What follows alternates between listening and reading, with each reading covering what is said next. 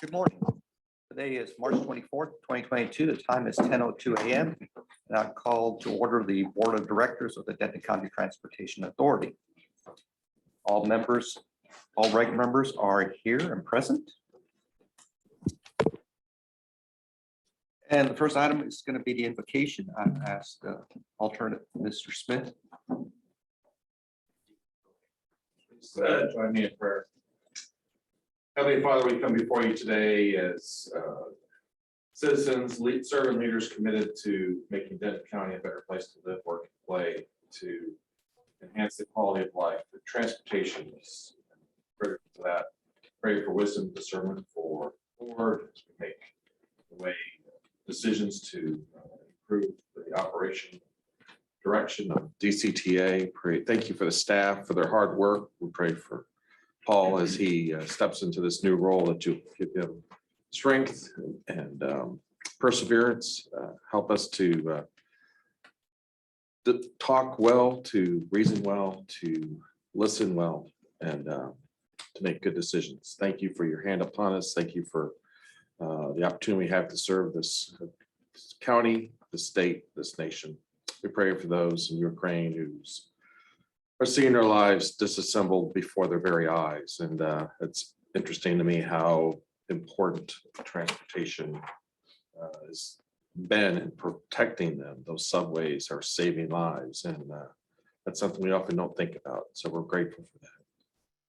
Pray for our president. He's in native today meeting, and that this conflict would come to an end soon. It's in your son's name we pray. Amen. Amen. Now, if you'll please stand and do a pledge of allegiance. Pledge allegiance to the flag of the United States of America and to the republic for which it stands, one nation under God, indivisible, with liberty and justice for all. Pledge to the Texas flag. I hope I remember. On the Texas flag, I pledge allegiance to thee, Texas, one state under God, one indivisible. Thank you.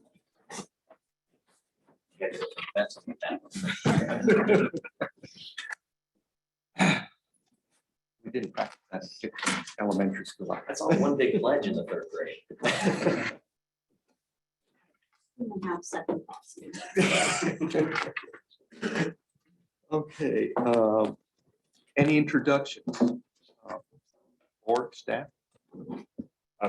Thank you, Mr. Chair. I'll just introduce in anticipation of them joining us. We have our partners from Via Transportation and Accenture, our consultant team, on hand with us today, as well as our staff who will be presenting now in person. So what you'll see through the course of the proceedings is the people come into the room as it's their turn to speak, take the podium, and then cycle in and out. So we appreciate all of them being here today. So thank you.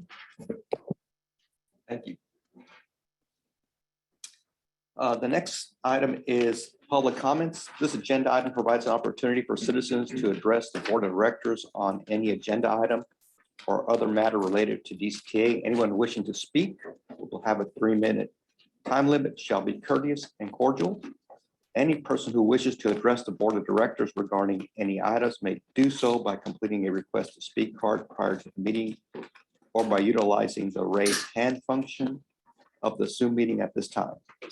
Citizens that are not able to connect to the Zoom meeting must have emailed his or her public comment to Keisha Morris Perkins at DCTA.net no later than 3 p.m. on Wednesday, March 23rd, 2022, to ensure the comments will be read. The board of directors is not permitted to take any action on any subject raised by the speaker during the public comments. However, the board of directors may have the item placed on a future agenda for action. Refer the item to the DCTA administration for the study of or action, briefly state existing DCTA policies, or provide a brief statement of factual information in response to the inquiry. Keisha, do we have any?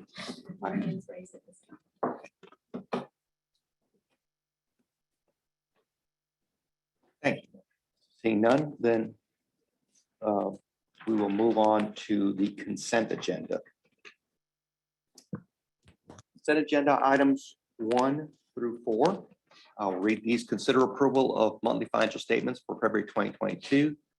Item 2, consider appointments of the North Texas Mobility Corporation Board of Directors. Item number 3, consider approval of an award of contracts by EAN Holdings LLC, DBA Commute with Enterprise for commuter van program services. And item 4 is consider approval of the resolution R22-04, designating Paul Christina as the alternate investment officer. Board, is there any items that you want to pull for separate consideration, or is there any discussion? But before I move approval, I'd just like to say a few words about Denton's new nominee to represent us on the NTMC board. As you might know, Sarah Hensley was recently appointed to be the permanent city manager in Denton from her previous role as interim. And she's been doing some organizational restructuring, reassignment of responsibilities to I think better match folks' skill sets. And she has nominated David Gaines to this position. David was our interim deputy city manager. He is now the permanent city manager. He was formerly our director of finance, and he is truly an expert in the area of municipal finance for public agencies. And I just can't say enough good things about him. He's competent, he cares deeply about the community, and I think that he is going to be a real asset on the NTMC board. And I move approval of the consent agenda. Okay, we have a motion and a second. Any further discussion? Seeing none, all those signify by saying aye. Raise your Aye. hands. Aye. All opposed? Seeing none. Consent item is approved unanimously. Next, we'll move on to the regular agenda item. The first one is discussion of Title VI policy update to include major service and fare change policies. This will be presented by Griban Hash, I hope I pronounced it, Hinge with Kittleson and Associates, and Krista Purser with Kittleson and Associates. Good morning. Thank you very much for this opportunity. Thank you. I hope I didn't butcher your name too badly. Not a problem, sir. Not a problem, sir. If I may ask if we could share our screen so my colleague Krista could present our slides, would that be acceptable? Yes. Thank you very much. Let's see, are you able to present the slides? I am not. Looks like host disabled screen sharing. So the slides that you provided are in the board deck, so we have those in front of us. As Keisha shares the board deck, you'll see the slides that you provided. So Okay. We proceed that way. Thank you very much. Point of order, perhaps for our attorney, are we legally required to include, oh, never mind. That's what I was going to. If it's all right, may we proceed? Okay. Well, again, thank you very much for this opportunity. My name is Jabron Headsheet. I'm the Kittleson Project Manager for DCTA 20-02 on-call services. Title VI of the Civil Rights Act of 1964 prohibits discrimination on the basis of race, color, and or national origin. FTA requires DCTA update its policy every 3 years or when. And so with that, I would like to turn it over to my colleague, Krista Purser, who has been our task manager for this effort, to explain what updates are being made for your policy. Thank you. Thank you, Jabron, and thank you for having us. As Jabron mentioned, this document does need to be updated every 3 years. And the last time this was updated was in 2019. So here we are looking at this again, determining what's changed and determining how we need to update that moving forward. The FTA sets a few requirements for this document, and depending on the level of service, there may be additional requirements. So one of the key changes for DCTA in the last 3 years is that you're now operating less than 50 fixed route vehicles in peak service. So that changes a few things, but you can still opt to do them. So you may in good faith elect to collect and report certain demographic data, evaluate major service and fare equity changes, or monitor certain elements of transit service regardless of those requirements. We'll talk a little bit more about that in a moment. The prior 2019 document also did not define how to analyze on-demand services like GoZone. There's no established FTA methodology. So we did want to bring what was used for that analysis forward and document the methodology from that initial GoZone Title VI so that that can be used in the future. Next slide, please. All right. So as I mentioned, there are still some requirements that every agency must do. One of those is setting system-wide standards and policies of how your services should be operating. So we're now under that 50, that's still required. However, collecting and reporting data such as demographic and service profile maps and charts, survey data about your customer demographics and travel patterns is no longer required. Establishing a major service change for equity impact process and monitoring transit service in depth is not required. However, we do have the data and information for a lot of these things, and they are still important to consider.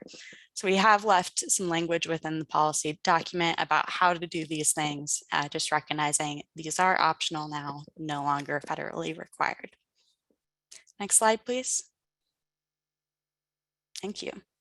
So within that document, you would find an introduction of overviewing the system and services, general Title VI requirements about how we give notice to the public about these policies, complaint procedures if someone does feel they've been discriminated against, a public participation plan for how to engage people, and I understand that's a little bit more in depth in the agenda later today. A limited English proficiency plan looking at both census information of where people with limited English speaking abilities live, and that gets factored in with anecdotal information from staff or feedback from the public and interactions with community groups. And lastly, an overview of decision-making bodies such as the board, how those are compiled, elected, organized, and who's on them. Additional requirements, again, for the service standards and policies, with the ability no longer required to monitor level and quality of service, identify major service changes, and understand and analyze disparate impacts.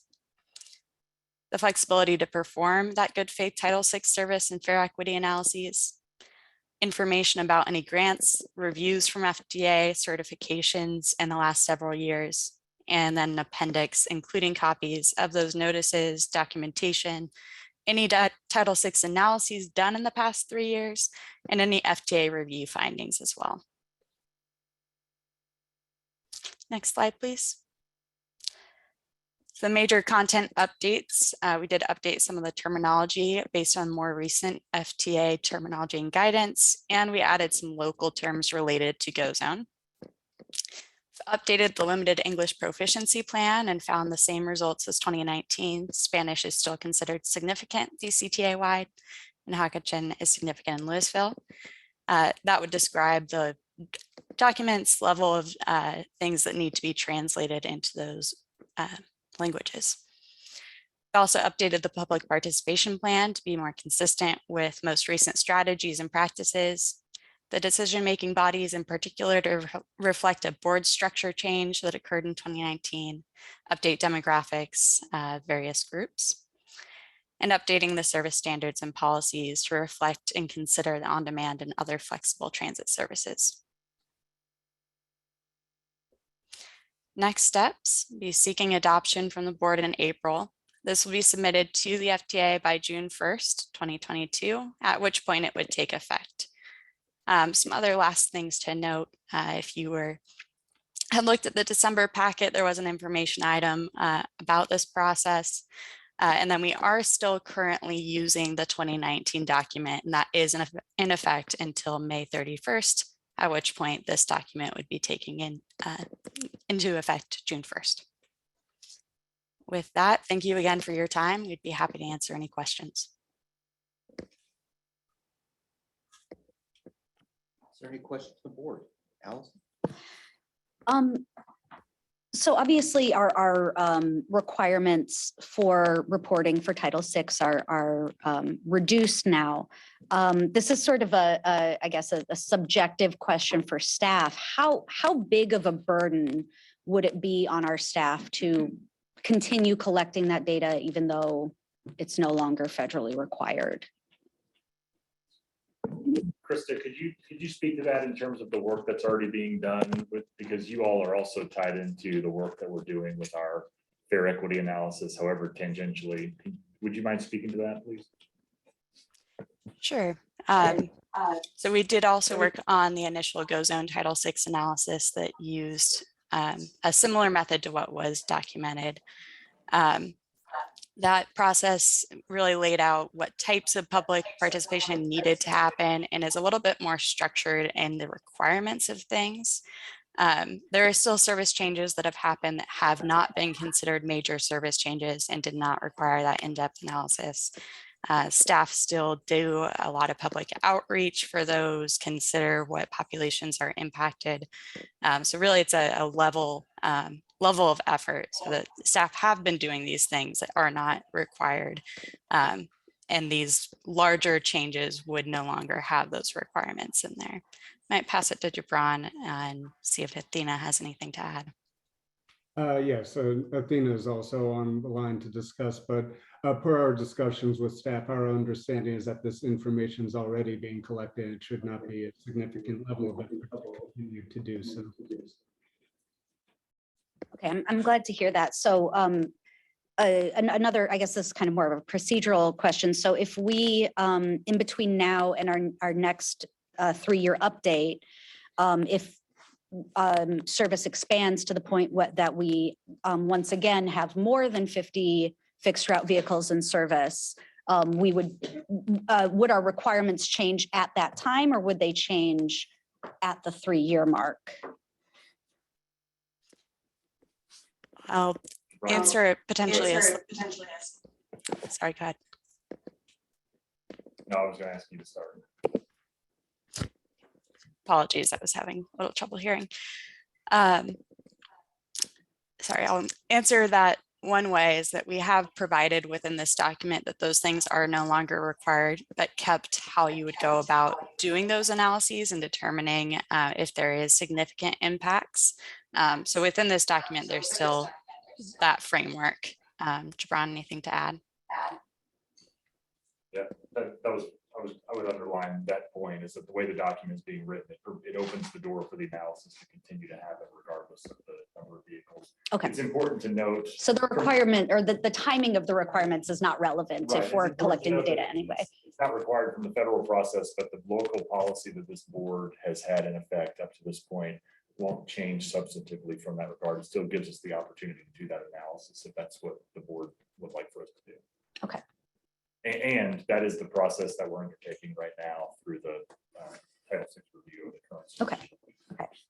I mean, my question kind of stands, but it's more of a curiosity, I guess, than about actual agency procedures. If the fleet did increase to 50 vehicles again, then that would trip a threshold where it would be appropriate to update. And yes, I believe FTA would require that at that time. Prior to a 3. Thank you for the clarification.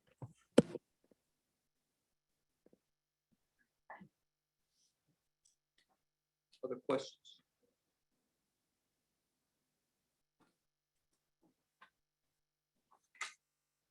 Okay. This is a discussion item, so if there's no other questions, we can move on to item number 2. Thank you for the presentation. Paul? Quick question on that one. I didn't see in the Gantt chart later on about the sequencing. Are we going to be presented, where in that timeline are we going to be presented with discussions for changing the routes? Are you talking about for the comprehensive operations analysis? Yeah. That's the next agenda item that we're going to talk to. Okay, right. I'm just, because it's under Title VI, I'm worried about, do we trigger another Title VI later on as we're going through this process? Right, and so, yeah, and so I'll speak to the 2 agenda items. regardless of the process that we'd be going through for fare and service changes right now, we have to update this document. It's driven by the federal timeline. With the fare and service changes that we have coming up, we are in the process of doing that fare and service equity analysis now. Okay. The route reconfigurations, whatever those might look like, will be part of that Title VI review. Okay, and then in September, when we have another look at the routes, we could potentially trigger another Title VI at that point. Potentially, every time that we change the, Yeah. every time we touch the service, it triggers the Okay. opportunity to do this. And- Title VI and analysis. I'm assuming you guys are aware of all those touch points and understand where that is going to impact our timelines depending on what we do. Right, and Okay. we're gonna talk, we will talk about that in this COA discussion that we're about to have. Good question. Let's move on then. Don't judge my questions, because there's a lot of bad ones. Noted. Moving on to regular agenda item number 2, that will be a mobility services update. Javier Trela will lead the discussion. Yeah, and Mr. Chairman, if I could, just to introduce this topic before I kick it over to Javier. So what you're going to hear from Javier and his team is an overview of the GoZone on-demand service right now, the performance metrics that we have been seeing over the course of the service implementation. Then we're going to transition into a discussion about the fare analysis, which is part of our major service change, like we're talking about. You'll see a master schedule of all the touch points that happen in that comprehensive operations analysis as well. And so, so as not to belabor that point, I'll kick it over to Javier, and he will call up his folks from VIA and his folks from Accenture as needed throughout the process. So go ahead, Javier. Good morning, board, and thank you. As Paul stated, today we're going to be discussing a multi-part mobility update that includes update on GoZone performance, a complete update on the comprehensive operations analysis that is already in progress, including both a process overview and complete breakdown of the timeline. Including with that will be a fare analysis discussion that will follow that, and as well as an update on app functionality and Go Pass integration as requested previously. I wanted to thank both the teams from Accenture and VIA for making their way down to the region to present on their respective parts. And with that, I will allow the team from VIA to begin their update on the mobility services or the GoZone update. Thank you.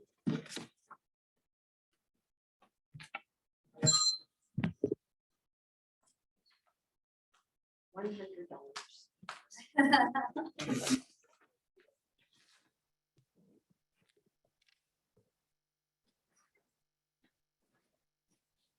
Hi, good morning. Thank you for having us. Just by way of introduction, my name is Ari Lux. I'm the Vice President of Operations for our Transportation as a Service business. It's good to see many of you again and appreciate the opportunity to come present with you today. And I'm also have George here with me from my team, but I'll allow him to introduce himself. Thanks, guys. Pleasure to be here. George Brighton, General Manager of Transportation as a Service with Ari. Morning.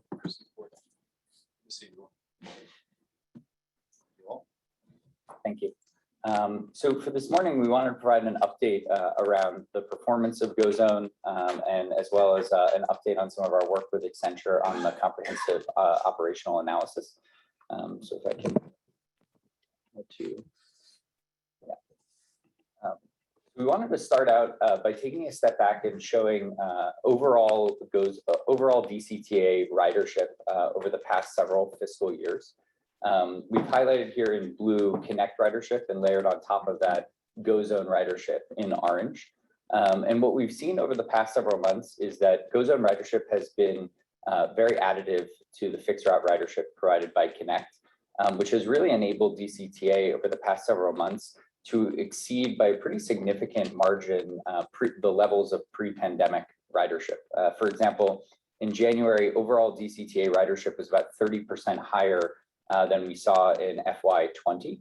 And just to put that into comparison, most agencies that we talk to and work with across the country are still seeing ridership levels that are about 40 to 50% below their pre-pandemic levels. And so to be 30% above pre-pandemic levels is quite an amazing achievement as an agency, and really feels that is something we should celebrate. And I think is to the credit of this board for designing a system that has been able to achieve such impressive levels of ridership overall. This growth overall has been fueled by a pretty significant expansion in Go Zone ridership and on-demand ridership. Since launch, Go Zone ridership is up about 2.5 times. We completed about 48,000 rides in January, prior to a small dip in February, as we know was impacted. The month of February was impacted pretty significantly by multiple weather events.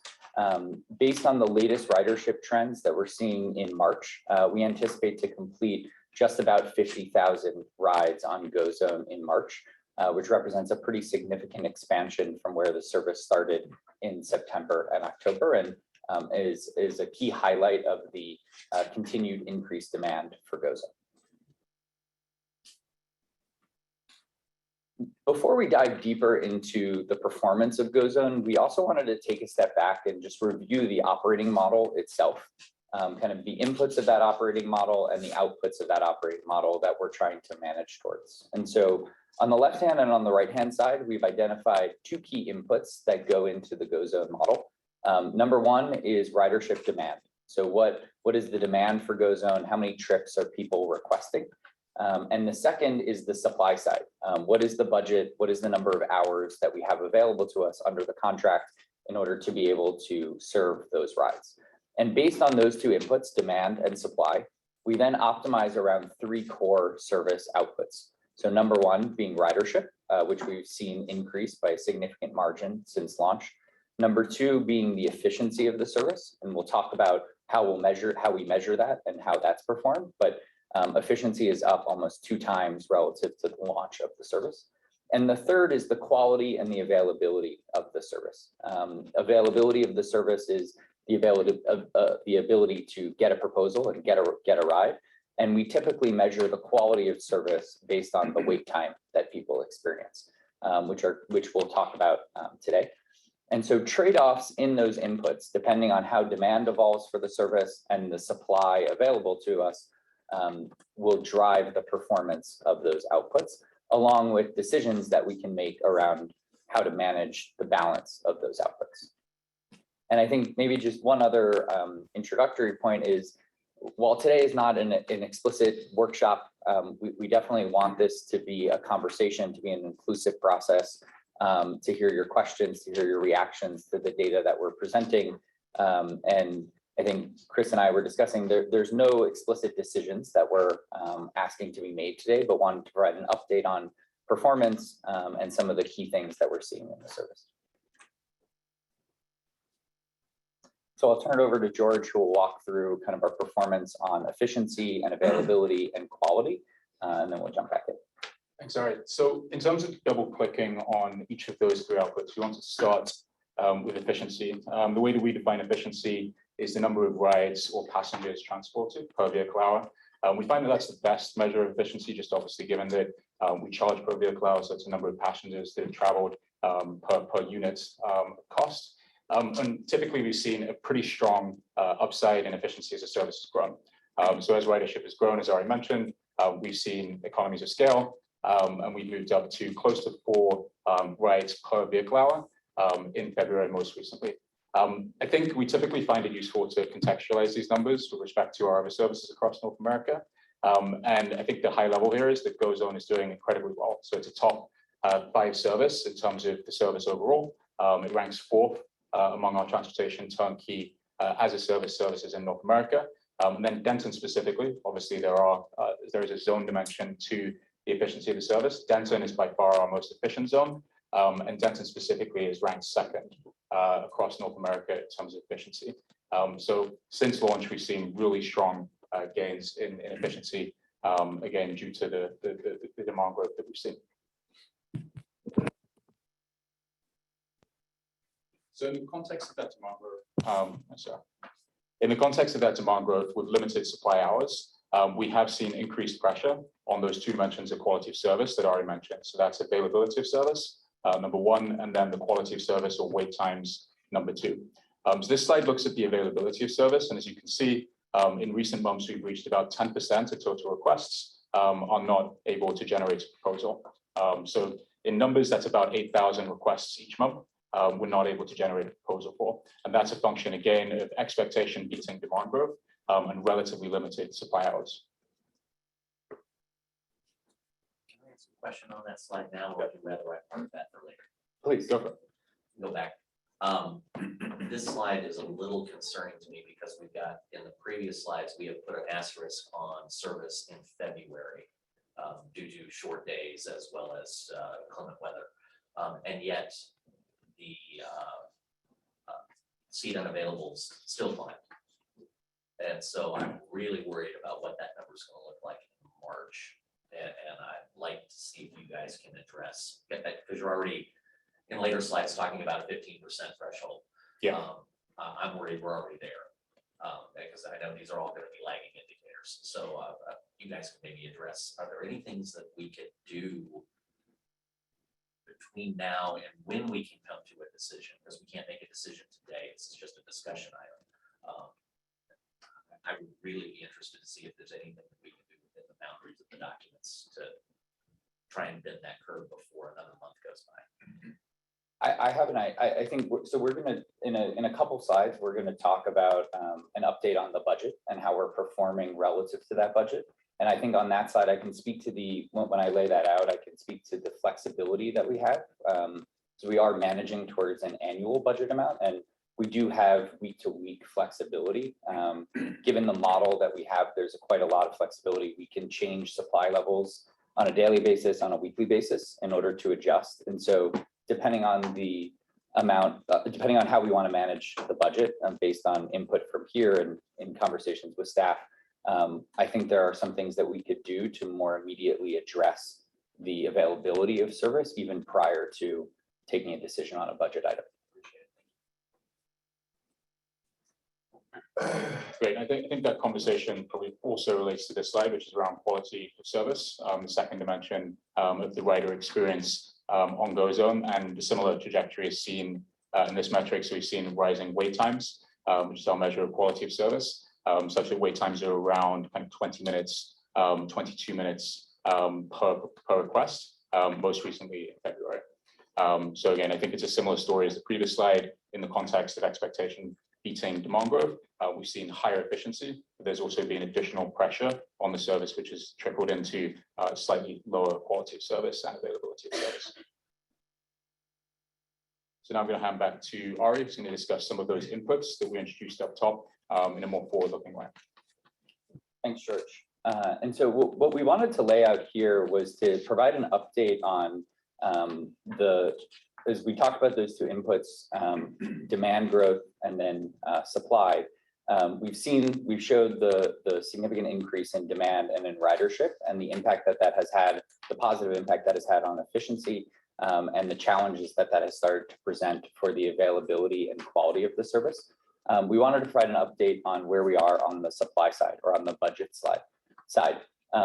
The red line here represents the year one not to exceed contractual amount, which is approximately $5.5 million. And the green line represents the amount of hours and therefore budget that we've deployed in the past several months in reaction to demand and the growth in the service. And we've then made some assumptions around what the next several months or the remaining months of the first year of the contract will look like. We know based on historical Connect ridership patterns and historical DCTA ridership patterns that we should anticipate some seasonality effect over the course of the summer, which we've incorporated here in the numbers in May and June.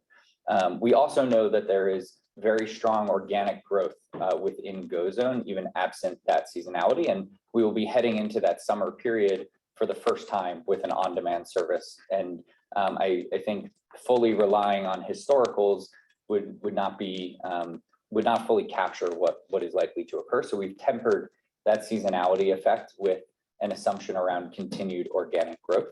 And this projection is aimed at saying if we are to operate within the confines of the current contract to manage towards the current contracted amount of $5.5 million of supply investment in the service, how would we anticipate to deploy that over the coming months? And what would we anticipate the results of ridership to be?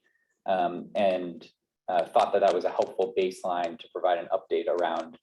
We see continued demand growth, but given the current supply constraint, we do not anticipate that we will be able to continue to grow grow ridership without further investment in the service. And I think, Mayor Gilmore, to your question around flexibility, as you can see from the earlier months, this is a value that we can adjust month to month and even week to week, or in some cases intra-week. And so one option that is available is currently the way we've set up our forecast and our plan is to manage towards that year one contracted amount. One tool that would be available to DCTA is to say, let's actually pull forward some of that investment and starting next week or in the next several weeks, deploy additional hours in order to serve additional demand. That would of course create a question around where would the funding come from for later periods of the service. But that is a tool that would be available immediately.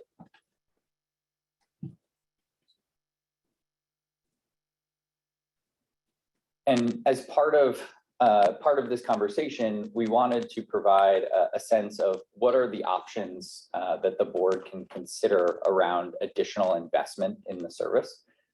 We know that there's going to be continued demand growth in the service. And so we've modeled 3 scenarios to say what might happen with the performance of those inputs on the demand side and decisions that we could make around the supply side.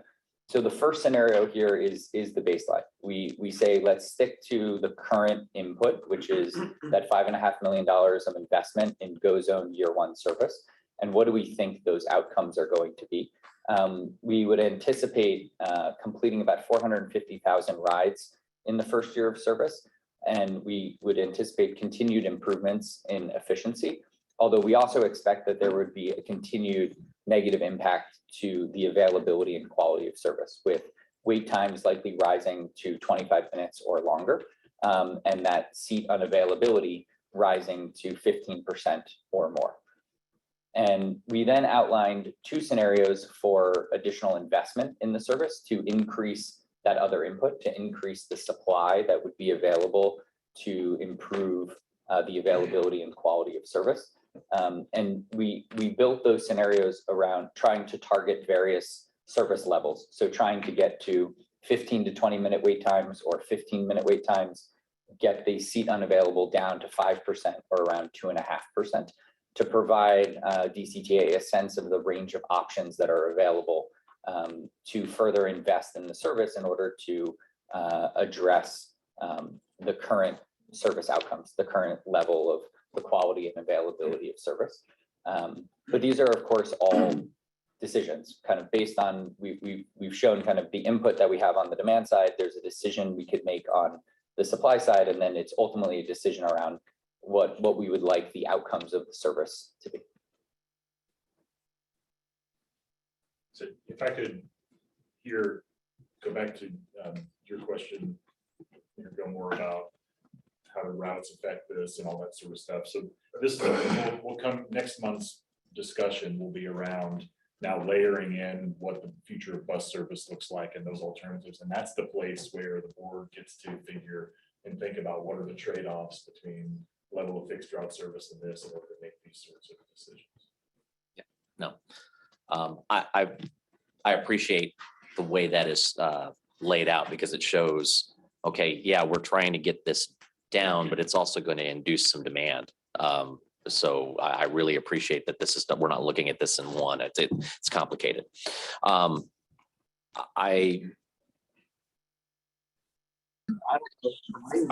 wanted to put kind of a framework, at least around the southern zone, the Highland Village, Louisville zone, because that does not have connect service. There's no failover component there. So what I'm really trying to look at in that environment is there a way to ensure that we have fewer, if not all, of the unavailables disappear? And I don't know what that means as you know, how many more vehicles do we need to invest in? I kind of need to see that part of the box. I get that the request is to see none.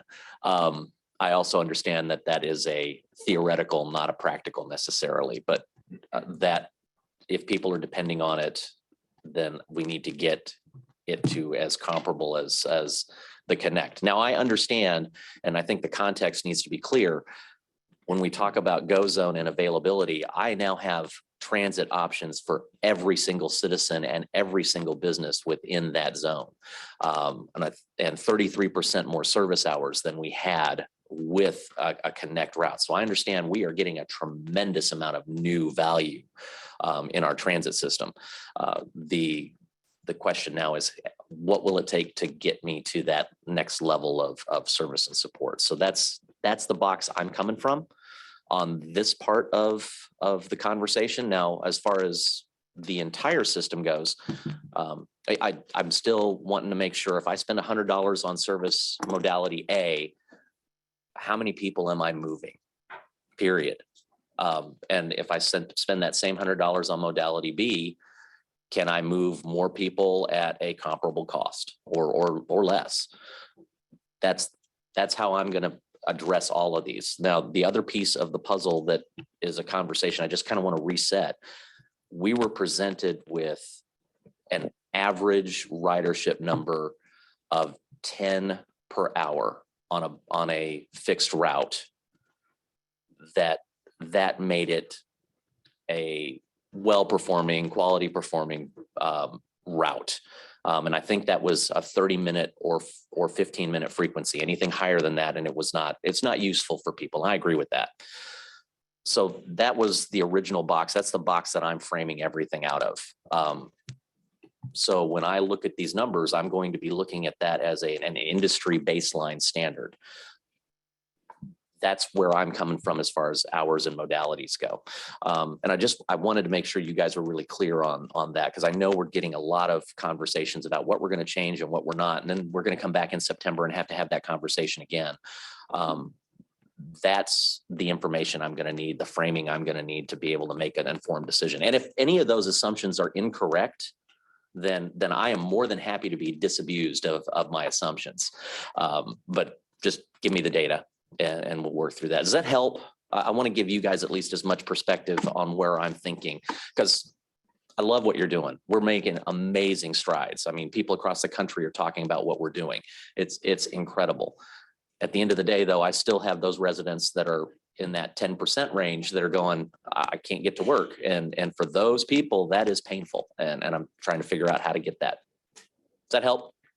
That definitely helps for us. And I think helps sharpen the pencil on kind of where we can hone in with further data and further analysis. And we fully agree. This is, it's one thing to look at 10% on a page, but really thinking through what those experiences are when you use the service, what the impact is, and what we can do to further improve. Very helpful. And I do think we have an interesting experiment. I mean, you guys touched on it briefly. Our two zones are different. And that creates some different, we can test and see what works and what doesn't with kind of a control and a non-control, right? So I think that's I don't want to say that we're experimenting with people's lives, but we are trying to figure out which system makes the most sense, right? Yeah, that definitely makes sense. And they may be different depending on the area.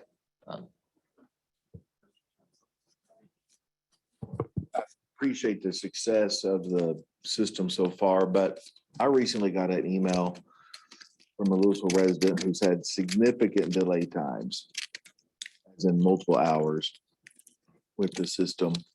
And so my question is, how are y'all tracking that from a vendor viewpoint? And also, are y'all reporting those kind of service delays and issues to our staff? Because I think the DCTA staff needs to have knowledge of those issues, those performance issues, that's what I would call it, so that we reach out, provide customer service and service recovery to those individuals and say, I'm so sorry you had to wait for X amount of hours, and we've engaged the vendor, we're trying to make this better. I mean, I think especially continually throughout the year, but especially as you're rolling out and implementing something, those interactions need to be pristine.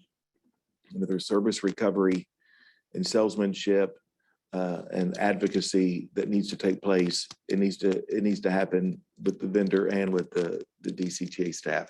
So we need to make sure that everything goes well on their right.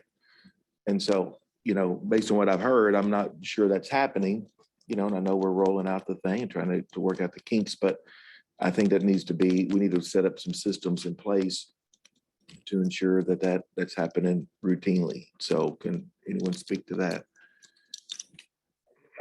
I'm happy to speak to that. I think on the first thing comes to mind is we fully agree with the approach that we should be taking in terms of proactive communication, polite communication, ensuring that we apologize for what's going on and really make sure that people understand why, and so that they're relying on this service, and we want to make sure that we're providing as much transparency as possible in order for them to have a great experience, to want to come back and use the service again, they'll ultimately be able to get to where they need to go. And so I think a couple of things that we are doing on that front to address those concerns, it is if there is any service interruption that is taking place for some period of time, there's an internet issue, or there's something that is impacting the service for multiple hours, we're trying to proactively communicate that to DCTA staff as quickly as possible.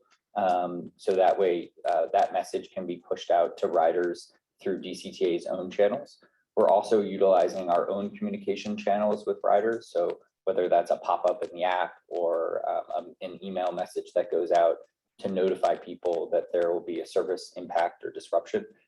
We did the same kind of process for inclement weather over the course of February to try to give people as much of a heads up as possible when service was going to be closed or reduced or availability was going to be particularly low. And so that's a process we're highly focused on and really want to continue to improve to get that information out as quickly as possible. And secondly, on individual experiences, we definitely are following up with every customer and every complaint and every issue that we hear about. So whether that comes in to DCTA directly and then DCTA staff shares that with us so that we can investigate and follow up with that rider, or often a lot of those riders will reach out to our team directly. Each one of those cases and situations is investigated, and we reach back out to that rider to help them understand what happened, help us understand what happened, and try to make sure that we can avoid that same situation in the future.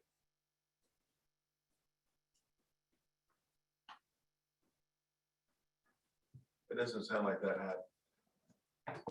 I don't know if that's happened by the nature of the communication I received, so we'll need to maybe visit offline about that, make sure that that's being fully implemented.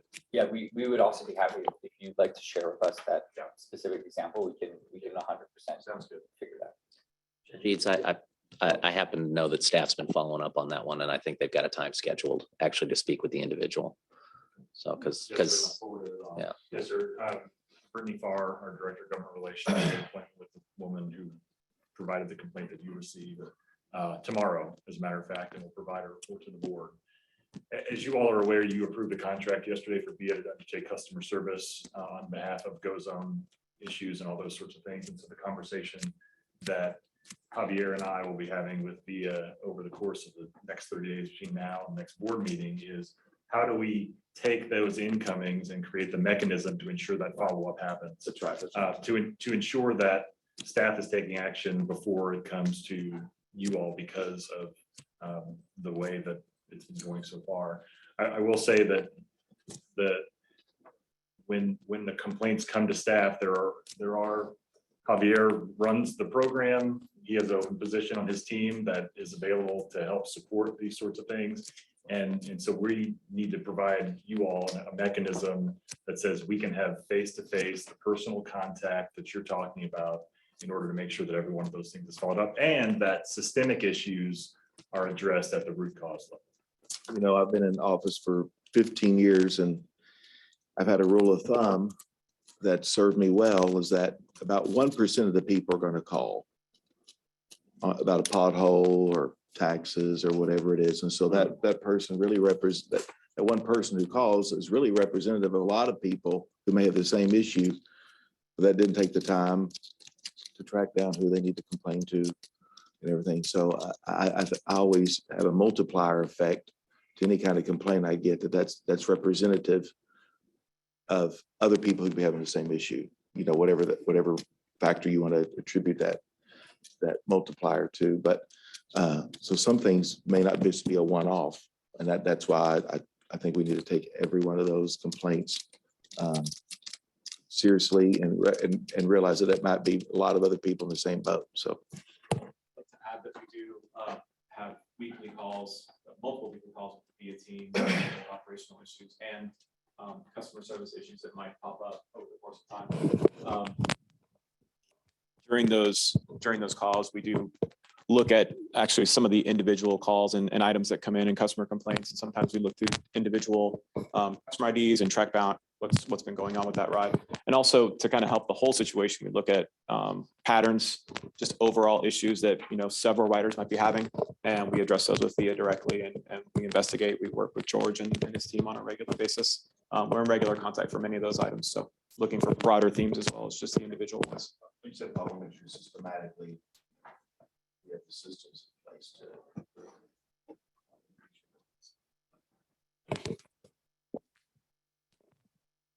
So yeah, not to belabor the point, but Judge Eads and I received the same email, and I want to always be approachable as a mayor, as I was a mayor, a board member.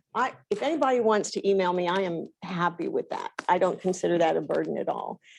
She actually challenged us to go wait with her. I didn't do that, but I did go on a Go Zone trip, and it only required like me walking up half a block, but it was beautiful weather. The sun was shining. And it took over 23 minutes, which for me at the time was not a big deal. I'm just trying to get to someone else's home. But I sat there thinking about, what if it wasn't great weather? What if they weren't as healthy as my little 67-year-old body is? All those other things that came into play. And honestly, and I know this is a sore subject, it was one of the reasons I was not a fan of cutting bus service at this time, because at least it gave people another option. And so I don't know, I think, and I don't blame you guys, to your credit, it's been such a success. For me, it was, I think we made too many decisions too quick before we had a chance to kind of see all how this was going to work out. But the gentleman that wrote in, and he wrote it in after 3, so we weren't able to discuss it, but it was pretty similar to some of the experience I had. So, I mean, this has caught everybody, I think, off guard about how successful it was going to be. But my mayor had a question for me about someone in Louisville trying to get to Highland Village on a consistent basis, Monday through Friday. But what hindered that opportunity was that they wouldn't be able to depend on the vehicle getting there to get them to Highland Village on time for their appointments. And I really want them to be able to do that. If it's that we need to put more money into it, so be it. We look at it, whatever we need to do, but it's got to be better than what it is, because I agree with the judge. Any one complaint that I get, I know there's a bunch more behind it. And so this is an opportunity for us to educate each other. And yes, I talked to staff as well. I talked to Brittany, and yet they have an appointment with the person that contacted us tomorrow. And I'm grateful for that. I just don't want anyone out there to ever feel they can't approach me about something, and then it's my job to let staff know and to move forward with it. But I want to get this, I want people to feel they can depend on this, and that the weather, whatever it is, isn't playing such a big part because they have to wait a block from where they live. They need to get on. So anyway, thank you, gentlemen. I'm going to belabor the point a little bit. Obviously wait times are a big concern, and that's something that we've really quantified and talked about quite a lot. I do agree with and appreciate Board Member Gilmore, Vice Chair Gilmore's point about, a different approach is needed in the Denton zone versus the Highland Village, Louisville zone. They're very different communities with very different needs. And of course, Denton has a fixed route service where the other communities do not. I would like to raise related concerns, which I've received. Some of them that I've received, that we've all received as DCTA board members. We got an email on, I get just today, about some safety concerns. I have heard many similar complaints. A lot of them have come to my city council email account. A lot of them have been on social media. And I rode Go Zone here this morning, and my driver was not aware that there was a TSA mask requirement on transit. She was changing lanes in an unsafe manner.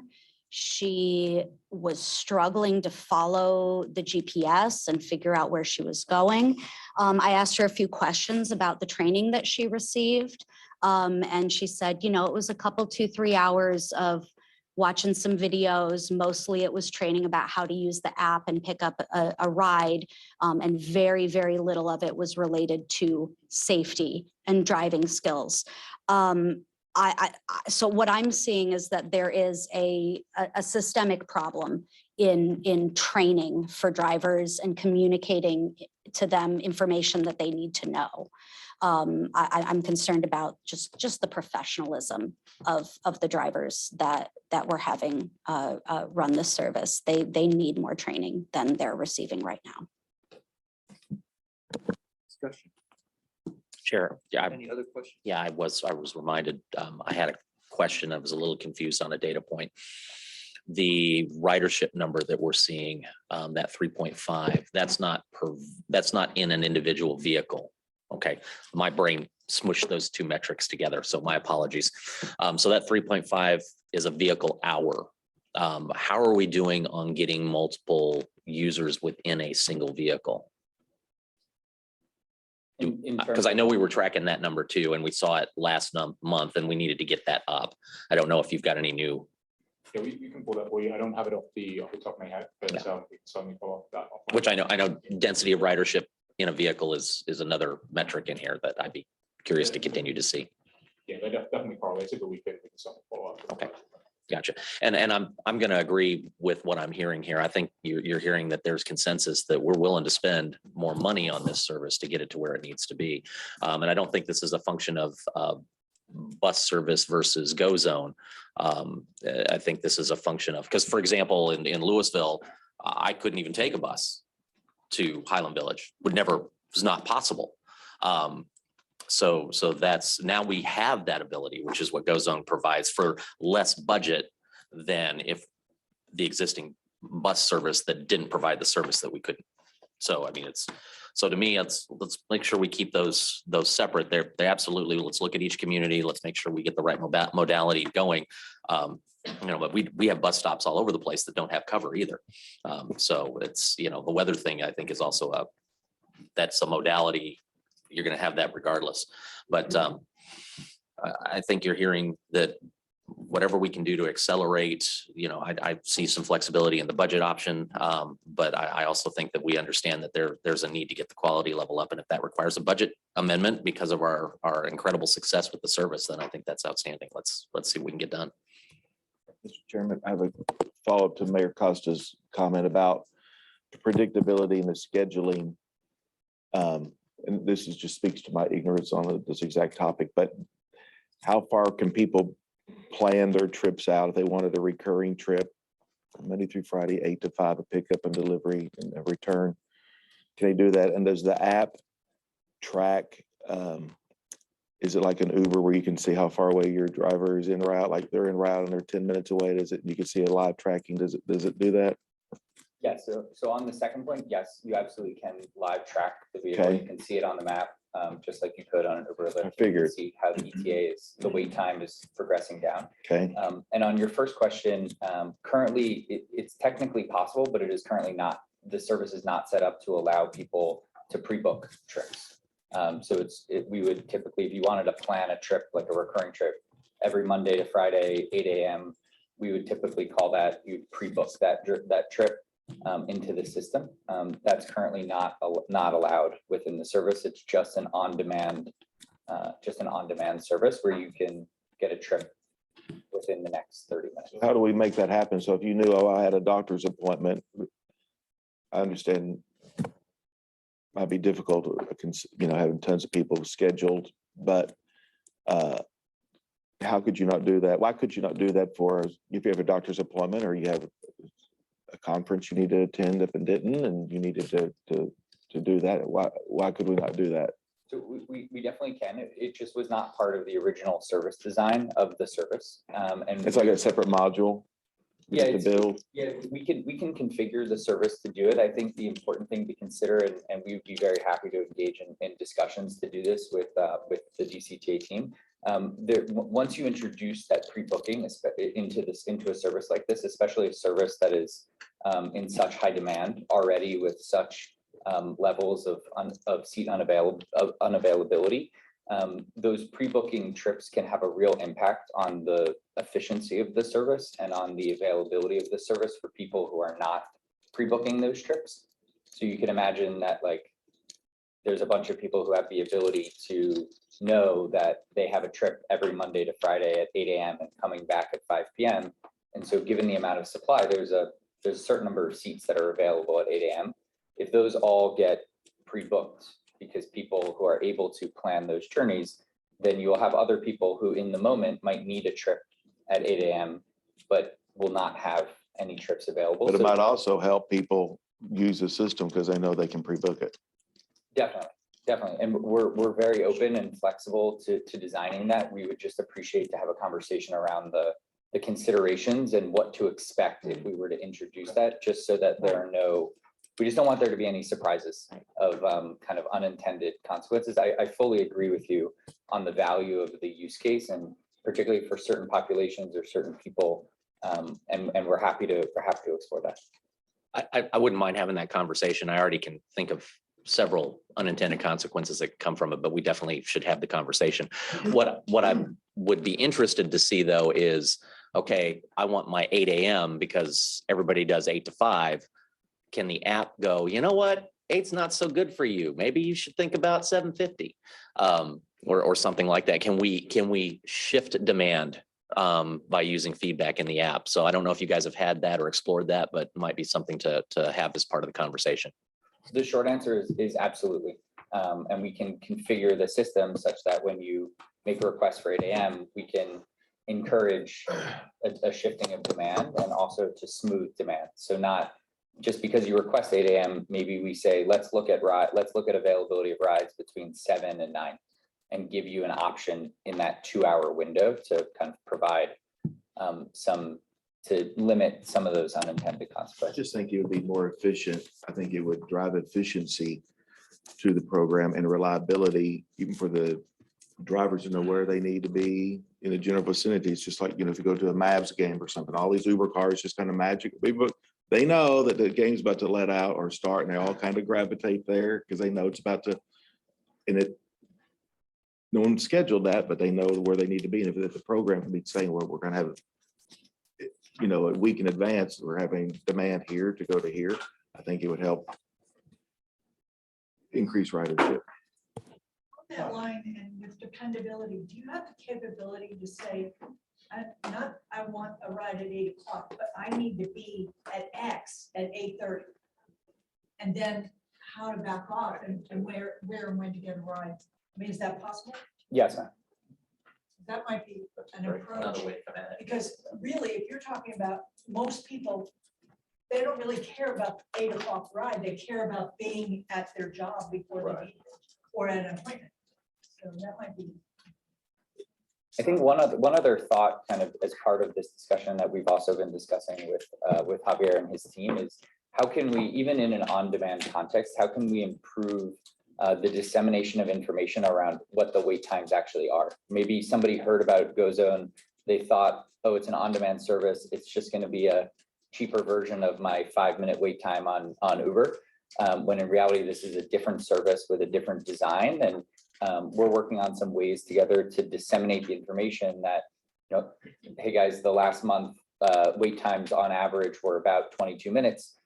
Please take that into consideration when planning your trip. So if you know you need to be at work at 8:30 and it's a 20-minute ride, you know that you should probably start looking for that ride around 7:45 to make sure that you can get to work on time. And we want to improve that communication so people can also plan better for themselves.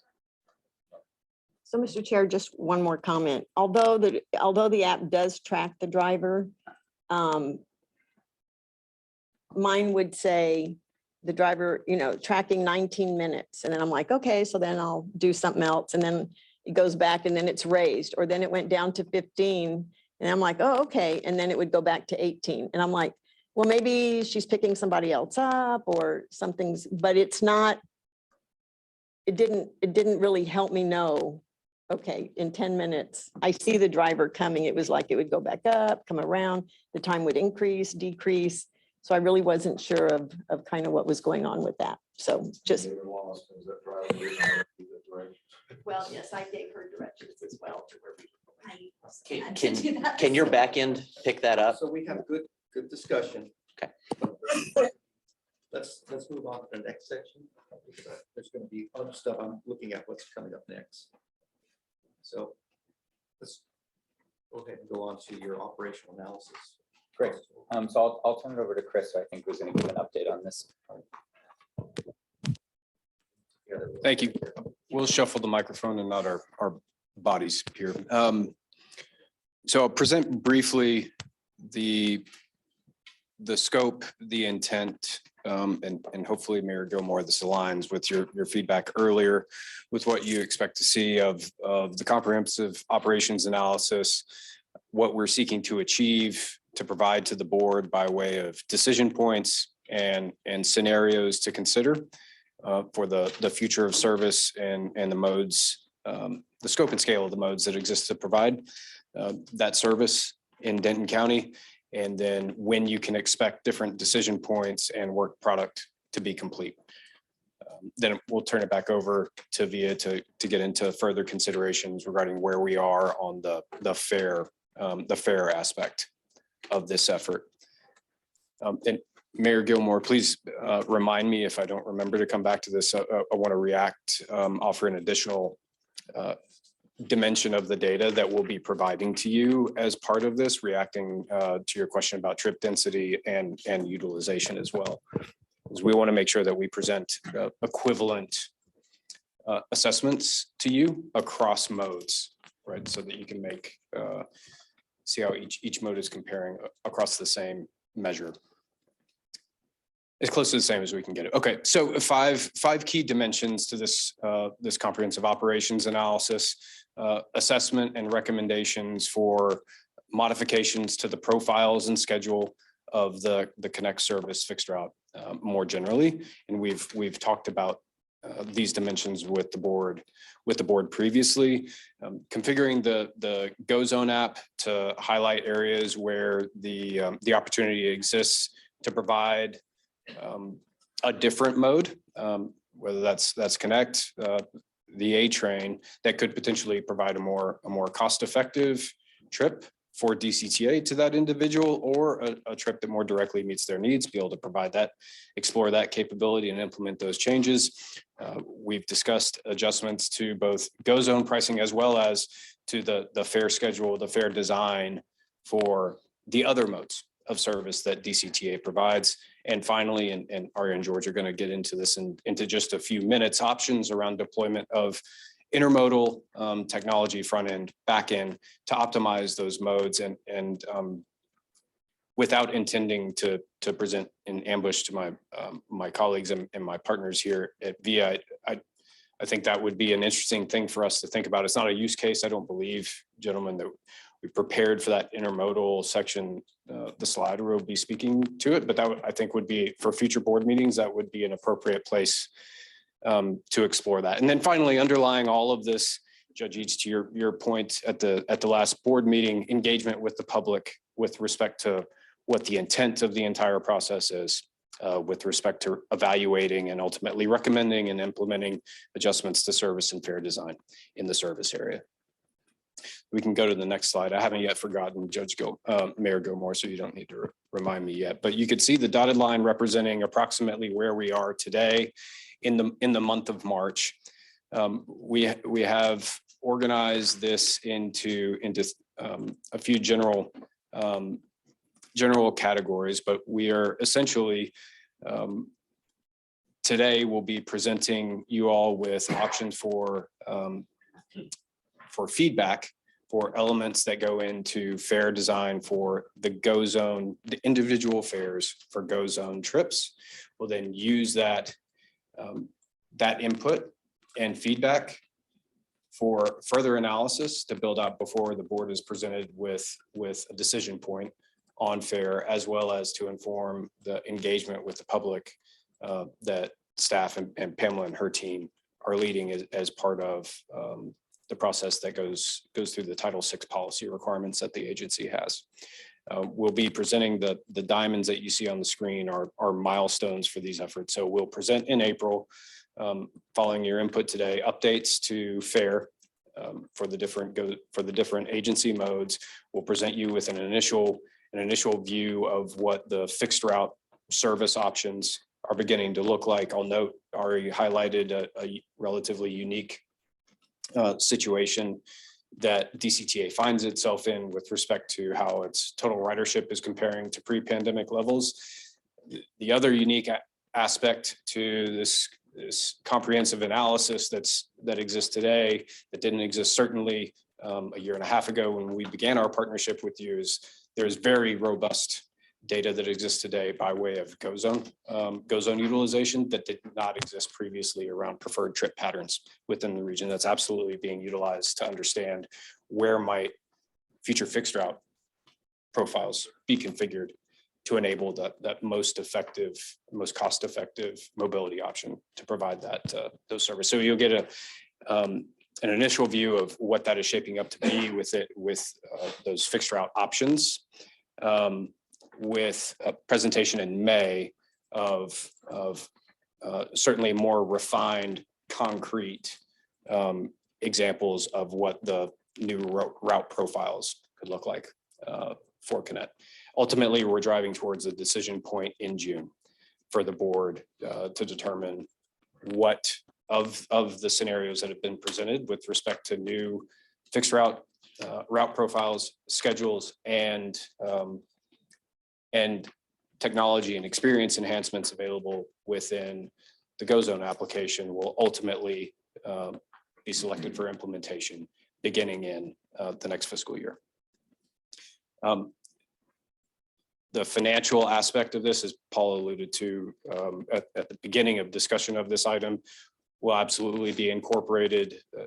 It's a critical, foundational, very material element of all of these decisions. So you'll be presented with additional financial information behind these different scenarios next month, and then further throughout. We'll get deeper as we go before you're asked to take a decision on a recommendation in June.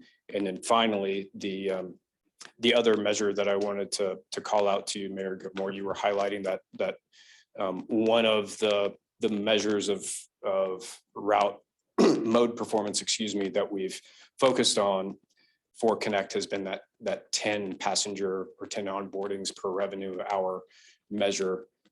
That is something that we'll be reporting to the board as well for Go Zone service. It's a nuanced but important distinction from utilization that Ari and George were speaking to earlier. But that, since we focused on, among other measures, that's been an important piece of the conversation. So we'll be providing that to the board as well.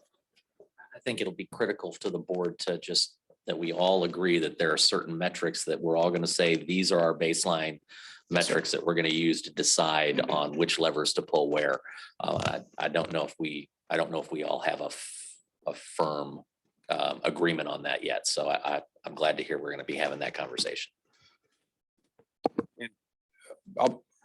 I might just offer one other comment and then ask Javier if there's anything you'd like to add or Via to cover off on this, but or questions from the board on this. But within the assessment of the fixed route opportunities that exist,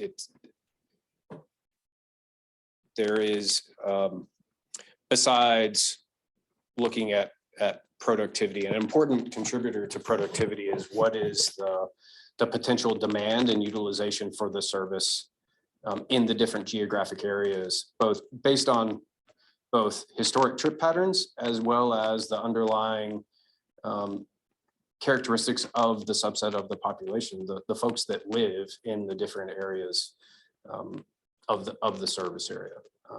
So there's a comprehensive, I think what you'll see is, again, we've utilized a comprehensive suite and VIAs as well of different measures and methods to estimate what potential ridership could look like and potential utilization could look like, as well as historic actual utilization to arrive at what a potential set of profile options might look like.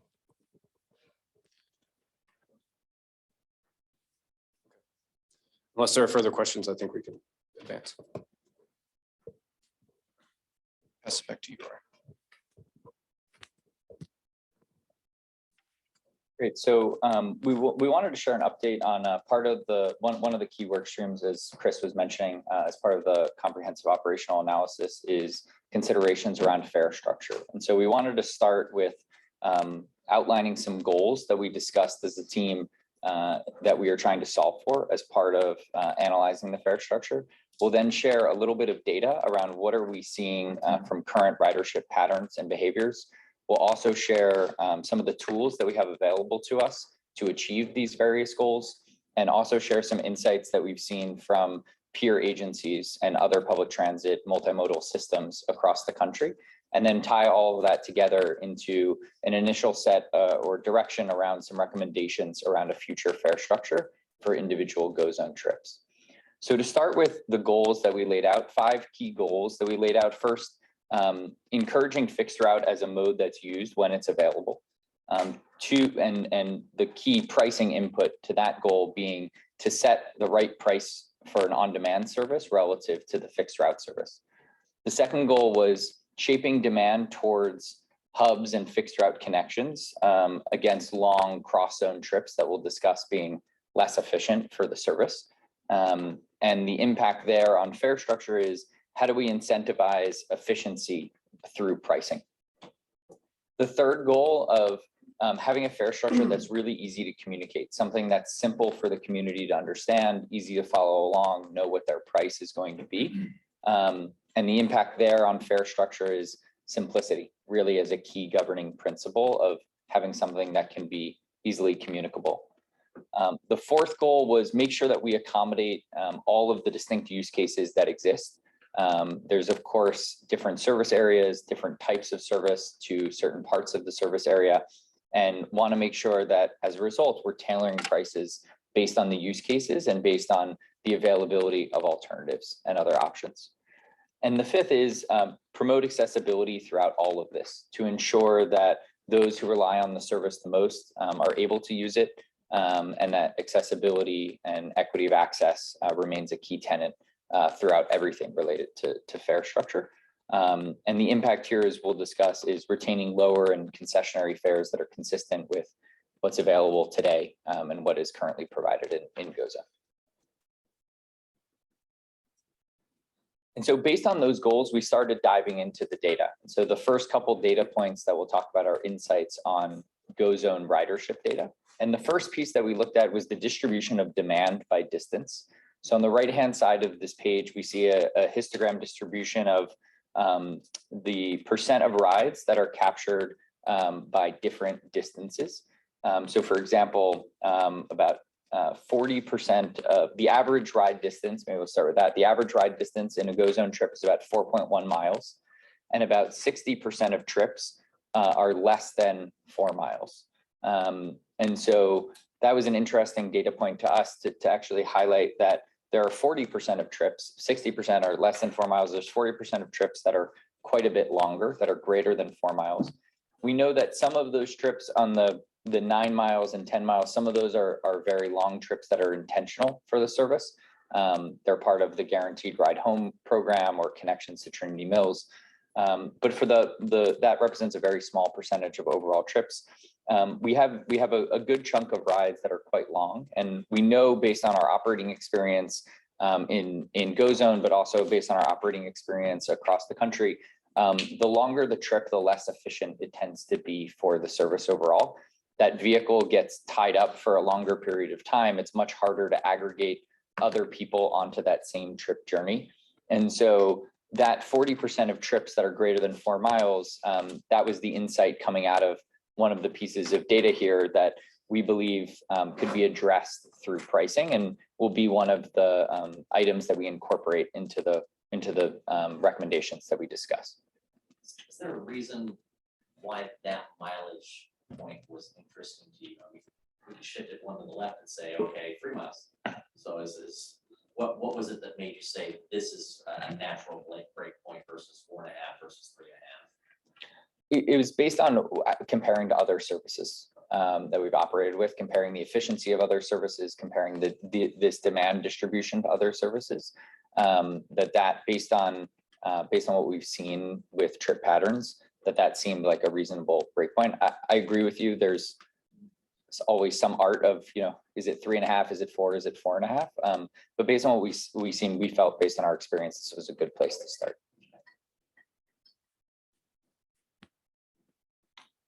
So the second piece of data we looked at just to quantify is the geographic distribution of demand. So we have about 12% of trips today occurring in the Louisville Highland Village zone, and about 87% of trips occurring within the Denton zone. And within the Denton zone, about 3% of demand, interestingly, is to or from the DDTC in downtown Denton.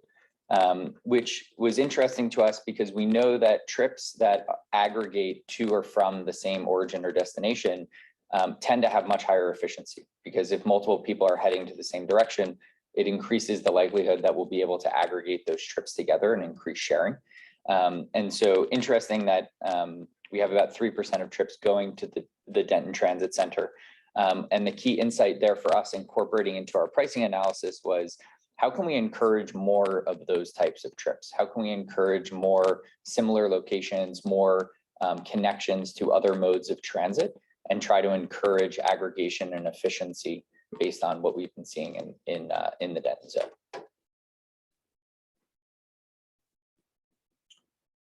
So after looking at a couple of the insights from what the data is telling us we might want to address through pricing, we wanted to lay out what are the tools that we have available to us in pricing. And so there are 3 main potential fare structures or fare tools that we have available. The first being a flat fare, very similar to what we have today at all GO Zone rides are 75 cents. Very simple to communicate, very simple to understand. And has a lot of benefit of simplicity, but does not address all the different nuances of the service. The second tool available to us is a distance-based price. So many other forms of public transit also have distance-based pricing, and distance-based pricing allows us to increase the fare for the longer rides in order to discourage those rides, and with the goal of trying to improve the efficiency of the service. It also better ties the cost of a trip, the fare of a trip, to the actual cost to serve that trip. So a longer ride that is going more mileage, that is taking up more time, is more expensive to serve. And this is a tool that we have available to also better tie the revenue to the cost of that trip. And then the third is a hybrid fare structure, where you try to use both flat fare structures and distance-based structures to build a hybrid model that can try to achieve the best of both worlds in some sense and achieve an optimal outcome. And so wanted to lay out these as the primary tools for fare structure that we have available to us.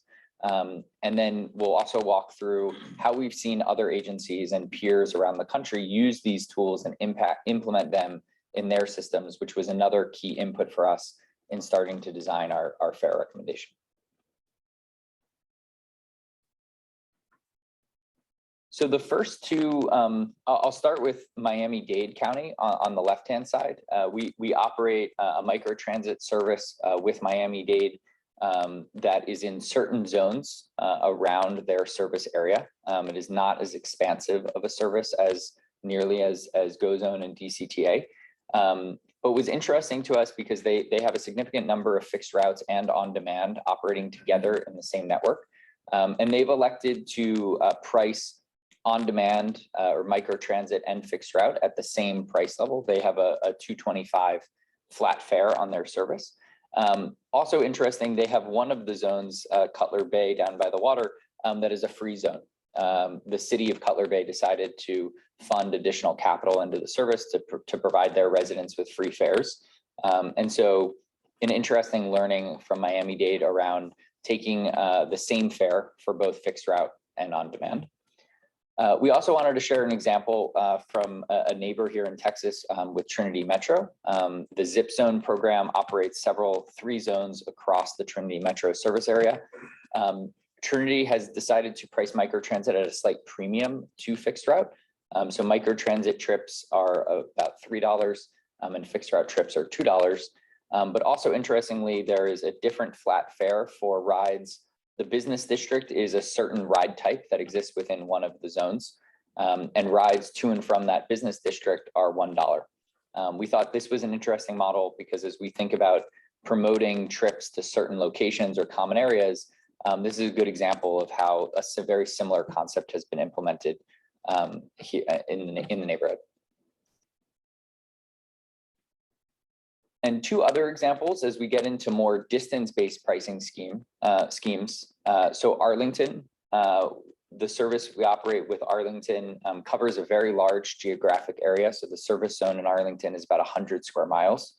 And we've implemented a distance-based pricing scheme with them in order to address the very long trips that can exist in that zone.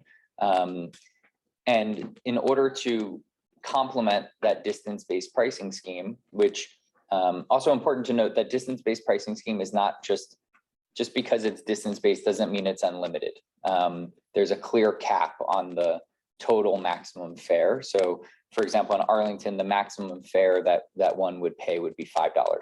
And that could include a ride that is 20 miles. That could include a ride that's from one end of the zone all the way to the other.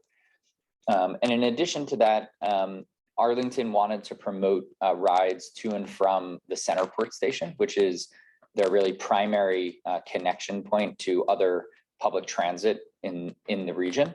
And so all rides, despite having a distance-based pricing scheme, all rides to or from Centerport are fixed at $3, which kind of tying back to our insights around GoZone is another interesting example around promoting connections to other forms of fixed route, other forms of public transit. And finally, within Jersey City, so this is a service we operate with Jersey City, just outside of New York. They also have a much smaller zone, but a very densely populated zone where they really wanted to promote trips within their core central business district that touch their central business district. So they've used a flat fare for those and distance-based pricing everywhere else in order to try to control the efficiency. And this is also priced at a premium to fixed route. And similar to Arlington, there's an effective cap in Jersey City as well. It's a small zone, so the distance can only go up so high. So the maximum fare in Jersey City is about $5.50. Any questions on those examples or? Yeah, can I ask a question? So in some of the ones you've described that have fixed route, do you know, and this may be too deep at this point, what is the wait time the same? The wait times vary, like relative to GoZone. Right. The wait times vary in these services, but I would say I think in predominantly all of these services, the wait times are lower. No, actually not, I'm sorry, not related to our GoZone. So if you take, correct. In Arlington, well, Arlington doesn't have fixed route, but the slide before this one, what was this one? So like in Trinity, if you take a ride that connects into fixed route? The difference between. Just the difference. I believe what you're asking is. Yes. What is are both modes designed to provide similar or different? Correct. Wait times? Yes. 15-minute anticipated wait time for a microtransit trip, 15-minute frequencies for fixed route. Yeah, it does. Thank you for the clarification. No, apologies. The modes are designed for different purposes. So they're not designed to have like the same headway or the same distance. In Trinity Metro, for example, the service is designed to try to provide kind of a first last mile connection to, you take a bus or a bus into that zone and then to get you to that place. So that bus probably runs on a longer, I need to check exactly the headway, but runs on a longer headway, and then the on-demand tries to run on with a shorter average wait time. And it's worth noting that our zones are also much larger. Yeah. Significantly. I don't care about the length of wait time, just the comparison. Back to your slide on the fair modes for discussion. Yeah, so happy to start, and then I think Chris was going to jump in here as well. So what we wanted to lay out was kind of tying it all together. Take our goals, take the insights we have from the data that we've analyzed about the service, the tools that we have available in our toolbox, what we've seen other agencies do, and try to put all of that together to come up with an initial set of recommendations or directionality around what we think would make sense for an individual Go Zone trip. And we wanted to start with individual Go Zone trips because we believe that can be a real building block to design the rest of the rest of the fare card around. Obviously, connections to other forms of fixed route, the passes that are available are important considerations, but we wanted to start with something that was would be helpful for discussion and give us a good place to begin. And so we believe that trying to come up with a simple fare structure that would have two main components, a base fare and a distance-based component, would allow us to achieve the right balance of outcomes that we're looking for. That base fare would serve for a ride that was up to a certain distance. We've suggested 4 miles as a starting point, and would also apply for any trip that was connecting to another part of the DCTA service. So if you were taking a trip that was less than 4 miles, or you were connecting to another part of DCTA's network, you would just pay that base fare. And we've put here a range of $1.50 to $2 of an initial suggestion around the fare, kind of anchoring around Connect fare today, but also a discussion point on what those parameters are. And if you were taking that type of trip, that you would just pay that $1.50 to $2. If you were going further than that, we would add a distance-based component in order to try to address some of the long trips that we're seeing within the Denton zone that we know are impacting efficiency. And we could apply that distance component on top of the base fare to still provide something that's easy to communicate and easy to understand and would be transparent to the rider, but would help incentivize the right types of outcomes. And then we would also be able to put kind of a maximum cap on the total fare. So similar to Arlington goes up to $5 or Jersey City goes up to $5.50 or $6. We can decide together what we feel is the appropriate maximum fare.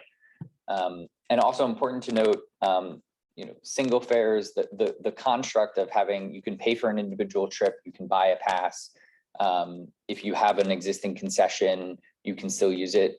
We would recommend to kind of keep that general structure around having passes and having concession-based pricing in order to maintain kind of the type of accessibility that we're looking for.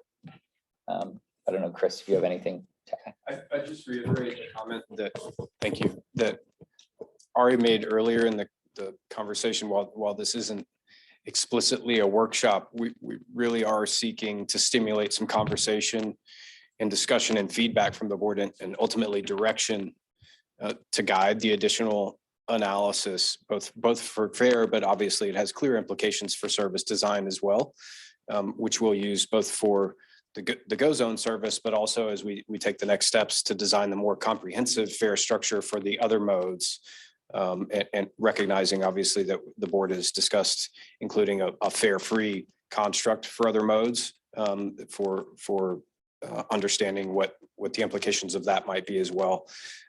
So what would be helpful for us for next steps is to understand the board members, your positions on your sensitivity or your sense of appropriateness of the starting points around the key parameters that we've suggested here on the slides, both of that 4 mile, that trip distance breakpoint, that marks the distinction between the base fare and the distance-based variable component that would apply in the Denton zone.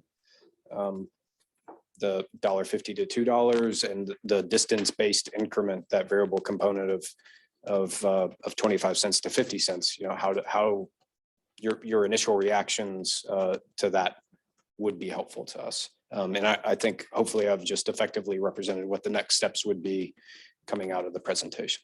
Yeah, thank you so much. I think, oh, sorry. So, let's kind of go around. I want to just go ahead and get everybody's input because I think that's what you're looking for.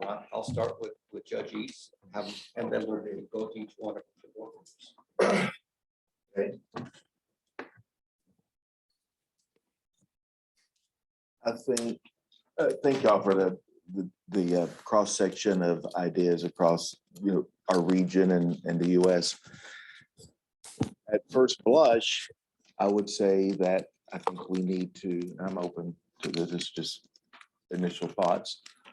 I think we need to incentivize the infrastructure we already have.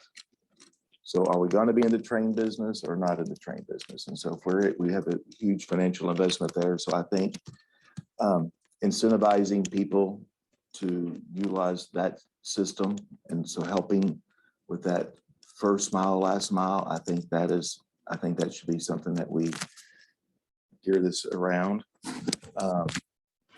One thing, you had 3 different options there, and I would add a 4th, which would be, I think we need to have some kind of introductory fare structure for people to use it. And I don't know what that's defined. The first 5 uses, the first 10 uses, I'm open to discussion. And y'all's expertise on that. We hire these brand ambassadors around here, spend a lot of money on that.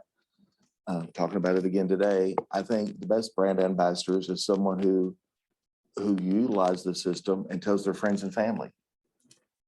And they come back for a second time because they had a good experience. And so I think investing and offsetting some of that as an introductory fee structure would be good. I think there's a logical break at the lake. I think there's a logical break there, whether stuff south of the bridge is in a zone and there's a fee structure there, and Denton, there's a fare structure there.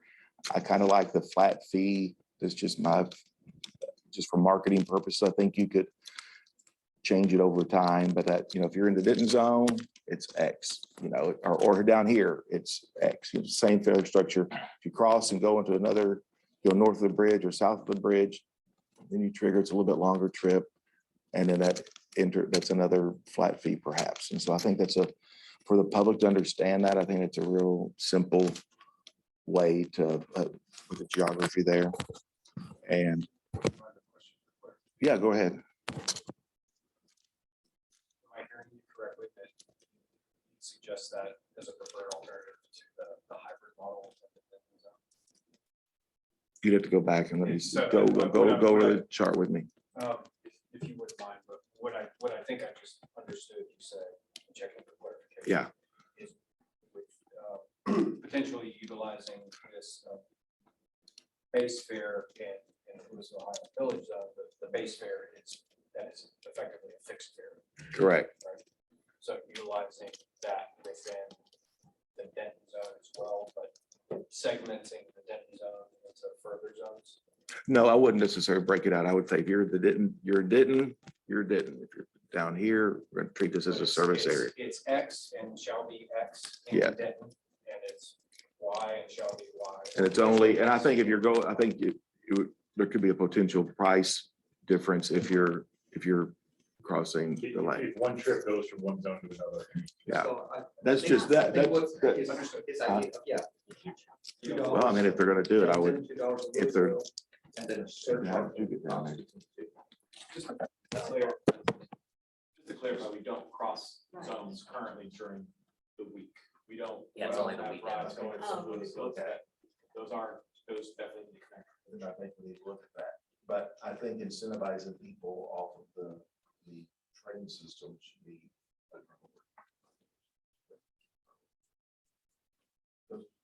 initial thoughts. Thank you, Judge.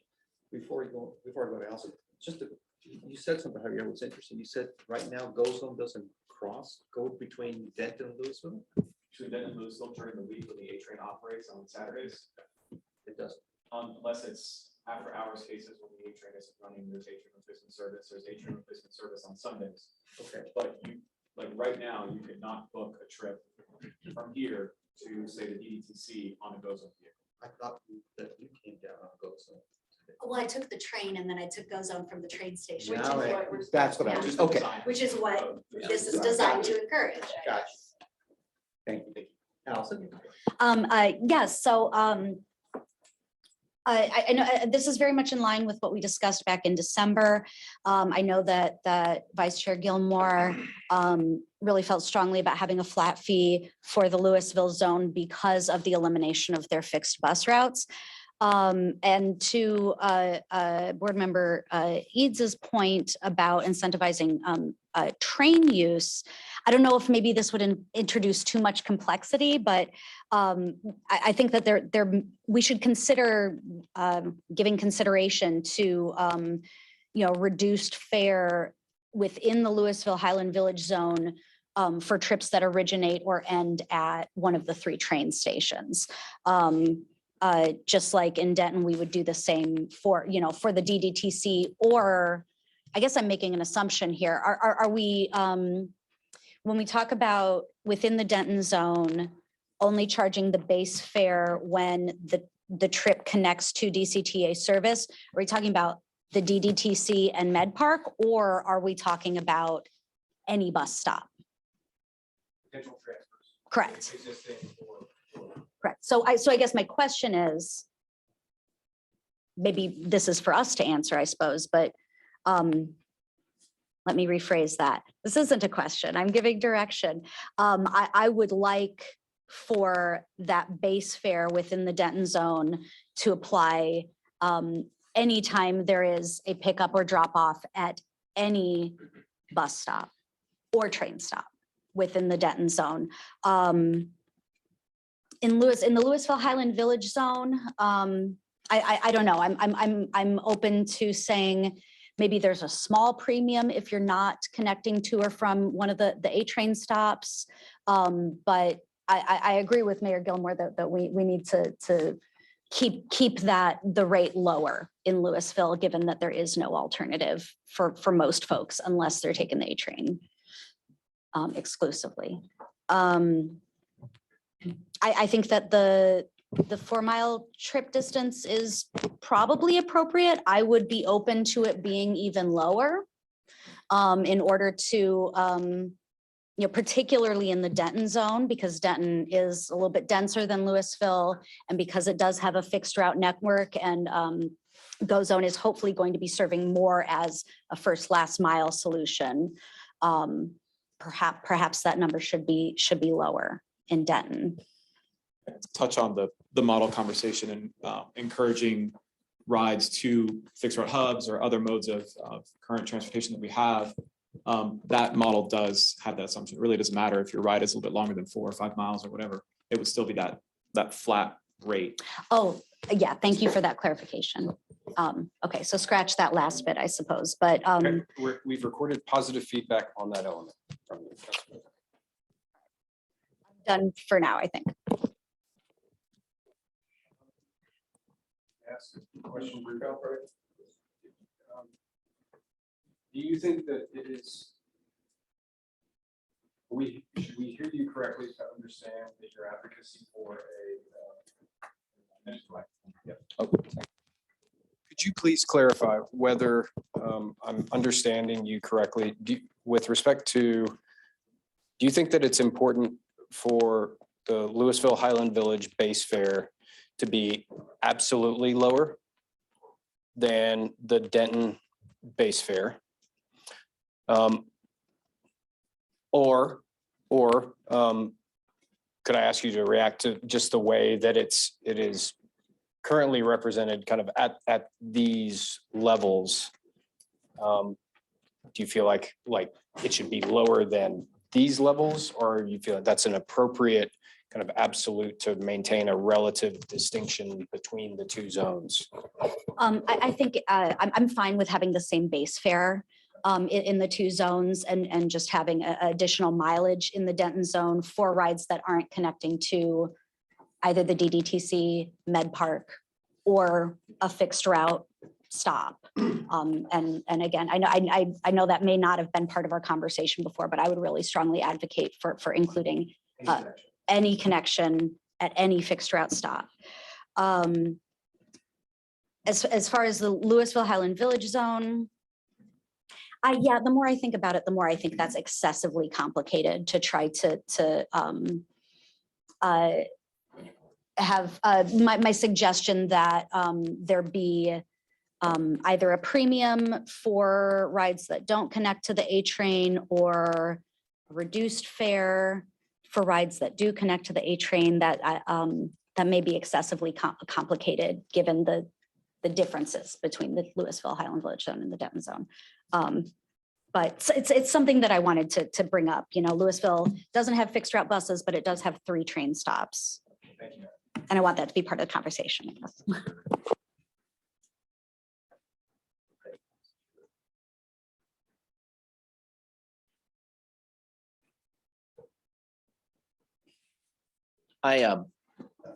So as I'm thinking about this, because I like the idea of we want to incentivize people to, if we're going to have a multimodal system, you know, we talk about Route 7 being the way it is. I know we've got some complexity around geofencing 7, and I've gotten some pushback on that conversation.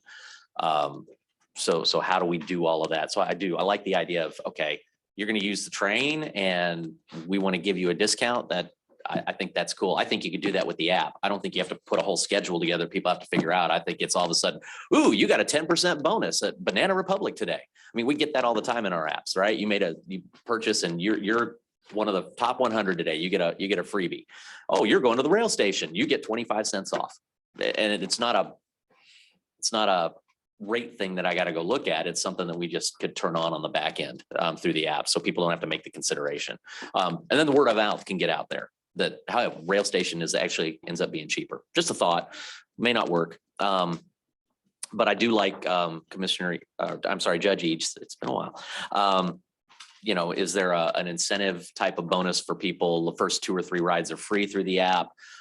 Your first connection to the rail is I think those are some great tools that, again, we can use the app to market concepts. I think that's the power of what we have with those types of applications and devices. You know, I'd love to see what projected revenues are and the differences would be if we shifted that from a 4 mile to a 3 mile.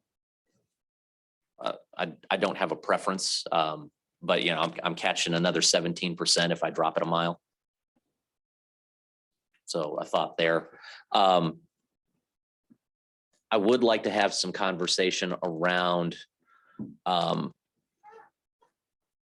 my impression to this point is that there is resistance to us following a Dallas style model. That's my impression, because I've asked about, can we geozone or geofence Route 7?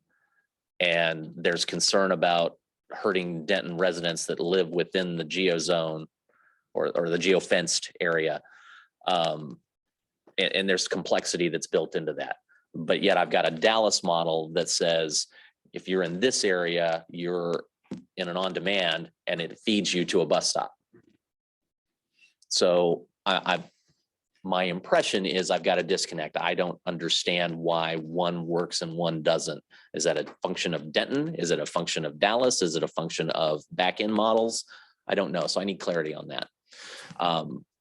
But to my mind, what I would hate to be doing is, and this is a concern I have on the flat fee to change modes. How do you capture that I got on a bus versus I just got off at a local business that happens to be near the bus? People are really good at gaming systems, right? You guys know this. So my concern is if we do some sort of it's free if you go to something, well, I just make it free, but I never get on the bus to do the next thing. I take the free and walk away. Does that make sense? Am I expressing that properly? Yeah. How to manage? Thank you. How to manage that misrepresentation risk? But a Intended potential free or rider problem. Intended or yes. not? Yep. But I want to have that conversation because I think I still fully believe that we're going to get data out of this that says this is where fixed route makes sense. I think we already have that with 7. I want to figure out how we make those transitions cost effective and we can manage them. So those are my bigger concerns on all this. But for me, $1.50 to $2 I think makes sense. I want to make sure that rate changes are based on mileage, but I also want to be cognizant that I've got people coming from Castle Hills all the way to Highland Village in my zone. So, you know, it may be that the average, and I don't know this for a fact, it may be that the average ride in the Louisville Highland Village actually is longer by mileage. So there's some conversation to have around that. And then the additional fare per mile is only on the incremental miles over whatever the base one is, right? That's right. So if we pick above 4 miles. yeah, in this schema, it's 4 miles. So 4 to 5 miles is an extra 25 to 50 cents. 5 to 6 is now it's 50 to $1. That's right. Okay. Total. Total. Not a different increment. Right. The total add-on. Okay. Just I was reading that 2 different ways. So perfect. Yeah, and I don't have an issue with any of those pieces. And I think that's key. But I would like to see the difference if you slide that mileage gauge down. What does that change as far as revenue models? And then, you know, unintended consequences. But I do think that if you do slide it down, you're going to encourage more shorter trips. If we're using price pressure to do that. What am I missing? Forgive me for not asking. Require this and for not grabbing the microphone proactively again.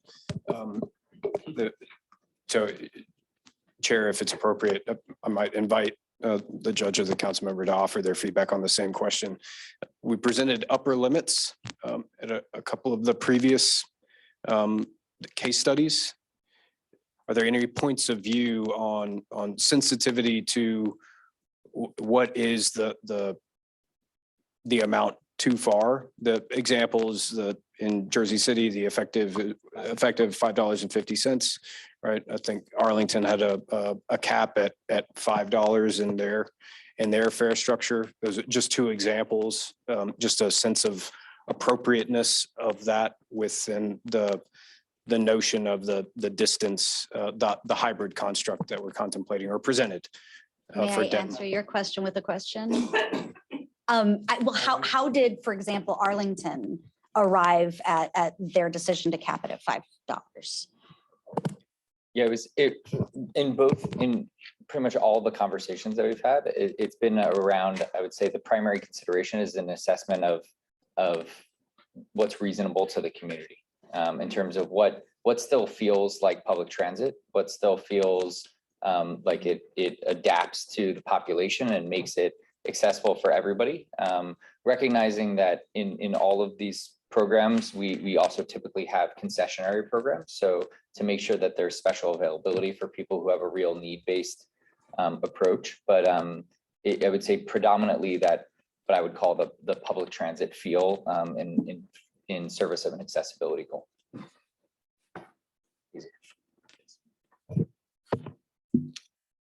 Why answer the inquiries? I would want to hear the rest of the observations.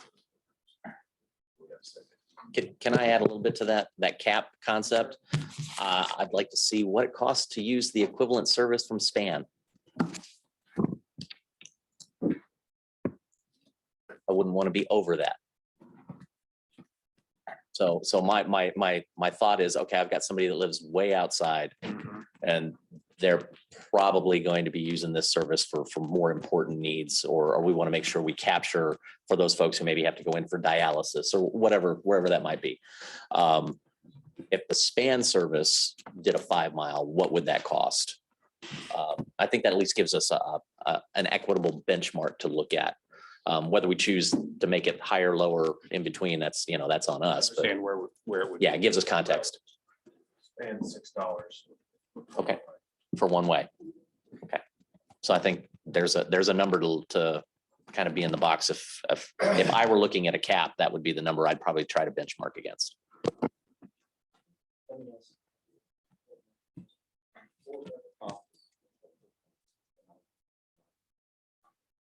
Well, I think when the transit agencies talk, what we want is the most seamless way for people to get rides and understand. So I like the introductory fare. I think that encourages those who maybe haven't used it yet to use it. Like I think that Judge Heath said, like the first 5 uses.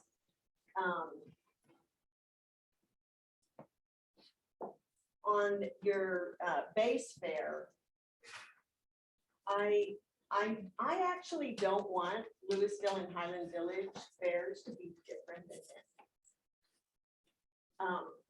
I just don't. I mean, I think coming from Castle Hills too, we could end up getting a 4 mile, 3 mile, whatever. I just don't think it needs to be different. I would prefer that Highland Village and Louisville pay the same as Denton. And the maximum, so I'm pretty much going with this, except for that second one, the additional. I want it to be the same, the additional fares. And the maximum fare trip, if span is 6, I want to do 5. And I like the idea that Mayor Gilmore had about, hey, you just earned 10% or 5 cents, so or 25. I like that idea rather than making it complicated. I think we really need to keep this as seamless and simple and easy as we can.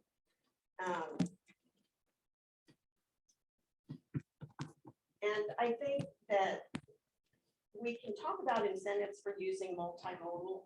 And I mean, I'm open to how we do that specifically. I think there's so many variables to consider. But we're all about incentivizing. And what we did when DART raised their prices, and we lowered ours, and our ridership increased. Who knew, right? So I think we want to be cognizant of those type of things. And anyway, so those are my comments. Thank you. Okay, I'll be the last one. Keep my thoughts. Base fare, I would probably just set it at $2 in both Louisville and Denton. And I'm okay with doing the just additional per mile fare rate in Denton. So as we discussed before, like everybody else, I'm also probably leaning towards something less than 4, maybe 3. I'm open to that discussion.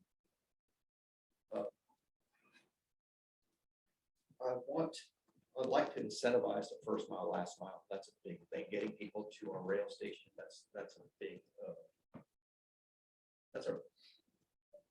That's something we need to do, and it can be done by putting something in the app, as the vice chair said, that maybe puts in a 50-cent discount or something to that effect. I'll leave that to you, but I would like to see some kind of incentive to get people to our rail stations. I like the idea of some type of introductory fare or incentive to get people to start maybe the first X amount of rides are either free or half off or something, just to get people to service. And on the cap, if we look at a cap, I'm $6, $7, it's somewhere in there. I kind of see that as a way to, the cap needs to be kind of closer to the higher end, just because you can get people in Denton to get on a fixed route get them to a bus station, and then they can get somewhere else. And so there's more, there's so many options you have and so many variables. So I'm open to the discussion on that. I think this is a lot like changing interest rates. You tweak it and then you come back 6 months or a year later and see what happened to the economy.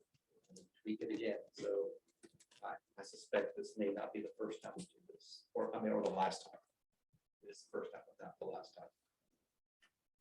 So others. This might be a bit of detail, but on the mileage, if we are aggregating people into a vehicle, how are we calculating the mileage if it's adding mileage to pick up that second person? I just imagine people could get a little upset about that.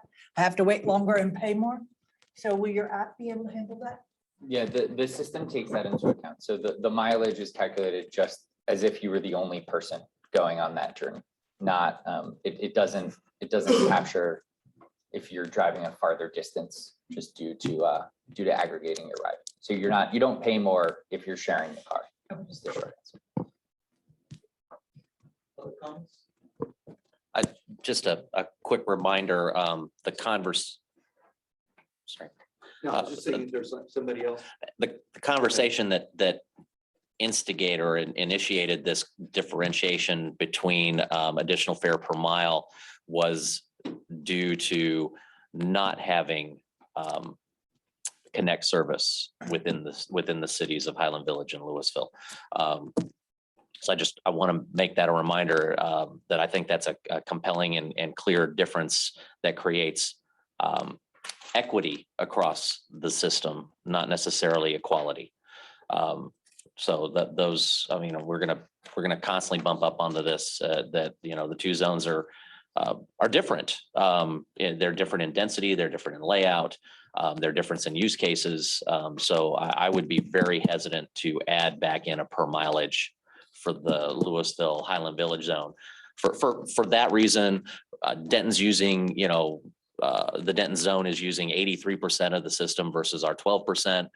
There's a lot of reasons that I don't think that makes sense to make those the same on a distance. So I might be convinced otherwise, but right now I've got significant data that makes me not want to make those equal.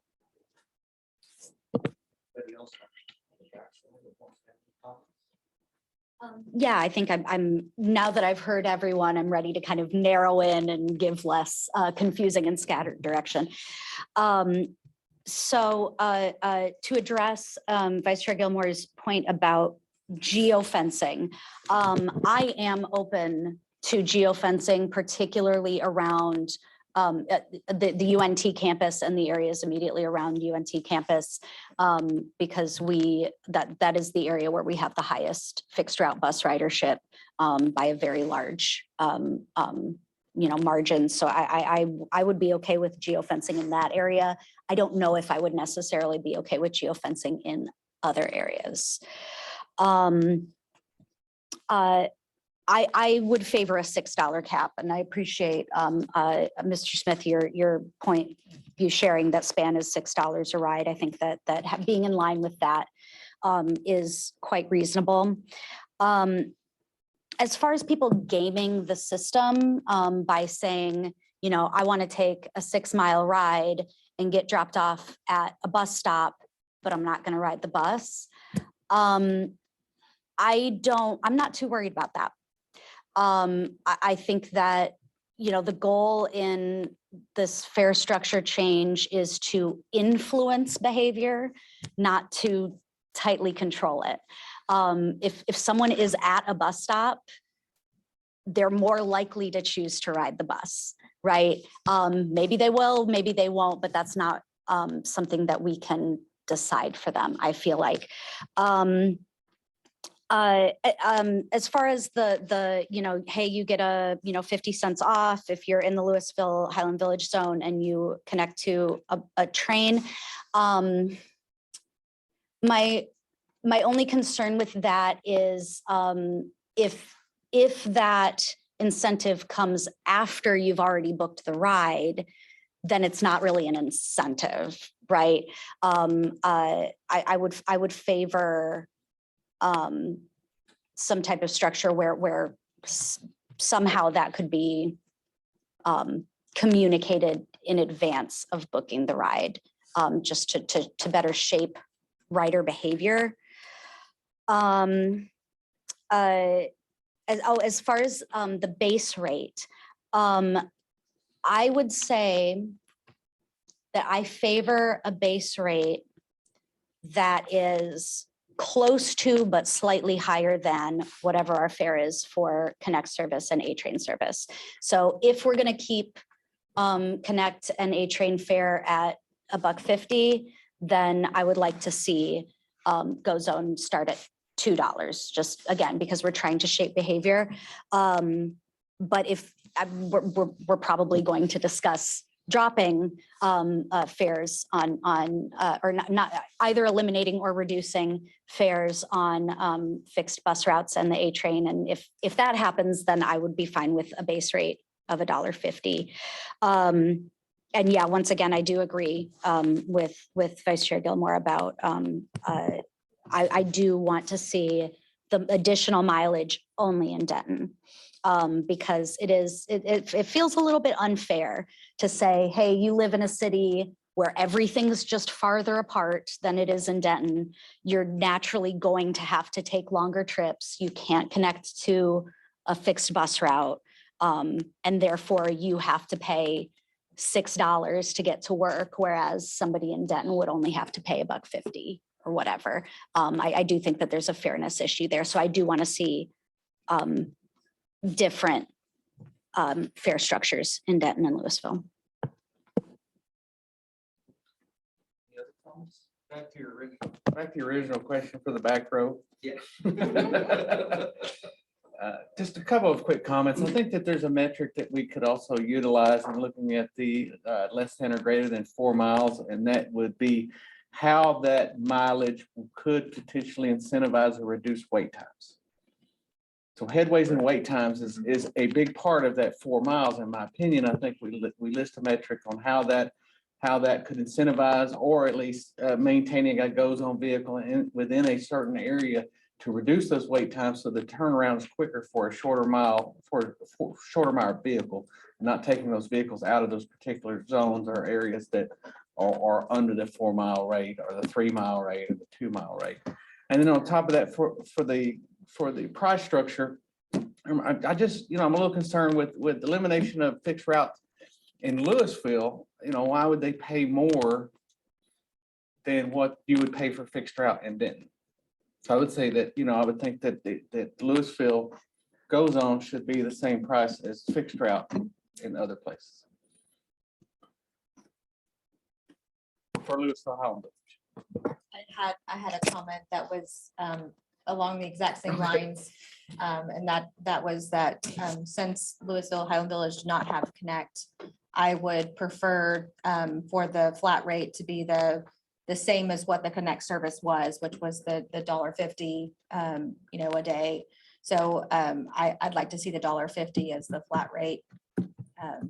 Me personally, I think that it should be similar to what it would cost you to ride public transportation before the Connect routes were removed.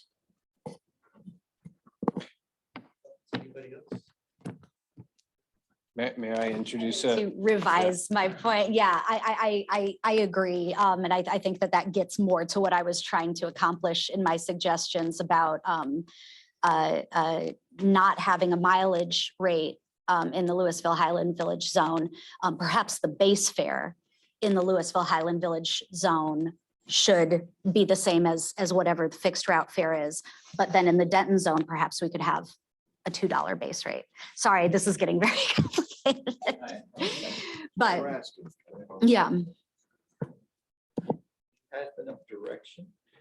Well, Is it clear? Mr. Chairman, I will say that this team deliberated quite a bit on what is the slide that we put up to generate good feedback. Based on this, we did a good job. Well, it so generated thank- feedback. There's a qualifier you had in there. I've got a few pages of notes. I think everybody else does too. Very helpful. Guys, I really am grateful for the opportunity to have the conversation without having to make a decision today. I think this is critical to do it the right way because we're going to come up. These are so complicated. You pull one thread here and it pulls something else, as we saw. So I'm grateful and thankful. And I know distilling that down is going to be a challenge, but I think you've got some good themes here. I think we're seeing a matrix of who preferred what, and we'll simplify it. And again, you're exactly right. We have the chance to come back next month with, here's how we distilled this, plus now here's what bus route service can begin to look like. And so there's 2 more iterations of this before decision time. So thank you again. Paul, would you mind just, and not to offer another question that we necessarily need to go around the horn on for responses to, but just to offer a design point that we're thinking about. Do we have time for that briefly? Sure. One of the data points that I found particularly insightful and helpful from VIA was that I believe it's approximately 30%, 28% or so of the trips, the GO Zone trips today are paid with currency, cash currency. Meaning that the choice of that base level, whether or not it's an even dollar value, has implications both for the passengers and the drivers, right? So 28%. material, right? Significant amount of folks are paying with cash. So unless they're, and again, not seeking to necessarily go around the horn again, but so long as you can maybe just get a head nod that that's appropriate for us to think about, right? Using a level dollar amount, minimizing the need for coin currency from passengers or drivers if we can. Okay, thank you very much. What do they do now? 75 cents, or are they carrying a bunch of quarters around, or? Yeah, it's exact change currently on the surface. Okay, so you have to have 75 cents. As is Connect, right? It's exact change for your fare if you're paying with cash, and that policy has been in place for as long as Accenture has been around anyway. So that same policy was extended to GO Zone. And Exactly. one more comment, I would hope that the fare increases would happen after there's more stabilization in wait time and those things. Just hate to raise. So Chris, could you go back to the slide that shows the master schedule? Almost. One more. Thanks. So this is the path that we're on right now, and we have, if you see that right in the middle, it says potential fare change decision point, and those 2 open diamonds. Right. We put those in the schedule from feedback in the last meeting that said, maybe we don't want to wait until June to change fares. Right. To reflect that feedback. We're going to hear from Pamela in a second about our public involvement process, and you're going to see that in order for the public involvement process to run as designed with a fare analysis, we would be cutting that time short. And so if we're thinking about coming back next month with the next step on the service design, and then we're also going to talk about, here's the options on the VIA contract value, then there's the opportunity for the board to make a decision about contract value, and then another 2 months before we get to the decision point on the fare structure. And so that gives us some time to be able to see how those things play out. That makes sense. All right. You have enough direction. I think there's one more section to go through. The intermodal app functionality. Who's gonna run that? I can take that piece, and I think we can be somewhat quick with this one, but we wanted to provide an update around another work stream coming through the comprehensive operational analysis is how can we also use technology and the app to be able to encourage multimodal trips, encourage it and drive efficiency across the service. And so we've held a couple workshops and conversations with DCTA staff to review the intermodal trip planning functionality that we have available within the app that we've deployed with other customers, and we would be able to deploy in the GoZone service as well.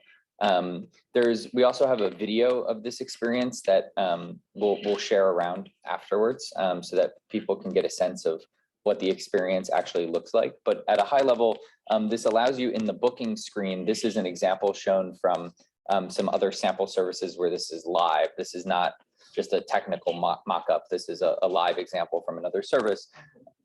You make a request, and then over here on the left-hand side, you can see you could either get just an on-demand trip, a trip that has on-demand and fixed route, or just a fixed route trip.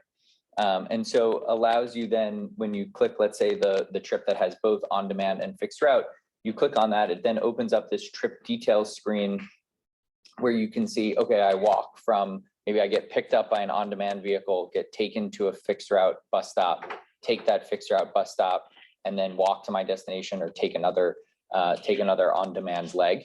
And so this is a way through the app. We have the ability also to control, do we always show fixed route? Do we always show on demand? Do we always show connections? And there's some flexibility in the technology to choose the way that we can influence the right types of trip patterns, or we can just give riders the full suite of choices that are actually available to them, and then be able to plan their journeys accordingly.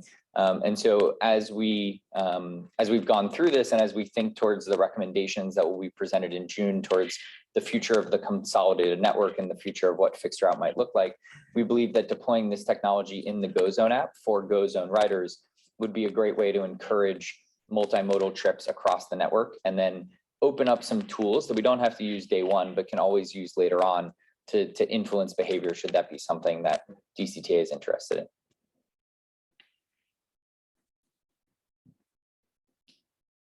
And then I just wanted to provide a brief update on where we are with GoPass integration. I know there were some questions on that on our last board meeting. Currently, Trinity Metro and VIA are actually working on a full native integration. I stand corrected on some previous statements where I mentioned deep linking. The actual integration will allow full booking and payment and just end-to-end booking through the GoPass app.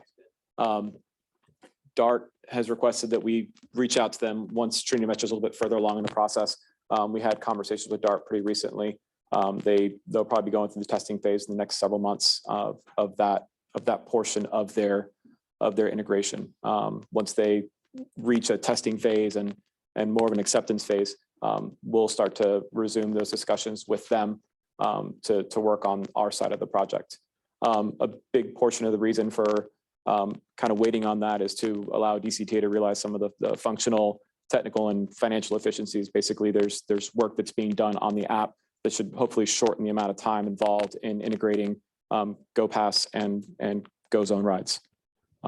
So that's my current update on where we are with GoPass, and I'm happy to answer any questions that the board may have on that. So can you give us kind of a top level, what are the customer facing differences between deep linking versus native? Absolutely. Deep linking would be a situation where, let's say you open the GoPass app and you're presented with a ride that includes a GoZone trip, that if you were to select that trip, the app would actually then launch the native GoZone app to complete that trip on that's behalf. If we were speaking about an entire native trip, you would open the GoPass app and you would select your trip based on whatever options you were presented. You would pay for the trip through the GoPass app, and you would actually be presented the wait time, some of the things you would normally see in the GoZone app, such as like where the vehicle is, and please correct me if I'm going in the wrong direction. Those feature sets would actually be within the GoPass app itself. It's a complete integration. So what I hear you saying is native is one pane of glass, and deep linking is going to pop me into another environment. Correct. And try and keep that smooth. Okay. I'm always going to go towards, and I'm sure you guys are too, going to go towards that native integration as much as we possibly can. How long does that end up being is there a time difference between those types of impacts? What I'd hate to do is jump into a deep link and then, 6 months later go, okay, now we're going to do native. I might be willing to just deal with the pain point for a few extra months to get the native done. Sure, I'd say it's hard to say exactly from when Trinity Metro finishes their integration and testing phase. Do you guys have any update that you want to kind of give as far as how long that would take after Trinity Metro completes their acceptance phase, or? Yeah, I think it's a bit hard to say an exact timeline at this point of how long that would take. What I think we can say with confidence is that a native integration is significantly more complicated and intensive than a deep linking integration. And so I think once we are able to re-engage with GoPass after they're done with Trinity Metro, I think a key question would be maybe we can scope out both options in terms of timeline and complexity to try to provide some input over if we went with a deep link option, this is how quickly we could have it. If we went with a native option, this is what we think the timeline implication would be, and then that could be a decision point. My belief system on all of this is I don't think people really care what logo's on the side of the vehicle or what app. They just want one. They just want it to be clean. So I'm gonna definitely lean towards that native integration wherever we can. Okay, before we go from the subject, for my sake and maybe some of the people that view this, can you explain native versus deep linking? Just a layperson, so a layperson could understand. So right now, if you wanted to complete a trip with the GoZone trip, you would have the GoZone app that you download onto your phone. Let's say that somebody's planning a trip from the Dallas region and they're presented an option, an intermodal option, where they have a GoZone trip as part of it. If it's a native integration, you would book your ride all the way from Dallas to Denton in that one app, and you're also presented with the same vehicle wait times. You can track your vehicle. That entire experience would just require the one app. You wouldn't actually need the GoZone app on your device to finish that. That's a native integration, end-to-end payment, complete booking process, and complete tracking of the vehicle. A deep linking would be a situation where you continue to need both apps. You need both the GoPass Dart app, and you would need the GoZone app to complete your trip. You would be presented an option within the GoPass app to allow you to see a GoZone trip as an option. But at that point, once you select that option, your phone, your mobile device, or whatever it may be, ends up opening and calling the GoZone app to complete, pay, and perform that trip from end to end. Thank you. Hopefully that helps. That helps a lot. Yeah, Thank you. appreciate that. Thank you. That's very similar to if anyone flies United and you arrive at DFW anywhere, and then you're prompted with, would you like a ride to your hotel, when they had a partnership with Uber, right? If you click that, it launches the Uber app. That's a deep link from the United app. I just want to voice support for Vice Chair Gilmore's position on that. I also really, I think that eventually we need to have native integration. I think the only remaining question is, are we going to do a deep link in the meantime while we wait for that native integration to happen? And I look forward to having that conversation later. It's also probably good to note that there's additional costs to going the deep link route and then going the native route. So there's steps involved and costs involved in both. Other thoughts? So that concludes this item. I think the next slide was just questions, and I think we're all questioned now. Thank you all very much. And thank you for both the Center and VIA teams once again for presenting. Appreciate it. Thank you. Thank you. All right, 12:25, we want to take a lunch break. We're about get back at 12:50. I approve this message. Okay. Return to 12:50.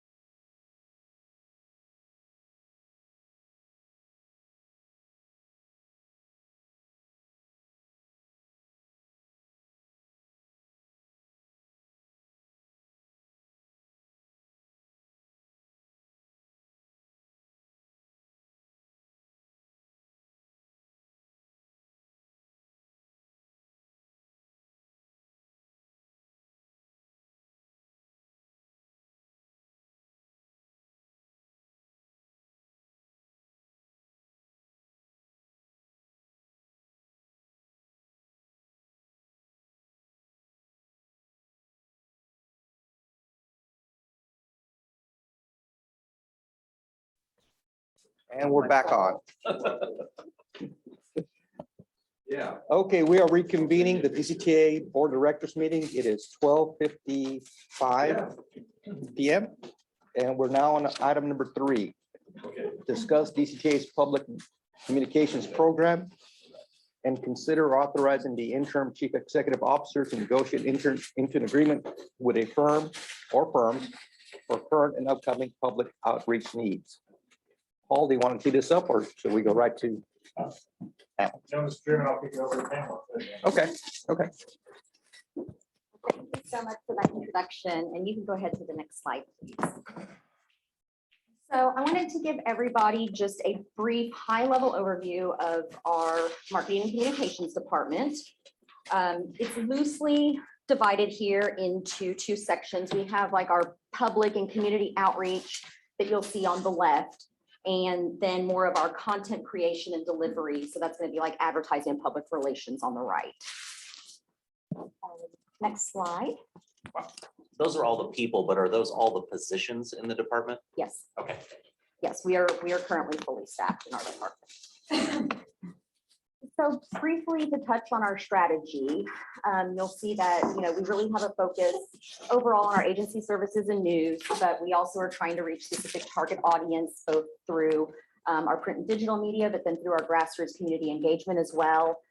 We do have reinforced messaging that I'll talk to you about a little bit later, and our evergreen content. And we execute this strategy in a variety of different methods, everything from print to digital, vehicle signage. We have a lot that we go out and do in the community, as well as just our overall public involvement. Next slide. So first and foremost, we put an emphasis on our agency services and news. So you'll see a lot of content that's related to Go Zone, service updates, and other modes of transportation in Denton County. And we also try to balance that with agency news. So we might have, new board members who come on and notable agency or staff achievements, like when we get our, accounting and finance awards and things like that. We like to balance that with our good news stories.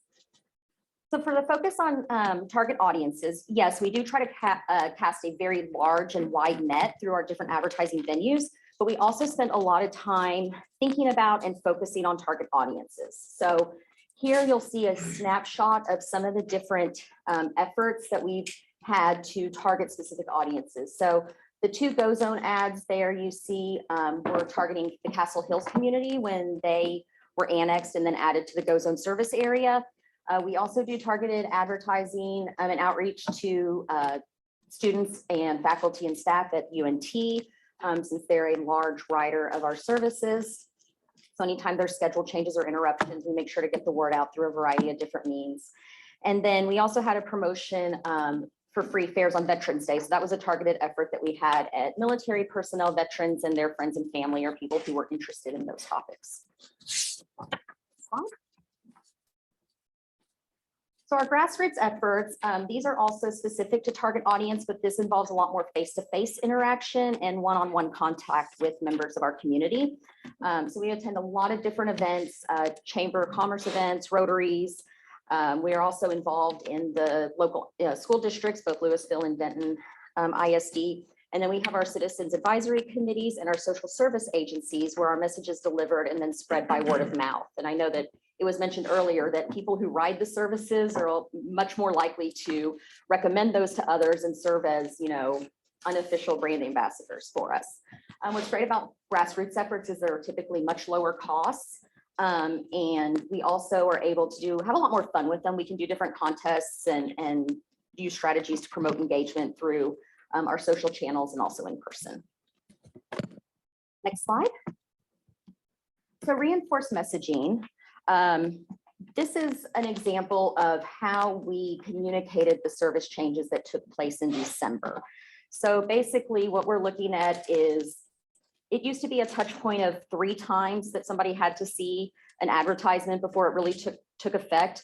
We're now looking at upwards of 6 or more, just because of the influence of social media and the instantaneous access to information. So we really try to make sure that we're covering a wide variety of media outlets when we're doing this messaging. So you can see for the service changes, we had digital billboards, along 121 in Louisville that Louisville generously donates to us. We also do signage on our facilities and vehicles, and you can see that at one of the rail stations there. There's social media messaging, website, rider alerts, press releases. We even do print advertising, which you can see in the lower left-hand corner. That's actually from, I believe, the Denton Record Chronicle. So our ad is sitting there right next to somebody else's ad. But this brings up the topic that I know we discussed at the last meeting about the QR codes and the information that was presented on the decals and bags. And I wanted to make sure that y'all knew that this was a holistic approach to our advertising, and that our hope is that those decals and bags are kind of the last point of contact for people.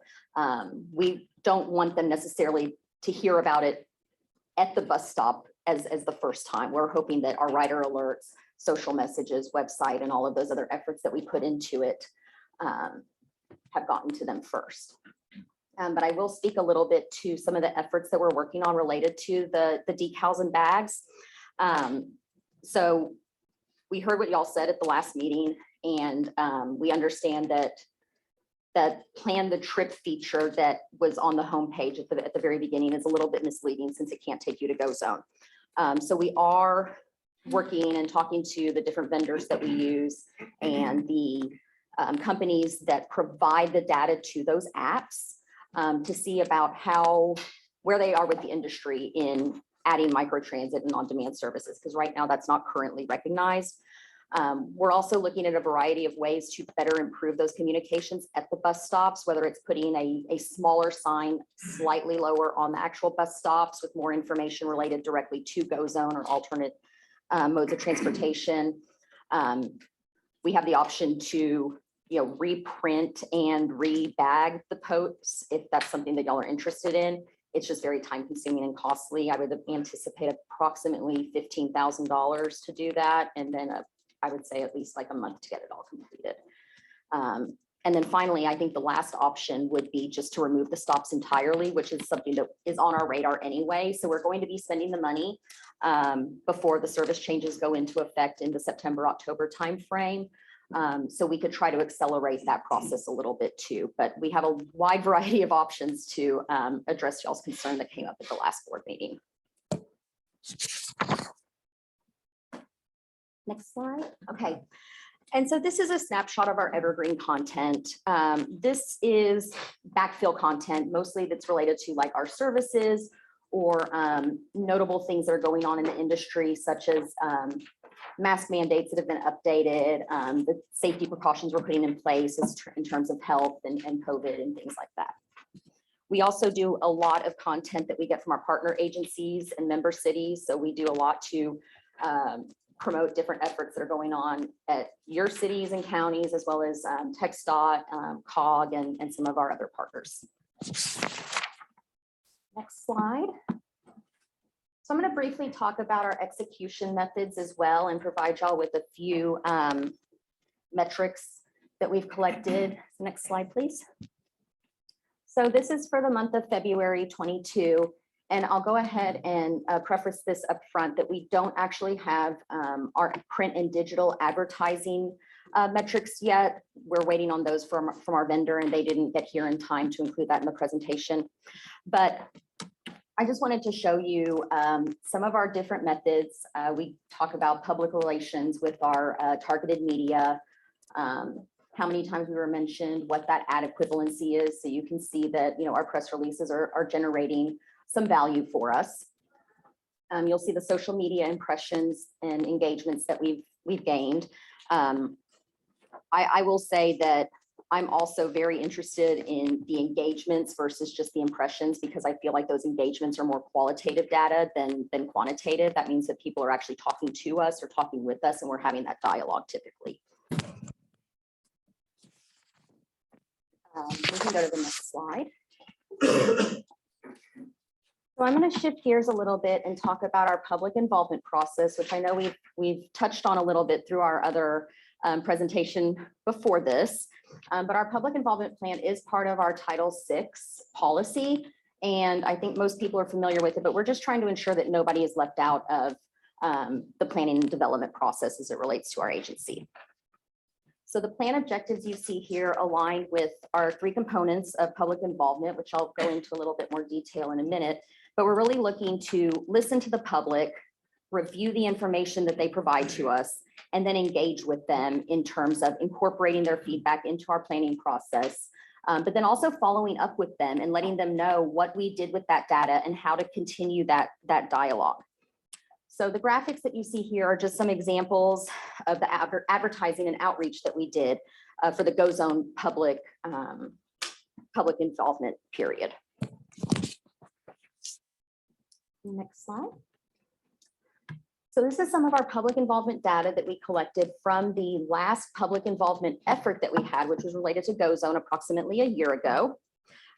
This was a roughly 10-week campaign, and it was done primarily through virtual means, some virtual meetings and videos, and this was just due to COVID at the time. So here you can see the data. We reached a large number of people, almost 4.5 million, just through our advertising impressions. But I also wanted to draw attention to the number of phone calls, in-person impressions, community presentations, and comments and questions. Again, these are those one-on-one interactions that we're having with the community members and are reinforcing those grassroots efforts that we have. So to me, the quality of those contacts is really important. Next slide. So as I mentioned, our public involvement was mostly virtual, so it relied heavily on digital communication, but we did use an all of the above approach. We were talking about Go Zone pre-launch. So this encompassed all of the different advertising and outreach media that we use. So we were looking at print, digital, email, video, social advertising, but also news release and announcements, as well as coordinating interviews with specific media outlets. We did a lot of outreach with our member cities as well, and spoke to and presented to PIO groups and other city staff. We did have our brand ambassador deployment, including surveys, photos and ride-along events in September, educational materials at strategic locations. And then there was also station and facility promotional signage. So our post-launch and ongoing communications related to Go Zone include a lot of grassroots efforts, but we're still moving on with our advertising campaigns. Some of our various activities have included the Louisville High School Homecoming Parade. We did an influencer project with the Council of Governments with some radio personalities. We were at the Castle Hills Welcome event, and those are just a few of the examples of engagement that we're having with the community. Our microsite has also been very successful. We continue to have over 2,000 users, and the bounce rate is not very significant. So we're really happy with how that microsite has been used. I will mention that our microsite content has been migrated to the actual DCTA page, so that we can repurpose the microsite for this public involvement effort to collect comments and feedback. So that should be going live here next month. So that leads us into our upcoming opportunities and next steps. And next slide. As I mentioned, we have our 3 components: listen, review, and engage. So this listen time period is going to be the 30-day public comment period that we're going to open. That will start April 18th and run through May 17th. And at this time, we will be presenting information similar to what y'all saw today and discussed on the different fare models, and getting public feedback on their preferences, what they think is fair, presenting our Title VI analysis and things like that as well. Some of the different methods that we'll be using, Mary and her team do a great job with reaching out to all of these different stakeholder groups. Again, those include university contacts, ISDs, Rotary, chambers, just a wide variety of different groups. We're also going to be contacting our member cities here in the next couple of weeks to have information repositories at some of your more public-facing buildings, whether it's like rec centers or city halls, libraries, and things like that, because we want to make sure that we're providing people with the opportunity who might not be able to attend a meeting or might not be able to have access to virtual meetings as well. And so we're already starting to work with our Citizens Advisory Committee members to help represent us at those events. And I know that we've had some interest from board members to help us in this effort as well. So we will definitely be reaching out to the board members on how you can assist us or what events you might have in your community, whether it's, council meetings, board meetings, just community events that we can partner with you on. Next slide, please. So you've seen this timeline before in the previous presentation. I'm going to call out that kind of aqua turquoise blue box. This is really the heart of our public participation timeline. So you'll see that we've been planning for this for a while, and part of the reason that's taken some time has just been coordinating with VIA and our staff here in Accenture as they kind of get their plan developed. That influences and develops our plan as well. As I mentioned, our public comment period will run from April 18th through May 17th. And then after that, we will be reviewing and incorporating that feedback into any of our presentations that we make to the board. I am hoping to have a high-level summary that we can present to the board at the May meeting. It won't be comprehensive because all the items will be due with a very quick turnaround, but we'll provide a more comprehensive detailed report at the June meeting then. And then I think as Paul had mentioned earlier, I want to highlight the line that says potential fair change decision points. So Vice Chair Gilmore, I know we talked at the last board meeting about potentially trying to move that fair structure to conversation up. And what I wanted to do in highlighting this chart is that if we move that decision point up from the June time period, that will happen during the middle of our public comment period. So we wouldn't have comments from the public on the fair change before you're making the decision. Okay. And can you also speak more to the flexible approach that you and your team are taking with understanding that VIA and Accenture are developing fair input based on the conversations happening now and next month, and now you're trying to get a message out to the public saying, hey, things are going to change. How are you striking that balance to enable good public comment, but also meeting the deadline? This is a really important point for I think for the board to understand. Yeah, and so yes, it's a big job. So right now, based on this timeline, we have to notify the public 2 weeks in advance, which means we're notifying the public of this opportunity beginning on April 4th. So right now we're keeping our messaging very generic for the press releases, the rider alerts, the vehicle and facility signage, and the advertising. We're letting people know we will be presenting this information to you. We want your feedback on a fair structure. We want your feedback on a service model.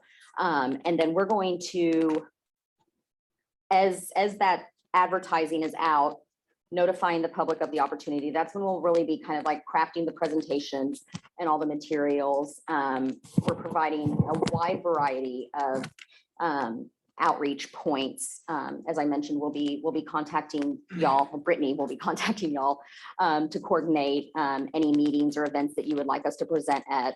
But we'll also be doing our normal Rotary luncheons and presentations, ISD outreach, things like that.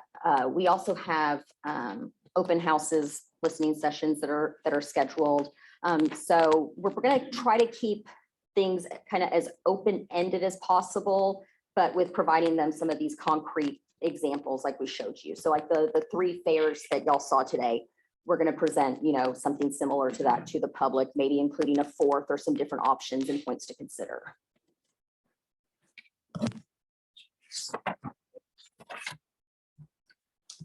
Okay, so our final slide, as Paul had said, and we're talking about this. This is moving very, very quickly based on the timeline that was set up in December and then January.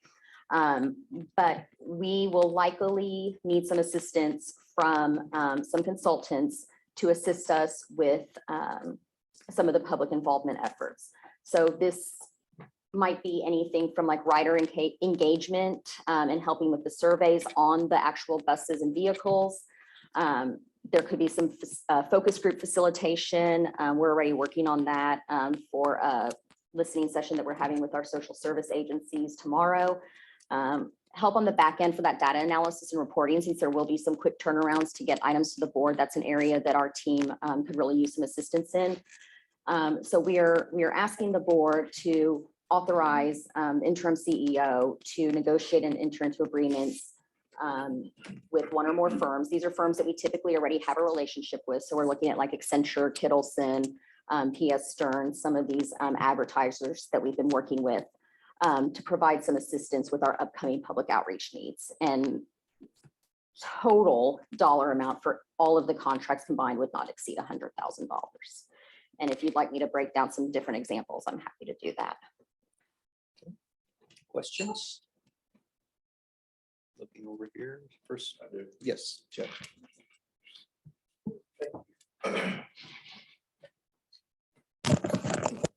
Together. I think it's a good start. I would like for us to get a budget of the department, a breakdown of, it's not included in here. I'd like to kind of see that. I know we have access to it. I'd like to see it as part of this and how we break down the different line items and where we're investing in our public relations.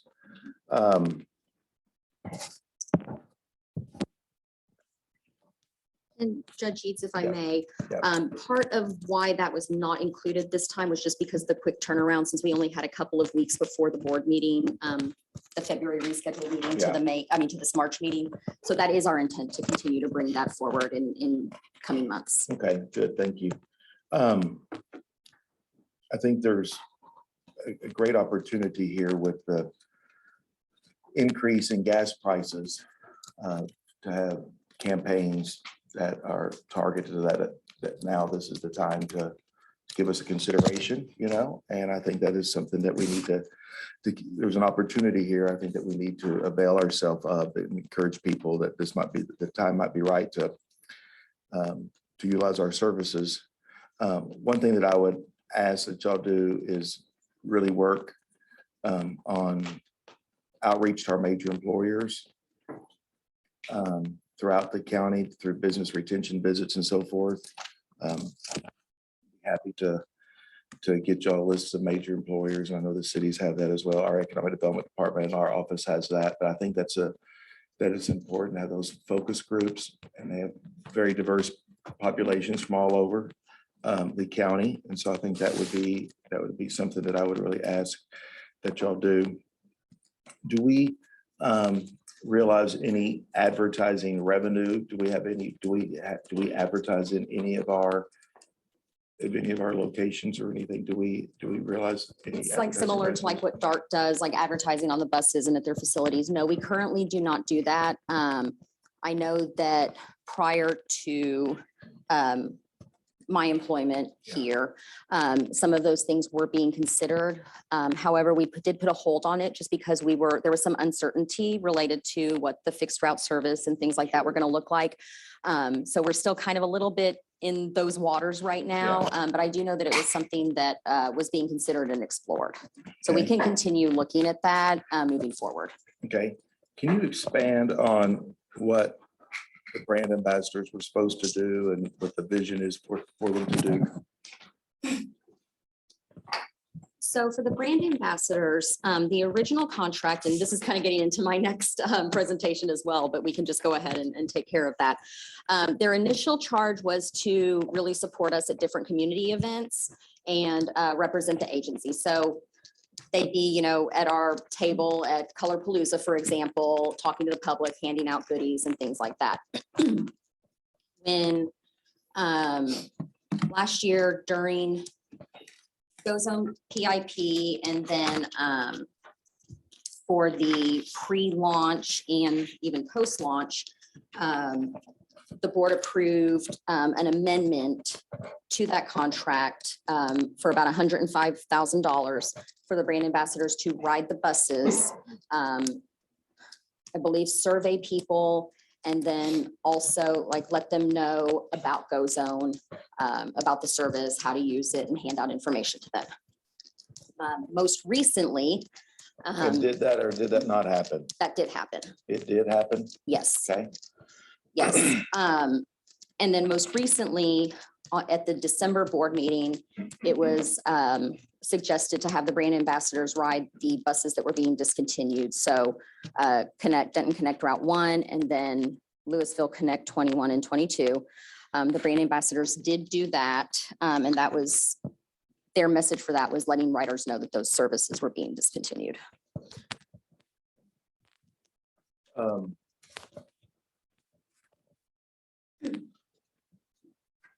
would recommend, and I know you are in close communications with the cities, kind of formally or informally, but I would recommend that we, and I know y'all reach out to the nonprofits, and Mary's invited me to some of those, which I appreciate.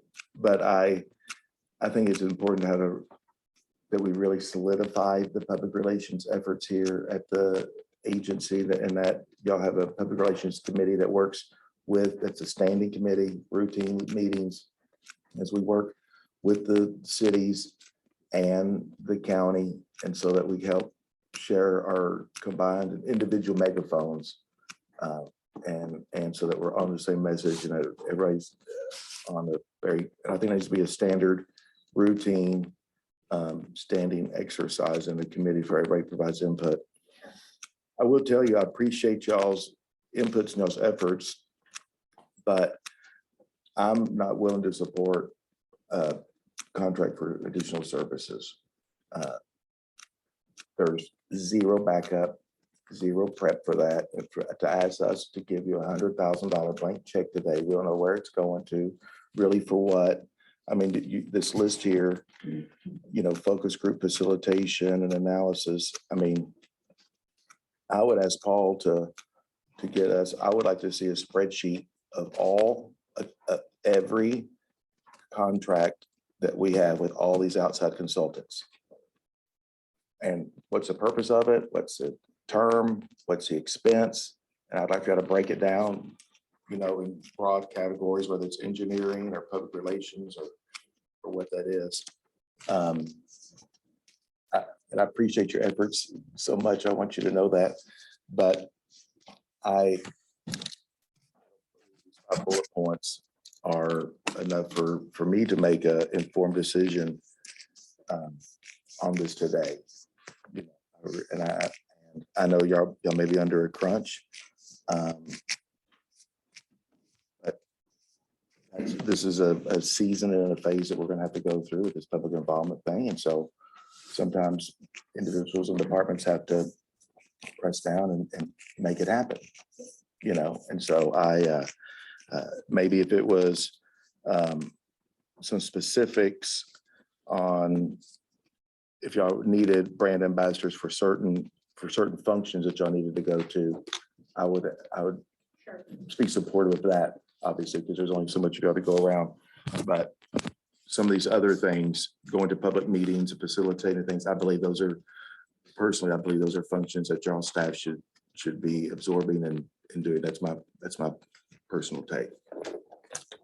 Thank you, and I appreciate that. And it's just unfortunate with the timing that we weren't able to pull all of the information together. I get it. The only thing that I can tell you is that if we were looking to hire brand ambassadors to ride the buses, to collect feedback and do the survey, we are estimating that would be approximately $15,000. That was not something that estimate that we had at the time. That would be for 8 representatives to ride all the routes twice a week for 4 weeks. Why is that not in here? Because we didn't have it at the time that all of this information was due. We'll come back Yeah. next month with schedule of all the public events that are happening. Yeah, with teams. And that will allow us to refine the request.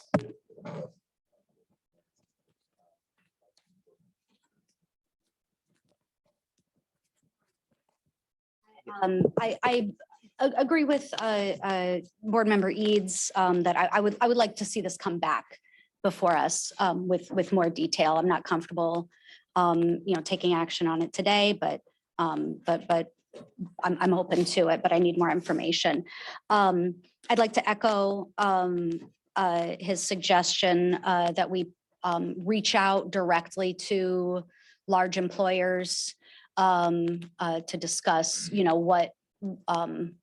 what would help them encourage their employees to commute to work via DCTA services. And I would add to that, large multifamily housing. Those are folks who are potentially transit users, more likely to be transit users than folks who live in single family homes. I totally agree with the messaging related to the gas prices. And since we're getting into kind of nitty gritty about like messaging, I have two real specific suggestions that maybe you can go ahead and write up a post and have it scheduled to go out in September and in November, that Arts and Jazz Fest in downtown Denton and the Holiday Lighting Festival in downtown Denton are very, very, very, very well-attended events where parking is a huge issue. And I think there's a real opportunity for us to say, take the A train. If you want to go to Arts and Jazz, take the A train to get to the Holiday Lighting Festival. Thank you. Any other comments? Paul, is this where I want to address the bus stops? Okay. So so let's go back to the beginning with the bus stop piece and work my way forward onto the decision on the 100,000. I appreciate the concept of hoping that other advertising modes would reach somebody before they were standing at a bus stop.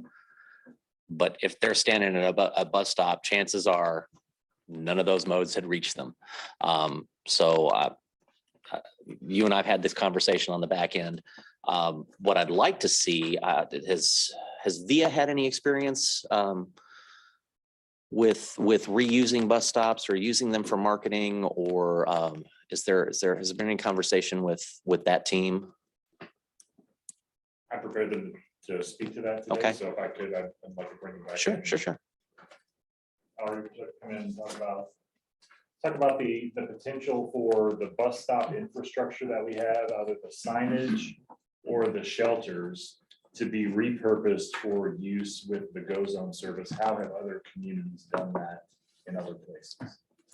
Yeah, so it's definitely something we've worked with in the past with other agencies, depending on the service design. I don't know that we've had this exact same situation of repurposing infrastructure, but for example, in many services that are focused around first last mile use cases or connections, our branding and marketing team can support to figure out how to adapt and apply logos or signage or directionality to let people know that they can use that physical space as a place for pickup and drop off. And then our teams can work together to make sure that those physical locations correspond with a virtual bus stop in the app where the system will assign you. And we can also look at the virtual stops that exist in the app to make sure that, if there's a physical stop right there, let's make sure that we don't send you to a virtual stop over there and make sure you go to the physical stop.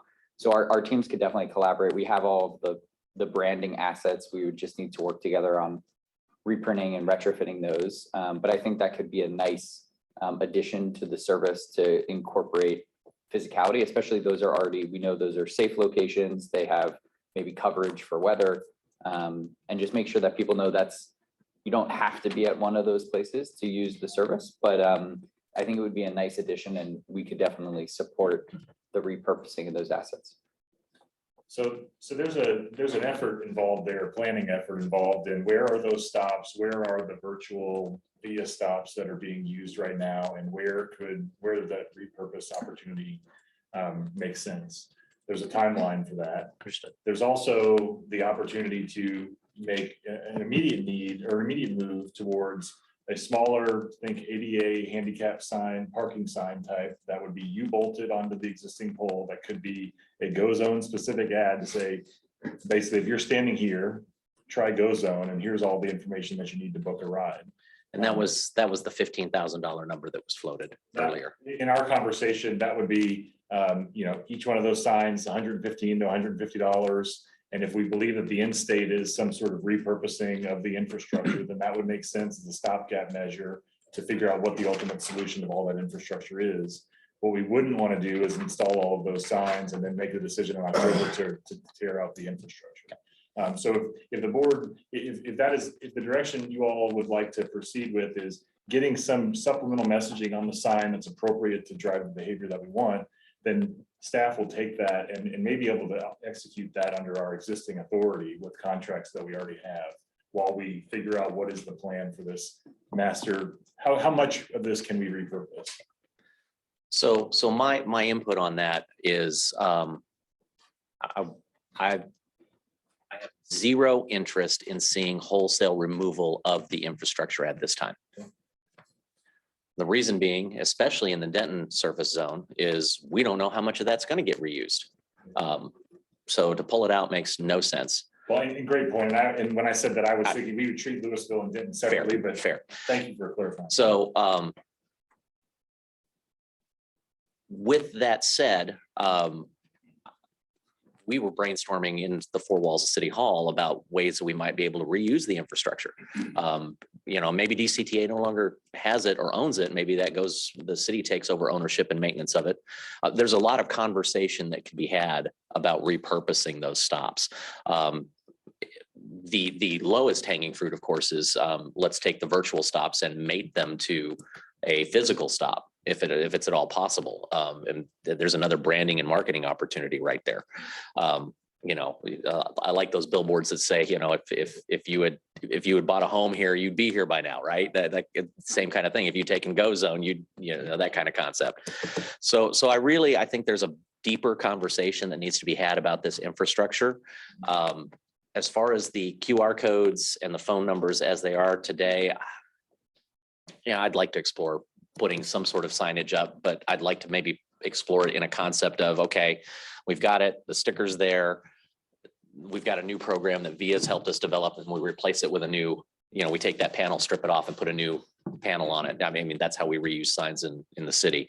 The aluminum blank gets redone. I'd like to have that conversation.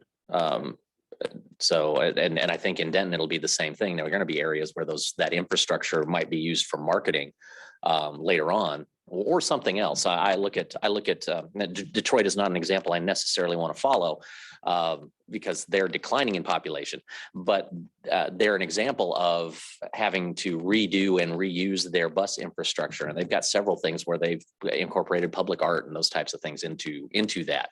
Even though it's not a bus stop anymore, there's an opportunity there. As to, I'm going to go to the marketing piece. Go ahead. So can I hear your direction? Sounds like, what are the options on additional or supplemental signage on existing poles that could be repurposed as the program evolves? Correct. I'd like to have a discussion / decision on that maybe at the next meeting. Okay, so we're not going to go out and put signs up between now and next. I understand. Point 2 to the corporate outreach piece. I agree. We need to be having one-on-one meetings with HR departments of our top 50 employers. I don't see that happening at a chamber event. Chamber events are great.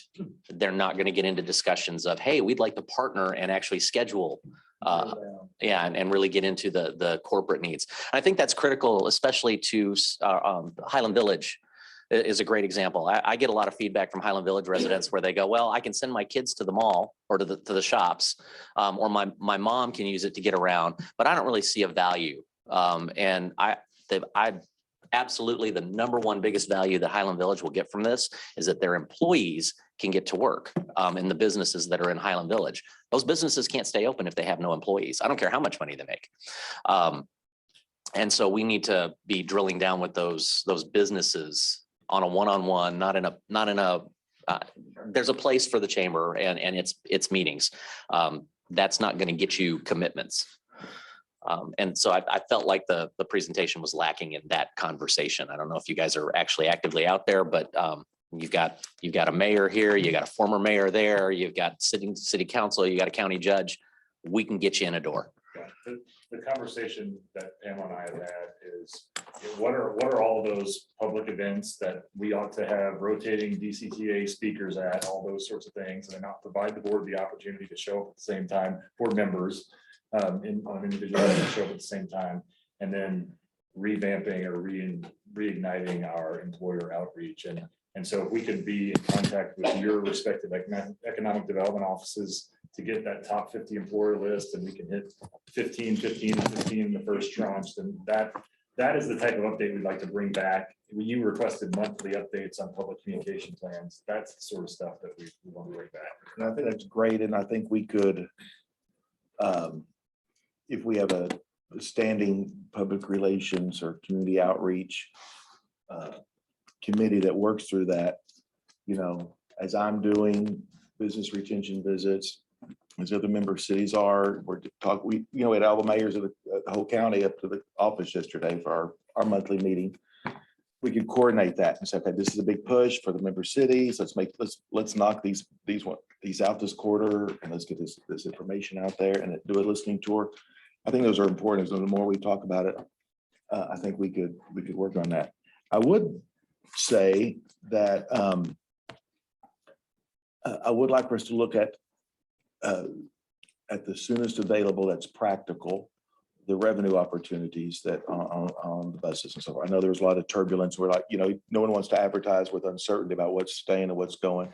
So I think that's understandable, and I appreciate y'all's position on that. But if y'all could look at that and see if there's revenue opportunities or that we could plow back into the organization. I don't want us to leave any money on the ground. I know we probably utilize a lot of that space for PSAs and so forth, which I have a deep appreciation for, but there's revenue opportunities. I think that would be great. And I would, speaking of consultants, I would say this, and I want you to hear me the spirit in which I mean this. I would be willing for us to hire a public relations consultant, someone who's in the business, to come in and truly do it in a spirit of partnership, for them to review everything we've been doing, and they say, and not in an audit mindset. I want you to understand that. It's not in an audit mindset where it's a gotcha. I want to come in and be our cheerleader and say, you know what, you did 10 things. I think 5 of those were great. I would not have done the other 5. It wasn't a good return on your investment. We've looked at your demographics. You need to advertise over here. Are there any blind spots that we as an agency have related to our outreach? I think that would be money well spent, that we do that and have someone, and I would like for them to report to the board. I think that needs to be, they need to report to the board, and we'd be hiring them, and they look at that and they give us a presentation on what do we think, how could we improve? I think we always need to be about the process of improvement, right? And so when I say that, I do mean that it's not a gotcha. It's not a gotcha. I think we do need to come and say, what worked and what didn't work? And I'd like to hear that from someone in the business that's not an employee here of the agency. That makes sense. And I don't know, I may be the lone voice on that. But that's what Well, and I would say, because Pamela, you've just come. You've not been here very long. And our whole team, out of the 5 of us, the longest tenured person we have on our department is 2 years. So we're a very new team as a whole. 3 of us, 2 of us have been here 6 months, and 1 of us started, I believe, in February. So we're playing a lot of catch up from what had previously been done. So I'm very appreciative of being able to share all this with you and listen to your feedback as well, because like I said, we're coming in the middle of a lot of stuff without a whole lot of background all the time. So thank you. And that's why I would support the judge's recommendation, because of this very thing. Right. While your office is full, it's full of a lot of newbies. And I think this would be a fresh look, fresh eye, that doesn't speak to anything that you've done or not done. It's just a new vision. Sure. So thank you so much for what you've done in such a short time. Yeah, thank you.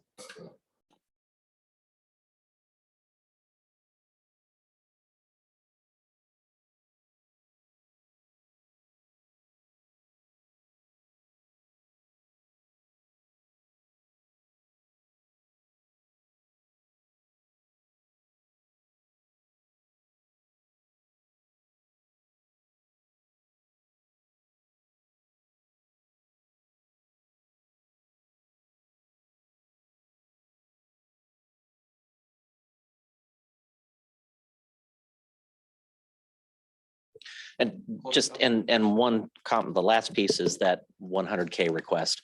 So I appreciate that you came to us with a 100K request. Because I'm still having a hard time figuring out why Paul couldn't just have done it under his signatory authority up to 75K.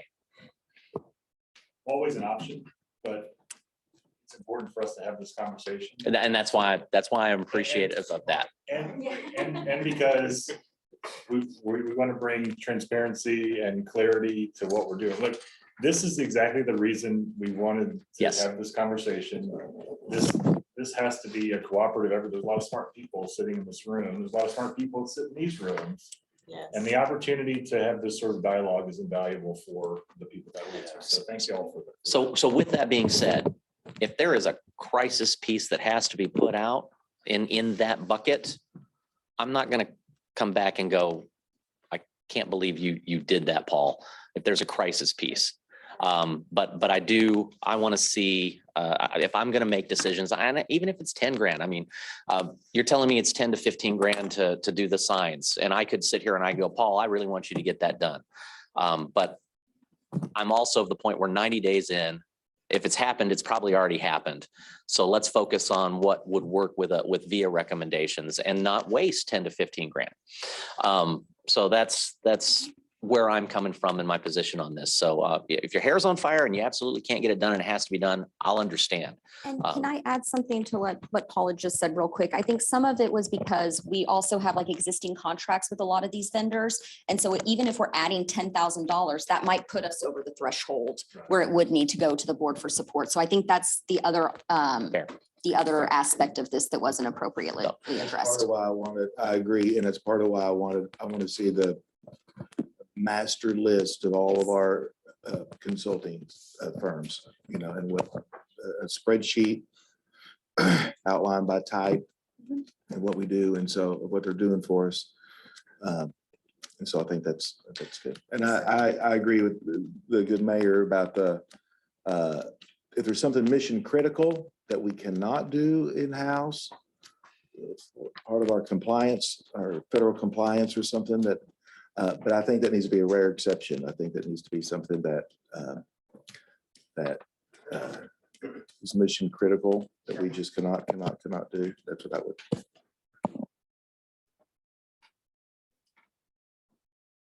Okay. Chair. Yes.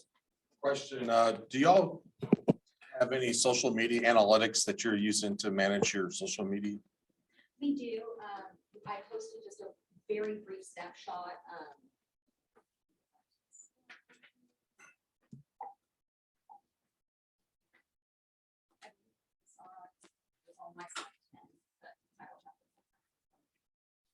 We do track our social media analytics for Facebook. Yeah, okay, I see it. Yeah, and again, this is just a very high level snapshot. We do have further metrics that are really drilled down. Okay, so you're like evaluating each post and how well it performs? Yes. Okay, great. Yes.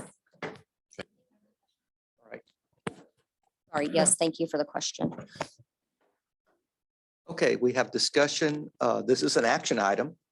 What is the direction of the board? Is there a motion? A question first. If we vote no right now, can we review this once there's more information, or can we move to postpone? You could table it, if I understand it, or you can pull it, you can deny it, and they bring it back next month. Will you need to engage any of these firms on something that I think the board will have common agreement on, which will be mission critical, that y'all cannot perform in houses or anything that, do you have a list of those right now in your mind that you're going to walk out of here and say, I needed the board to go ahead and approve it so I could get them started, because there's a lead time on there. Is there anything that's of significance that would hold you up that you're really planning on us doing today? Yes, I would say that if we want people to ride the buses again, to solicit survey feedback, to get public comments from the riders on the buses or even the train, we would need approval for that today. Okay, I would support that. The data analysis might be another key component. But that's going to happen on the tail end of the public involvement process. So we can come back in April, and that would still give us time, I believe, for a contract and any type of amendments and proposals for that. We can likely do public meeting, note-taking facilitation, focus groups of facilitation under just Paul's signature if we need some assistance there. I mean, we're talking $3,000 to $4,000 per meeting, and if we're only having 2 meetings, that's a fairly small dollar See, I amount. think y'all, the staff needs to be there engaging with the public. Absolutely. And doing that though. Yeah, it would be more of a professional facilitator such as we're using for the social service agency listening session tomorrow. Somebody who's objective, not tied to DCTA, not tied to one of our vendors, somebody that can really be objective. But if you strongly feel that we should do that in-house, we can certainly do that. But I think those are kind of the two main components that we would need help with. And right away, it would be bus riders. Do we have a What's the- cost estimate on the Yeah, your dollar amount. What's the of the dollar bus amount? riders? Not for the bus riders. If we decide to go with the proposal that we've outlined in our public involvement plan, it would be approximately $15,000. And I think that's on the high end. I will move to approve a contract. Who was the vendor? That was probably going to be our brand ambassadors with PS Stearns. PS Stearns. Mhm. I'll move to approve a contract amendment to not to exceed 15,000 for brand ambassadors to ride our buses for this upcoming public engagement process. Yes, for PS Stearns. A second.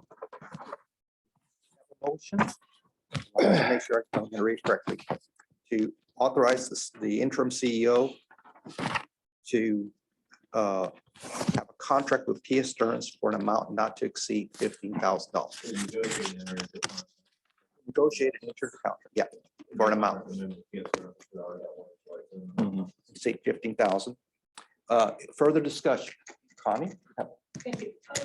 Just if I understand correctly, we're talking about brand ambassadors. And we have already approved, not we, the board has already approved additional funds for that. And you're reporting 56 hours of brand ambassadors. I believe that a higher amount was approved or a higher dollar amount. So I'm curious as to the 56 hours relative to what's already been spent and what's still available. So that's also going into my next presentation. We've already had a contract amendment, correct, with PS Stearns, and that was in the amount of $105,000. That was exclusive to riding the buses September through December to inform people about Go Zone. We will, as you will see in my next presentation, we're going to have to further amend that for the work that they did based on the December 2nd board meeting, where they were asked to provide additional work. That was not accounted for in the original contract for $18,000, nor was that included in the $105,000 amendment. The brand ambassadors, if you need a breakdown, they charge approximately $35 an hour. I don't have all of the invoices in front of me and their timesheets and stuff like that, but they put in all the work and exhausted the $105,000. The $18,000 originally is really for event support. So that's a completely separate task. So we're going to stay on item 3. Yes. So we're just on item 3. So this is $15,000 of additional funding for the brand ambassadors for this next thing. Yes. Okay. Specific to the public involvement process. So it is what our board member White discussing really as part of item 4 is what was previously done. Yes. Okay, okay, okay. There's money on the contract already. Yeah, yeah. Yeah. It's 56 hours. 56 hours doesn't seem like a lot to have already. I mean, what does that represent? 56 hours? All that's already been done? No. And I don't have the 56-hour figure in front of me, so I apologize. I'm just looking for the slide. Oh, here it is. It's this is April through June is what you're talking about. Okay. That's my question. So then the other part of the question is, do we have funds left? There are no funds left. We actually owe them. Right. And Next just- item. Okay. Just one question, Pamela, I thought you were asking for two things.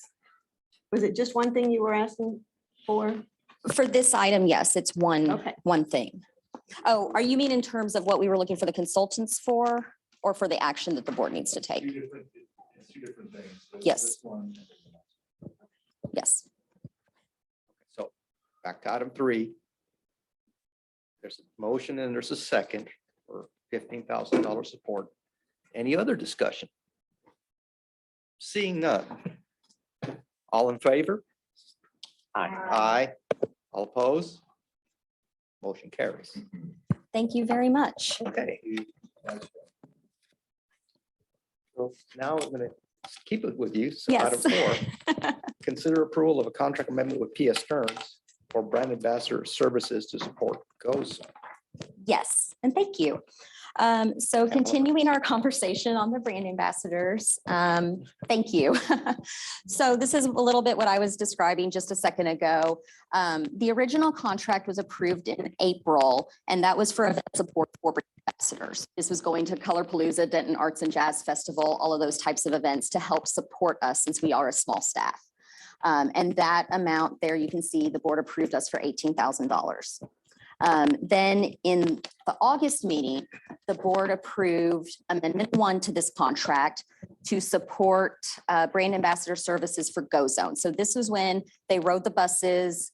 It was anywhere from 5 to 2 days a week from September through December to inform people about Go Zone, about the new service, how to ride and get their feedback on it. And that amount was a not to exceed $105,396. So fast forwarding a little bit to December, we had the discussion about discontinuing the fixed route in Louisville and Denton Connect 1. And it was brought up to have the brand ambassadors communicate those changes to the riders in advance of them, in advance of the routes being discontinued. We did not have money in the contract to do that, but we went ahead and did it anyway. Based on the board's recommendation.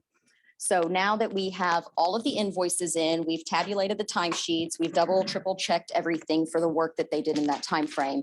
We're requesting approval for an amendment to the contract, which would bring that total amount to $119,394.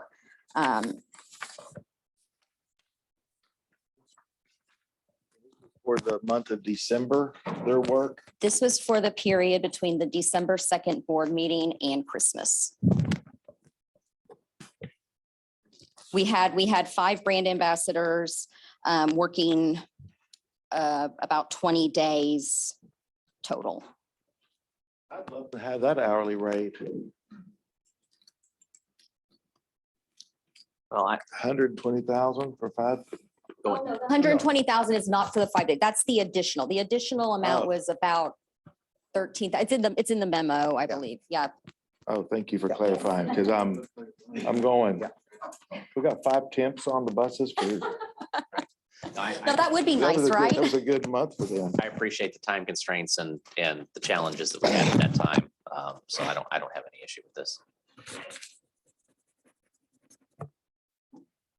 Yeah, I was trying to do some quick math in my head between 119 and 105. I was like, it's just under 14 this. Yeah, it's around 13,998 or Yeah. something like that. It's all, I spelled it out in the memo. I failed Yeah. to do that on this slide, so I apologize. And a bus route has about 66 service hours a week, so it adds up quick.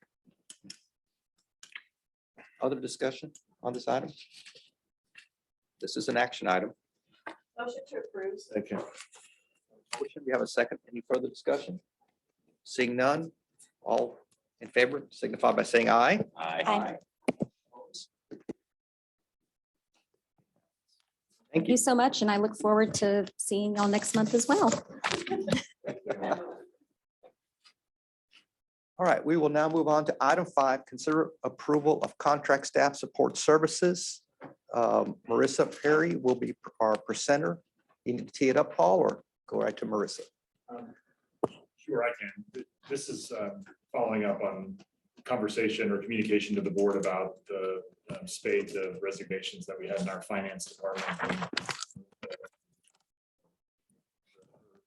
Partners in the industry have been scouring for financial professionals who can fulfill mission essential critical tasks for our agency. And so she's going to present to you on the resources needed to complete that and where we stand right now.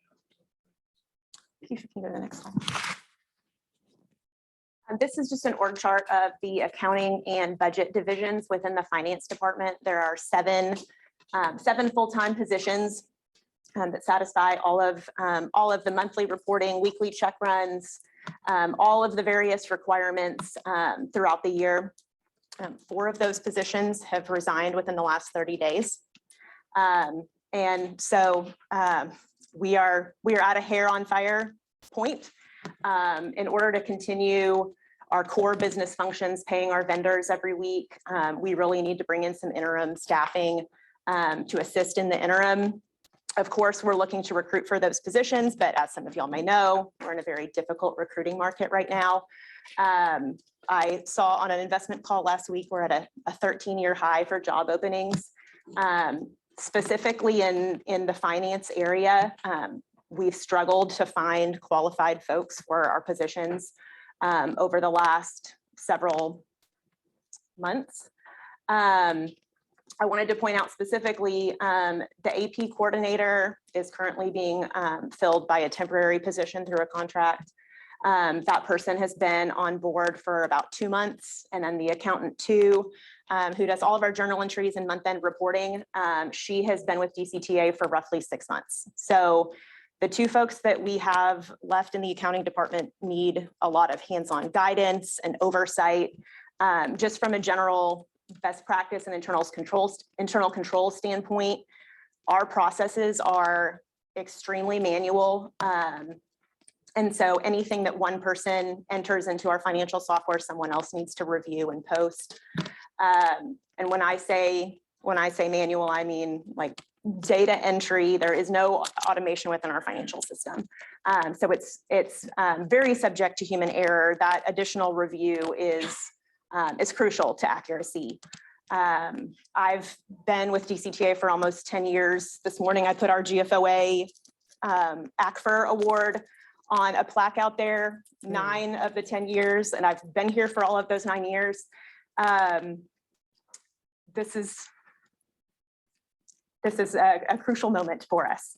I've had 9 or 10 calls over the last 2 weeks with various staffing agencies, accounting firms, to see what kind of help we can bring in. And they've asked questions about if we're up to date on our audits. So I'm happy to tell them that we've had 10+ years of clean audits, no written management comments. We're up to date on balance sheet reconciliations. We're up to date currently, but that will not be possible without some interim staffing. I apologize for the lack of backup that's in the packet. We have not yet identified which vendor or vendors we think might be able to best suit our need. Because we're very paper-based, we need folks in-house, in person at this facility. So we've already been turned down from places that will only do remote work right now. And that's just not, our functions just aren't conducive to that. And so my humble request to you today is to allow us the flexibility to execute contracts within existing budget, not asking for any additional funding, within existing budget, within procurement guidelines, to fill some of these vacancies in the interim until we can get these positions recruited and filled and up and running, fully trained. As an example, in our banking system, it requires 2 people, 1 person to enter a wire for a vendor payment, someone else to approve it. We currently have the accountant 2 and myself as the only 2 people that can process payments, but there is no backup now. There is no extra cushion for any of those functions. And so we would request approval to enter into agreements to augment staff and assist with special projects in the interim. I've put in the memo, while obviously the finance need is crucial right now, our hope would be that agency-wide, when we have a crucial vacancy come up and we can't just press pause on all the various projects we're doing, that we can use kind of these avenues in the interim to supplement staff while we recruit. But with that, I'm happy to answer any questions. So obviously this is very urgent. These are extremely, I mean, not just important functions, but completely unavoidable things that we absolutely must have handled. And my inclination is to say, yes, please do whatever you need to do. I just would like confirmation, perhaps from Joe or Paul. I'm assuming that since this is on our agenda, that it's legally permissible for us to just say, yes, do what you need to do within procurement. In the discussions we had, I'll let you expand on that as far as where we will be going to look for for these types of individuals, what type of contracts we would be going to that have already been like on the buy boards and so forth. So we would not have, we basically have exceptions to any kind of bidding requirements that we would have to have for these services. We have a couple of options for contracts that we currently have under various co-ops that we're a part of. And then also some potential contracts that we have that would just then be an additional service under an existing contract that we have.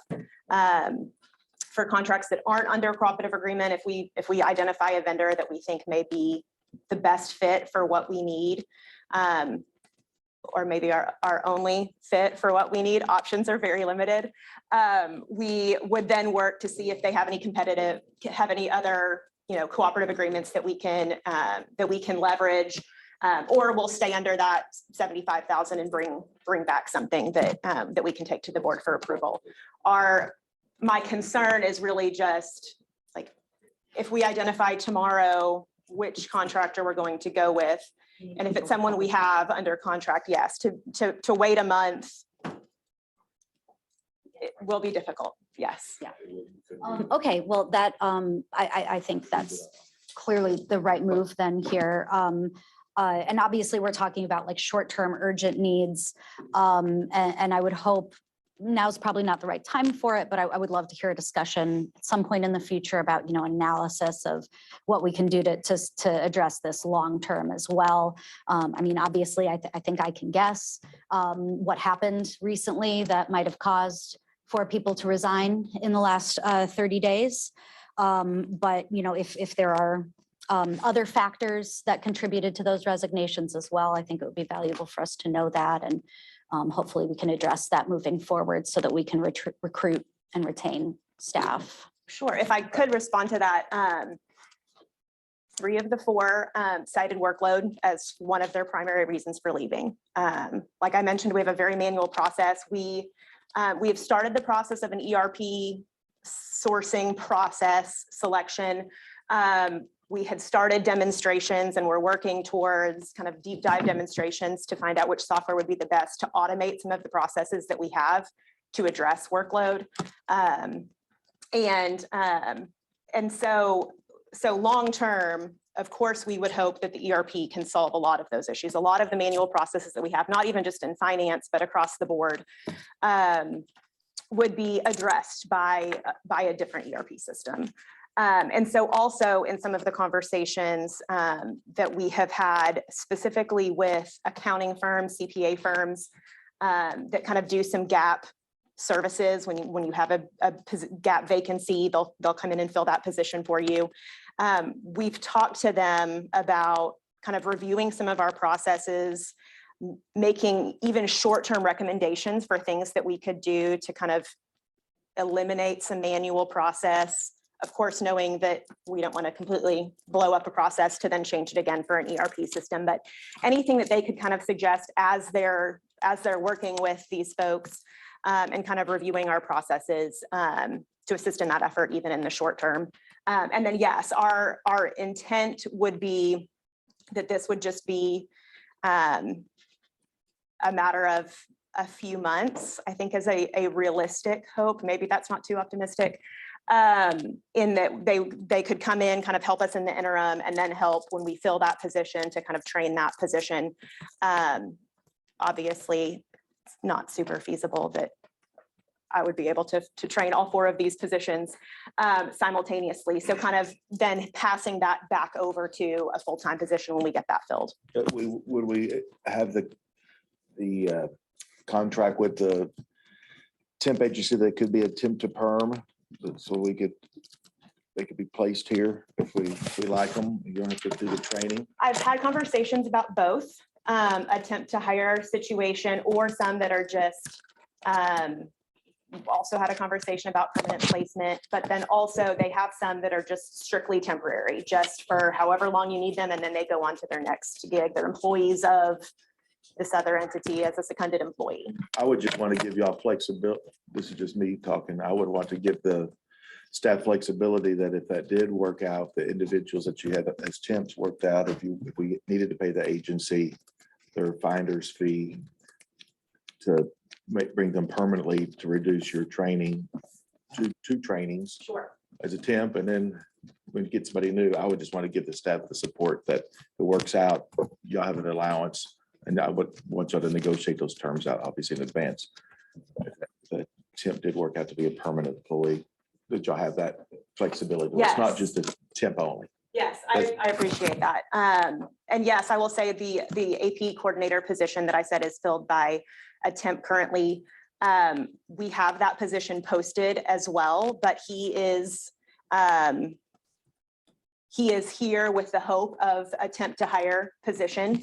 And so our hope would be, and additional backstory, our accountant too, who has now been here 6 months, she started off as a temp and we just converted her to a full-time employee last week. So we had a 6-month contract through that, and she has done an excellent job. And so we've just given her that full-time position as of last week. So that would absolutely be a goal, yes, to minimize the additional effort that we spend on training. Okay, I don't know, if I share with you, because I ran into the same problem about 3.5 years ago. Where I lost 3 senior persons in my department. And same thing, I had to keep the lights on. And the way I was able to work through that was like what you're doing, got on the phone, contact people. Once I got some people I can come in, I was able to get under the authority of the CEO of the city, which is city manager, signed just a contract for those people to give me service. And that was about 2 months of service. And then I wrote up while I got them in and kept the lights on, then I wrote a memo and I took it to council and said, okay, I'm recruiting. I think I might need another 3 months of recruiting. Can you authorize an additional 75,000? So I would look to you to, stay within your authority. And then as you need more, just, then you know what you got, and you can tell us this is the rates, this is how much time I need, and just come back to us and say, I need another, however much time you need in terms of dollar amounts. Mr. Chairman, that's exactly the request here. The ask though is the interim contract may be greater than my signature authority. So board approval to execute contracts within current budget beyond the $75,000 CEO signature authority. And then as those continue to, if those needs continue to accrue and we haven't filled the permanent positions, then we will come back to the board and say, now we are moving beyond existing budget authority and need to come back for that contract. So what exactly is the ask? So the rest of the board knows. So this ask is within the current budget authority that we have, the unspent budget for the agency, that we can execute a contract that exceeds $75,000 if we need to in order to fill this position in the interim. Because if we find the candidate next week, then we cannot wait to come back in April with that specific need. When you say find a candidate, aren't you saying just hire them permanently? Or a temporary hire. Because if you could hire them permanently, it just falls within your standard process. So Correct. it doesn't, you wouldn't need action from us for that. Exactly, but we are looking for temporary staff or seconded staff. Whoever comes first. Whoever comes first. Unfortunately, we don't have the luxury of being able to pick and choose. Well, No, there's 4 positions that vacated. Right. We're taking all comers here. Right. Well, I just don't know what that number is. That's why I'm just not sure what. So I'm gonna ask it a little different way, if that's okay. Sure. 'Cause it's really, I feel like the language is kind of broad. If I were to make a proposal that you could do this, but only to fill the vacant positions and within the existing salary savings, how big a crimp is that gonna put on you? I think that's possible. With these 4 position vacancies, for the remaining 6 months of the year, the budget for those positions is 235. Of course, I would hope that we have these positions all filled within a couple of months.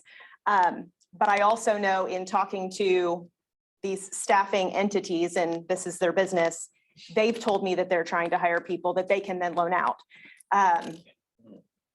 It's a very unique situation to be in right now. No, it's not. I'm painfully aware of the difficulty of hiring right now. But I would like to put a little tighter box on the request. And so those would be the guardrails I would be comfortable with, the existing within salary. With and then with the understanding that Within the salary savings, whatever that number ends up being. if more is needed and you. Yeah, if more is and you needed, have- she can come and you back. Come back with us, then you provide us, more documentation. I don't want to put one damn crimp on you. If we don't trust what Marissa has done to this point and all the recognition she's gotten over the years, and she's standing there, and my fear is we're going to have her position to fill. I feel like this is a time, this is a critical time, our finance, when we need to give her every single tool that she needs to fill these positions. I agree with Board Member Costa about this. I mean, Marissa has already kind of presented some guardrails that has to be within existing budget limits, and it has to be within existing, procurement contracts that we already have. So I move approval of the item as presented. Within the budget. Correct. You're okay if it's not one of those 4 positions, it's something else. Because as the language states, it can be something other than those 4 positions. Yes, I am comfortable with that. I think that given the direness of the situation, I think that we need to afford Marissa as much flexibility as we can. I don't have a problem with the budget number. I have a problem with asking for filling positions that here in 6 months we might have to give up or not. I'm not comfortable with that.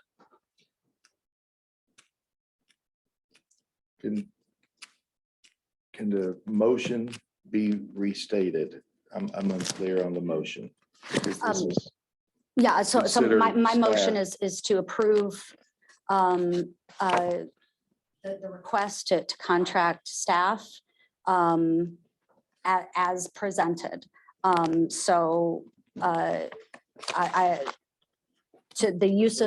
move to approve the use of cooperative agreements and other agreements for augmentation of staff and second employees with expenses not to exceed current authorized fiscal year 22 budget as approved by the board. For the temporary fill vacant positions and authorizing the CEO to negotiate and execute those agreements. So authorizing the interim CEO to negotiate and execute contracts to fill vacant positions up to. In the finance department. in the Finance and budget, okay, yes. Finance and budget. This is not for everybody. This is the finance. Right, one thing at a time. Yeah, This is provided, yeah. critical. This is Provided it does critical. not exceed the amount budgeted for those departments. I will say that my hope was that it could be used for any department. Okay, When I sorry, wrote this that memo, I was didn't not even have 4 clear. Yeah. vacancies. So we I'm have sorry, vacancies I in other misunderstood the departments, and ask we then, I think. potentially could have more in other departments as well. And we have asked staff to do as much as they can for. Well, So my hope is that we could use this for any department that needs some additional resources to continue the mission of DCTA. so it's not So the presentation was about the finance department. You didn't talk about agency-wide until just this very second. The crucialness is as of the finance department, yes. My hope was that it could be used agency-wide for any vacancy that we have.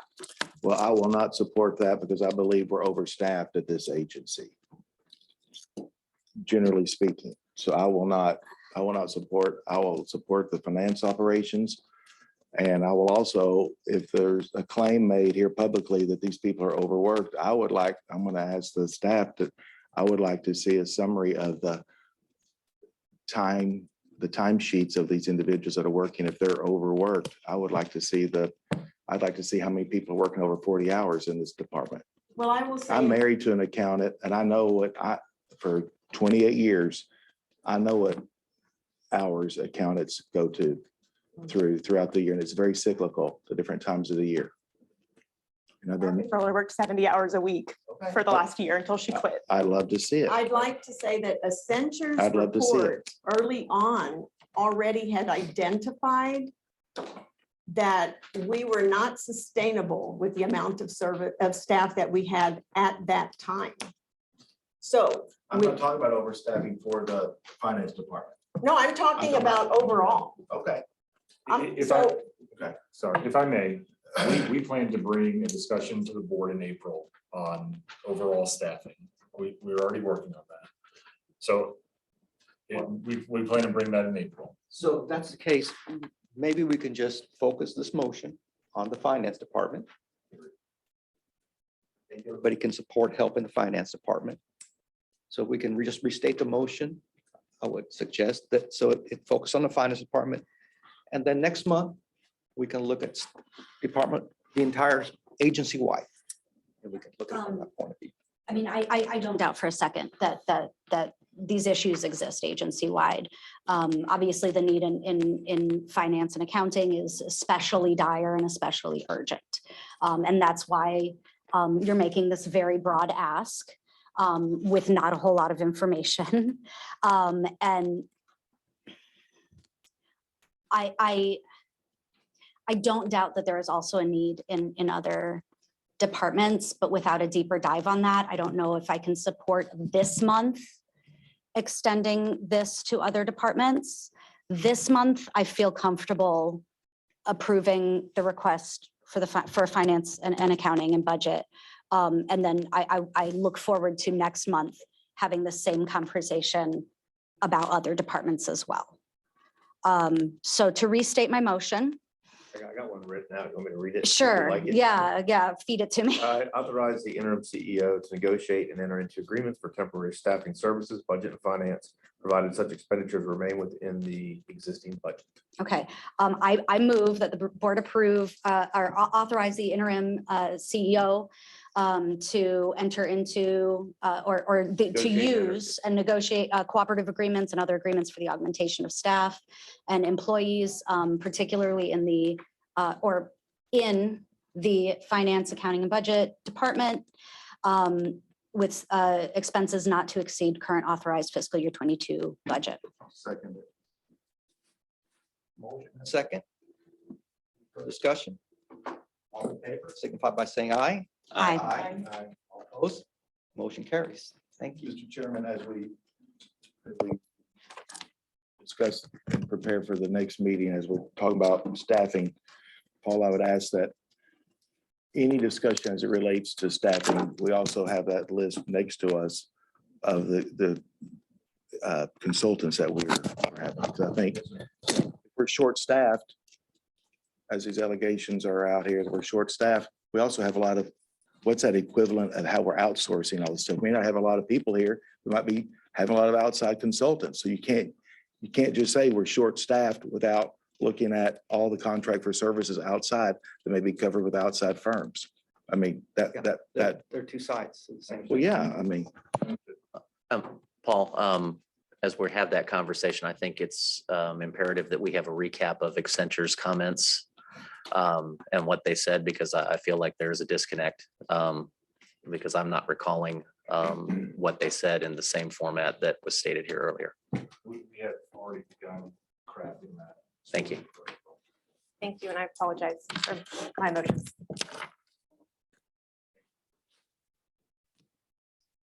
Move on now to regular agenda item number 6, consider approval of the extension of 17-03 on-demand rideshare service contract and 1727 on-call taxi and non-emergency transportation service contract. Randy Hazel. Good afternoon, everyone.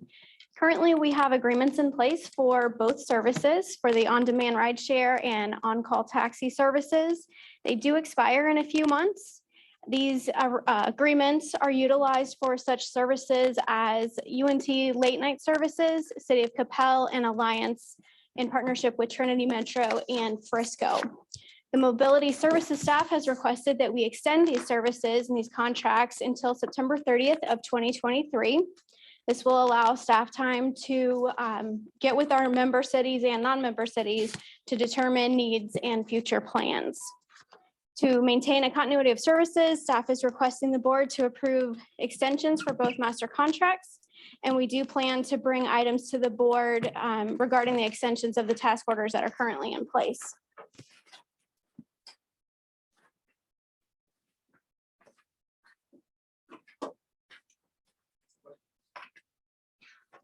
I think for later discussion, I don't have a problem with this, but I think we need to get a better understanding of where we are with all of these, with Lyft, Irving Holdings, Via. I mean, at some point, does it make sense to just roll this all under Via as a possibility? The more of these vendors and whatnot that we have, the more confusion the system creates, right?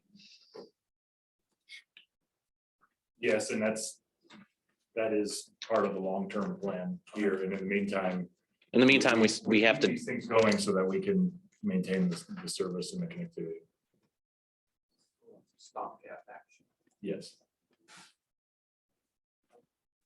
Questions, comments? I agree that I look forward to seeing in the long term more consideration of streamlining these services, but for the time being, I move approval of the amendment. Is there a second? Second. Extension, excuse me, not amendment. A motion and a second to approve item 6 as stated. Further discussion? All in favor, signify by saying aye. Aye. All opposed? Motion carries. Thank you, Brent.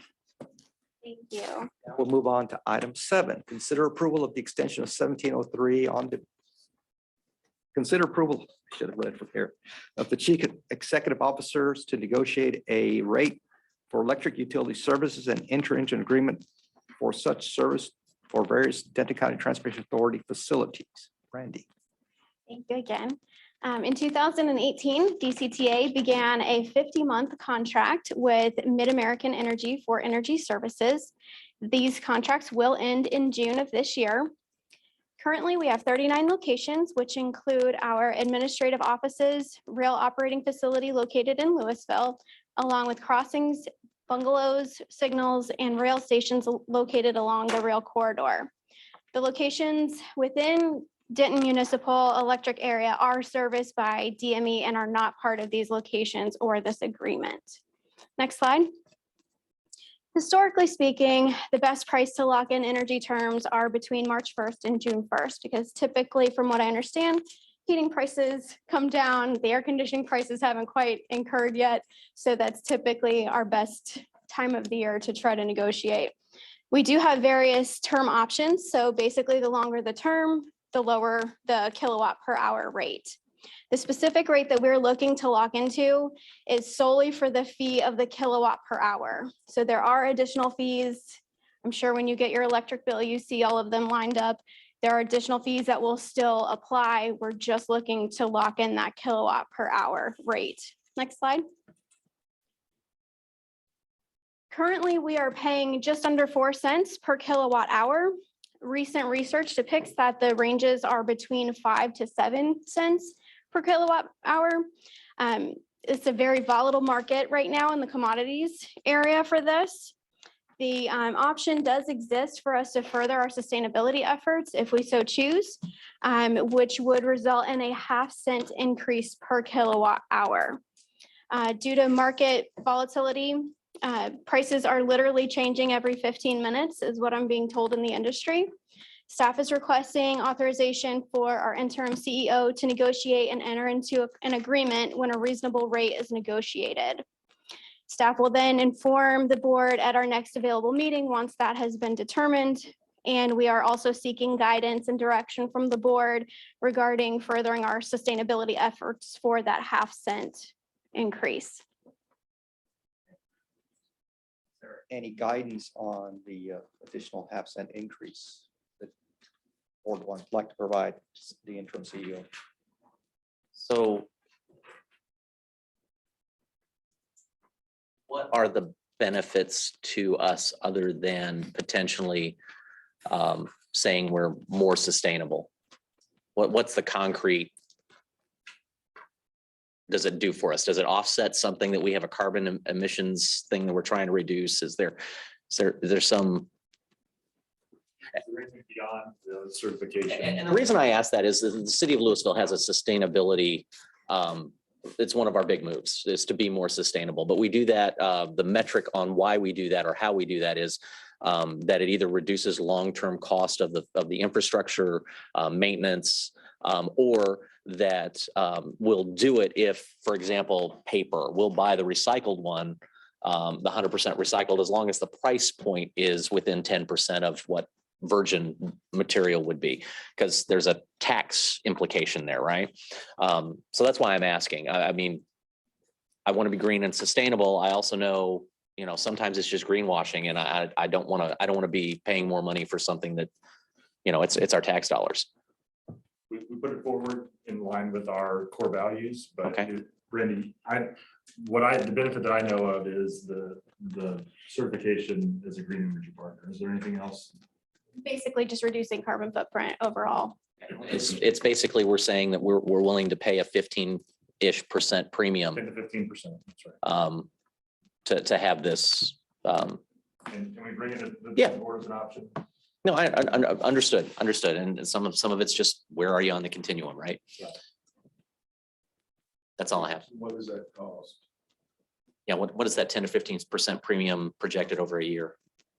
It's a 1/2 penny over. So in February, I did obtain some rates which have now, they're no longer appropriate at this point. If we were to do a 12-month back in February, the rate was just under 6 cents. It was 0.05979, so right at 6. If we added that green energy component, it was a 1/2 cent, which basically over the course of a year would have been about $6,000. Just as a snapshot, that's not indicative of today's pricing, but that was February. Let's double it and say it's 12,000. Okay. Because I have no scale or scope, right? I don't know what our energy consumption is. Yeah. What do you know what our annual energy consumption is on how much we paid last year? So from what I understand, we typically are around 1.1 million kilowatts per hour for those 39 locations. Typically on that almost 6 cents per kilowatt hour, it would be about $68,194.50. If you added the 1/2 penny, it would be $74,193.88. For the year. For the year. Okay. That's the number I need. I feel better now. Okay. Discussion, direction on the green energy? Is there consensus to continue to do that?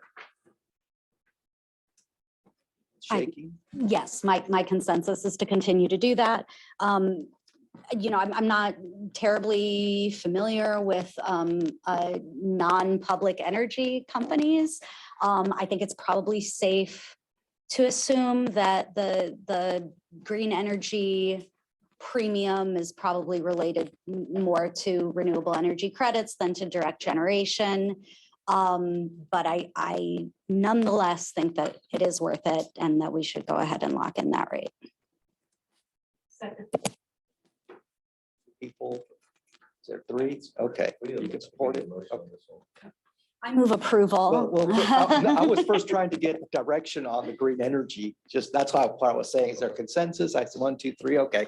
I see 3 people, so you got consensus on doing that. So now a motion on the item as a whole to approve the CEO. Move to approve, to authorize the interim CEO to negotiate a rate for electric utility services and enter into an agreement for such service as at DCTA facilities, including the premium for green energy. Is there a second? Okay, motion and a second. Further discussion? Seeing none, all in favor, signify by saying aye. Aye. All opposed? Nay. Approved 4-1.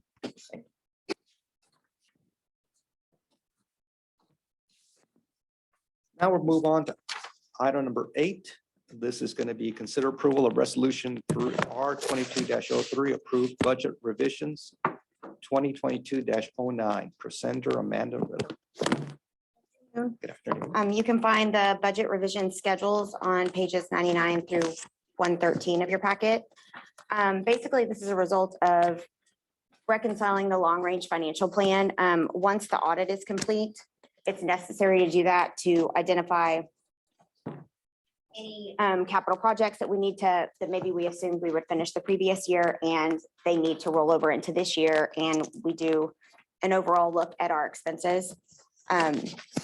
We've included the budget revision schedule, a change in net position for DCTA only, as well as a change in net position combined with DCTA and NTMC, and a copy of the long-range financial plan.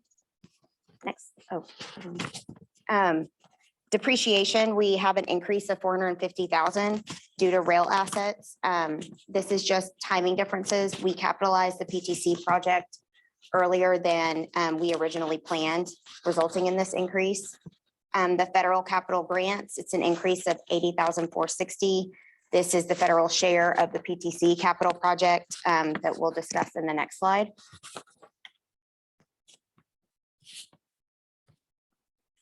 The first section on here, these are the remaining amounts from projects that were originally budgeted to be complete in FY21.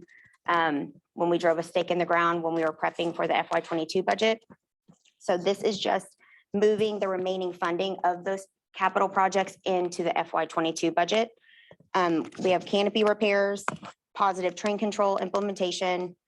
That is the project that coincides with the federal capital grants that I mentioned on the slide prior. Brownfield remediation and the FY21 TRIP program funding as well. It rolls over into this year. There is one item that shows a capital project increase, and that is the FY22 TRIP program funding. As you know, this is based on the 15% calculation of the previous year's net available fund balance. So once we reconcile to the FY21 audited financials, that number adjusts. So it's necessary to come forward and bring the adjusted amount. So the overall increase to the FY22 TRIP program funding is 2.7 million. And on the memo, I have included the breakout of how that affects each city. Total FY22 TRIP budget is 9.8 million. Overall, the total budget impact of this budget revision is a decrease to net position of 11.3 million. All of these changes are reflected in the long-range financial model, which is Exhibit C and can be found on page 110. I would like to note that the FY22 pending column also reflects all of the year-to-date budget revisions that have come to the board as well. This version will be used to build the upcoming FY23 budget, and we will review in more detail at the scheduled budget workshop slated for June 16th. Are there any questions? Questions? If there are no questions, staff recommends the board approve resolution R22-03. Presented, unless there's a question. Discussion. None. All in favor, signify by saying aye. Aye. All opposed? Motion passes. Next is going to be discuss the status of joint rail operations facility project development. Paul, Christine. Thank you, Mr. Chairman. We go to the next slide.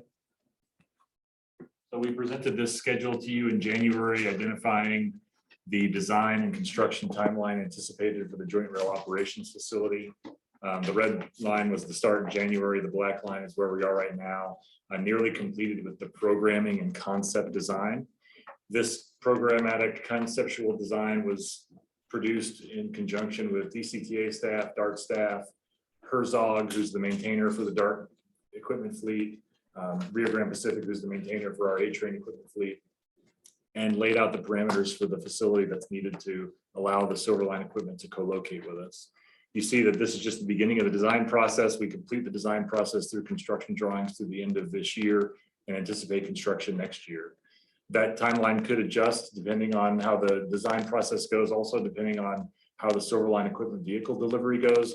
I can say confidently right now, this facility is not on the critical path of the overall Silverline project development, that if this timeline slides just a little bit, there's still room in there to make sure that the facility is delivered in time for Silverline, but we are doing everything that we can to maintain this schedule. The interlocal agreement that was signed back in November said the facility would be available in May of 2023. Obviously, that is not going to happen by this schedule, and we've had that conversation with DART, and they understand and are comfortable with this timeline as presented. So next slide. So just to give you familiarization with our rail operations and maintenance facility, this is a picture of it here. North is off to the left-hand side of the facility, and we have the main building with the shops area. We have storage tracks to the east of the building, and then 3 tracks that go through the building. Next slide.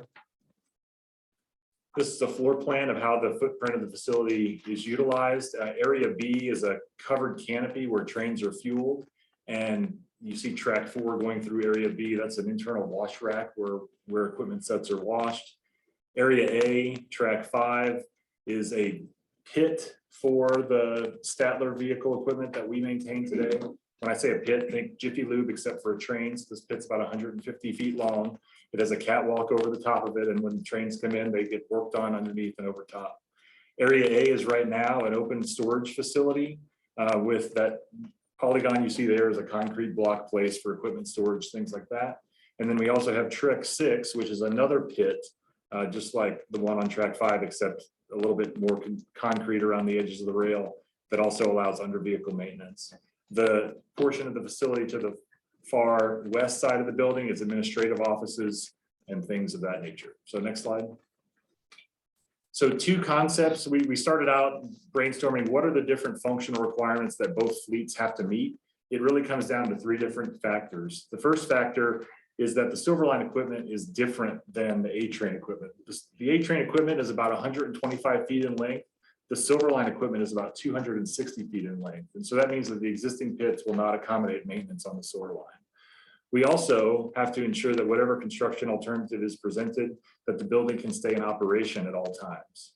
And then the third consideration was that Statler, by virtue of their maintenance contract with us and with DART, has to be able to have both 2 different equipment sets lifted off the ground at any given time. So that the vehicle not just occupies the pit, but also has to be up on jacks over top the pit.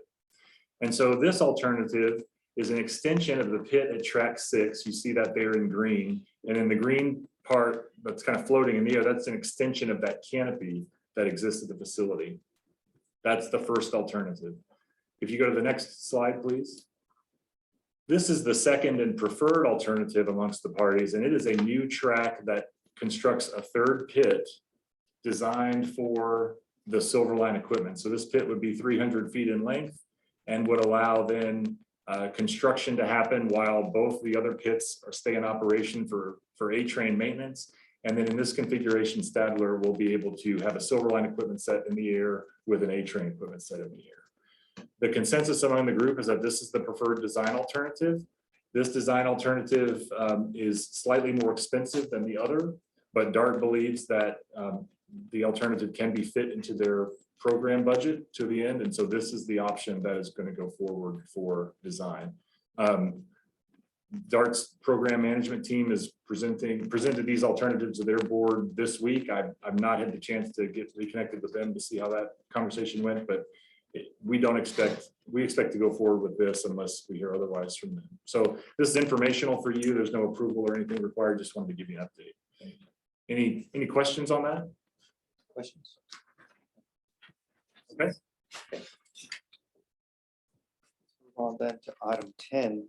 This is an action item. Discuss, consider approval of fund transfers from DART and task order with Lockwood Andrews Newman, LAN Incorporated for quality compliance and project management support services. Paul.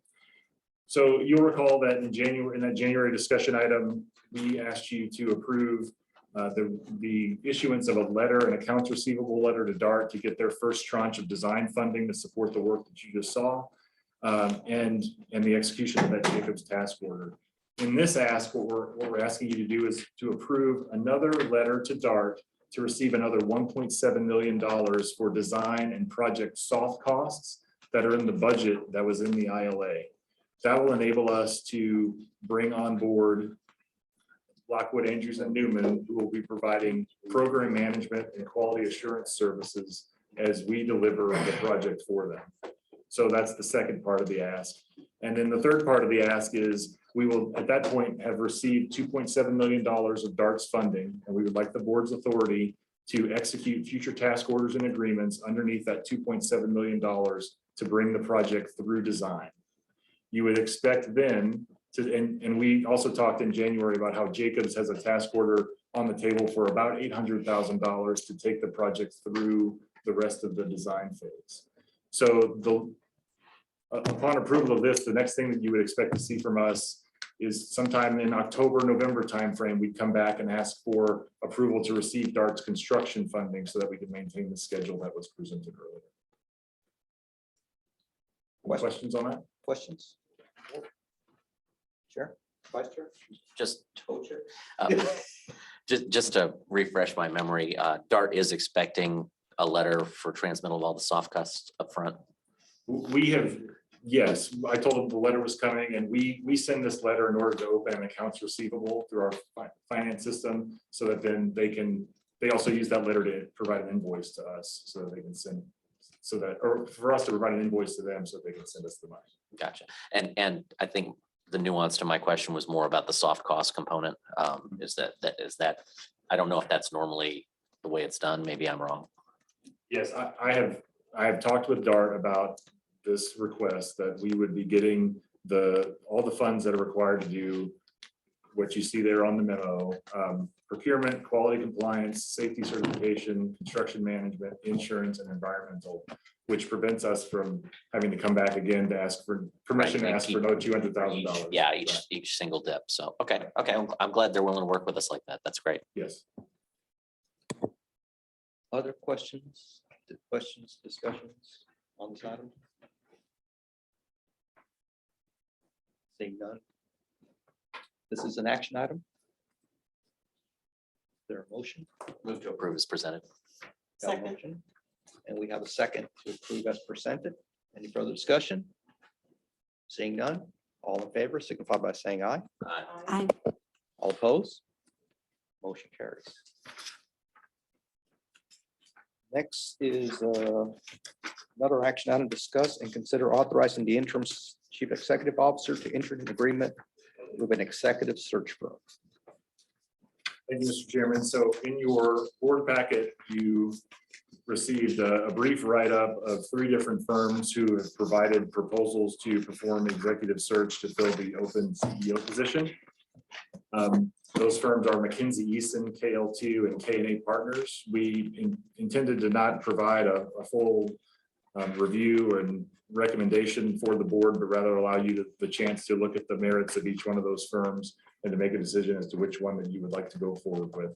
I haven't answered any questions on this as you've had a chance to look at these materials, but whichever firm the board would choose, then staff is prepared to go forward and execute a task order to conduct that search and make the hire. Okay. And understanding that K&A Partners is the current firm that is doing the search for the Trinity Metro open CEO position. Correct. K&A's experience includes current Trinity Metro, the DART CEO, and the recent DART EVP of growth. Okay. Yeah, so they've done a lot of work in this area. Okay. Yes. Discussion? I have zero issue with KNA. The only thing I would ask is that when you go talk to them, just say, hey, you've already done a whole lot of the legwork. Can you give us a couple nickels off? Very fair. Have you, as part of the conversations, did you maybe get an approximate timeline? Did any of them? In a couple of, one of the proposals, they list 10 weeks. In an informal conversation with KNA, they said 3.5 to 4 months, really driven by how much interaction the board would like to have through the process. The first step is to get the job description written, and how we want to receive that from the board. I'm happy to work with the chair and the vice chair on that. If there wants to be discussion around the job description or anything of that effect, then every time we bring something back to the board, obviously that adds time to the process.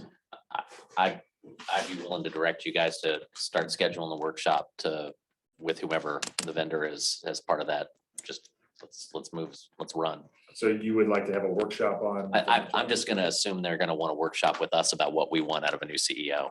Well, I think the first thing we got to do is make a selection of who we want. Yeah. You're already. Yeah. So was it from KNA? Just with the CEO. Second. Motion and a second. Any further discussion? None, all in favor? Aye. All opposed? That gives you direction. Yes, sir. Additional direction, does the board want to see this firm in a workshop? To my point, that once we get an agreement, I am more than happy to entertain special call workshops or whatever we need to do to keep this accelerated. Will we even do that through a Teams meeting? So I mean, as fast as I'd have to check with council on whether that would be. That's right. I'm sorry, I missed that. I was gonna say, can we do a Teams meeting, but then if it's a full board, I don't know, if we can do that.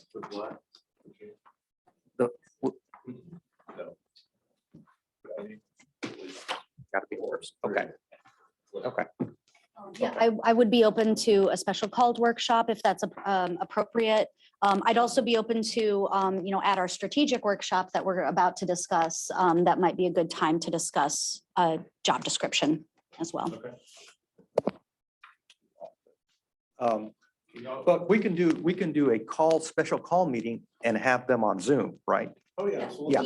Yeah. But we just have to be here. Okay. The presiding officer has to be. Gotcha. Okay. Okay. So we have direction to. That's an executive session. Yes, it would be executive. Yeah. Any other discussion? Could the staff send us the existing job descriptions? Sure.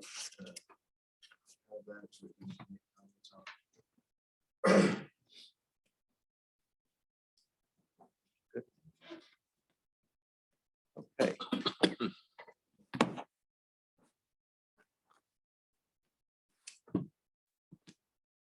That takes us now to agenda item number 12. Consider a date for the Denton County Transportation Authority Board of Directors Strategic Workshop.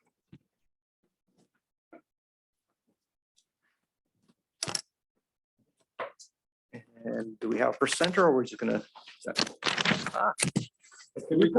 Recap exceptionally briefly the details of the memo that were included in your board packet.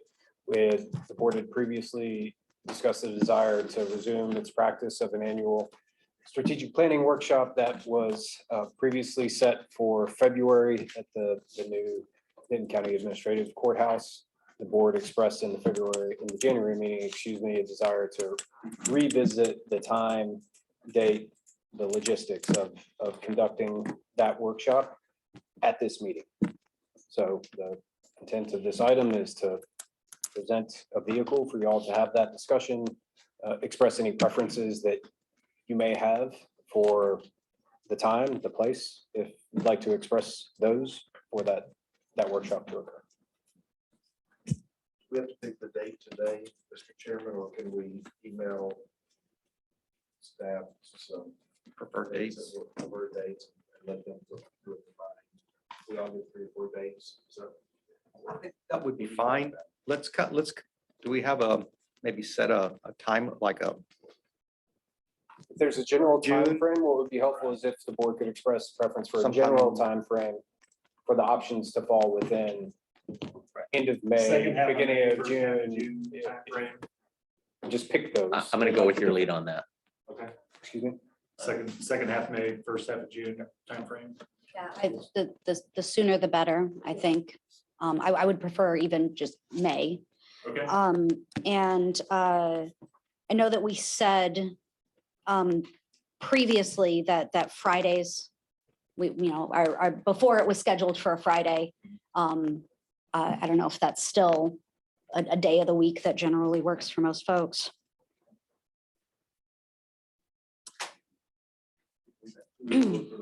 I will say that I'm unavailable on May 20th, but I'm available all other Fridays in May. That's a good point. And would anybody else want to throw out dates that you're absolutely not available in the month of May, first half of June? I'm traveling May 27th through June 1st. That's really the only. The shape of the day, and we'll get out of your way. The notion before was that the workshop would be comprised of approximately a working day long agenda, beginning around 8:30 and then concluding 3 to 4. With breaks.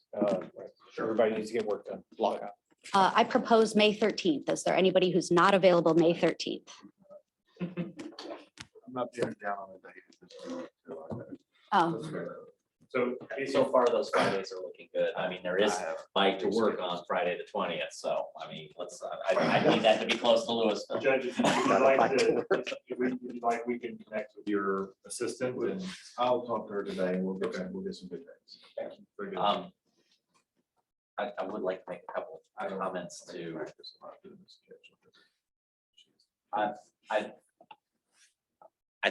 I would prefer if we're gonna, we need to do this. I agree that we need to do this. I think that the conversation needs to be focused around what are our goals for the next 6 months, whatever that time period is, while Paul is at the helm. And the reason why, we just went through that with having city managers, and it's just, you're beginning to make decisions that the new leadership is going to have to own without having input.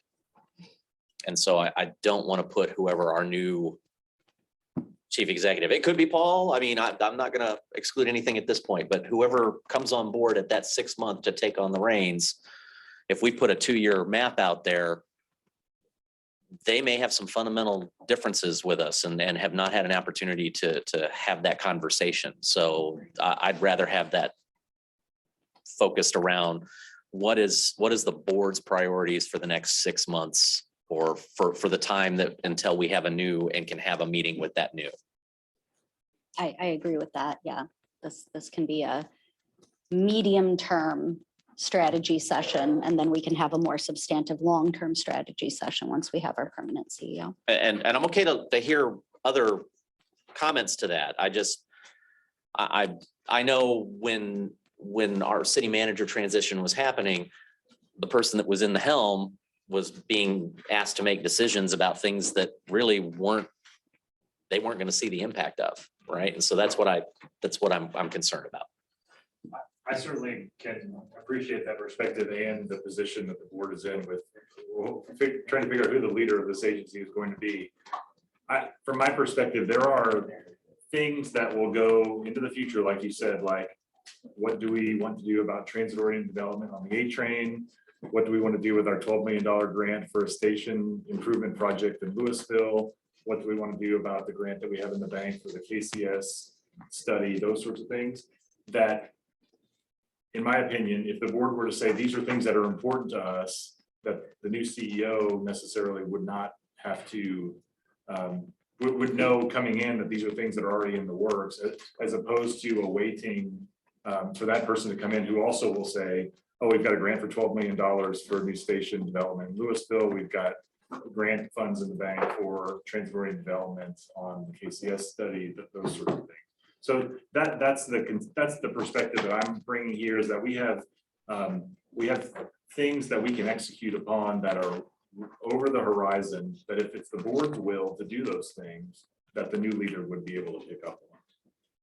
Then I'm okay to address those or at least have the conversation, but let's break them out and go, okay, here's a conversation around this window or medium time frame is. And then here are some things that we think are going to break the back into that, but I want you as the board to have a conversation. We can decide if we want to make that decision or not. Okay. Is that okay? Splits the baby a little? Yeah, I agree. Okay. I just, when I heard you say 6-month timeline, I don't, those things will stretch beyond 6 months, but those are things that we can get going in 6 months. Yeah, I get the nuance. I'm okay with that. We're going to talk, it's going to be strategy. We're going to talk strategy of the agency. It's also going to be, working on how the board works together. And that's just going to go on no matter who's the CEO. So that's part of what we hope to get done too. So, I think notionally, independent of the CEO, who will bring their own perspective and experience to bear on the mission. The board still sets the strategic direction for the agency and identifying areas where you all can generate consensus around what those priorities are, as well as what those long-run critical investments are going to be, independent of the name and the role. I think my comment comes from a place of ownership by whoever the new CEO is, versus, yeah, I'm going to take this, I'm going to carry the water, but I don't necessarily have as much ownership because I haven't been involved in the conversation. There's one other point to that, though. I think the existence of strategic planning is significant when you're hiring somebody. The fact that you have a good strategic plan gives them a better idea of what they're walking into. And it also, it creates more of a willingness to try to come and be part of the agency. I think that. And I think the nuance there, Connie, is strategy versus tactics. I think we are going to be addressing some tactics in this meeting, just because we've got a lot of things on our plate that we need to recap. But yeah, yes, understood. Okay, so to close down the agenda item, we're gonna all send you some dates, and we'll finalize that by the next time. To be clear, Keisha, that's the receiver of those dates.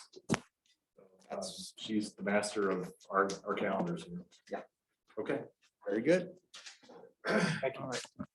Item 13 is discuss local and regional transportation updates and legislative issues. Paul,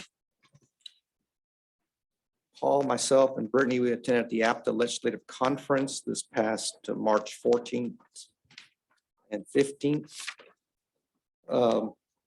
It was interesting to hear nationwide, the transit agencies are at 63% of pre-pandemic ridership.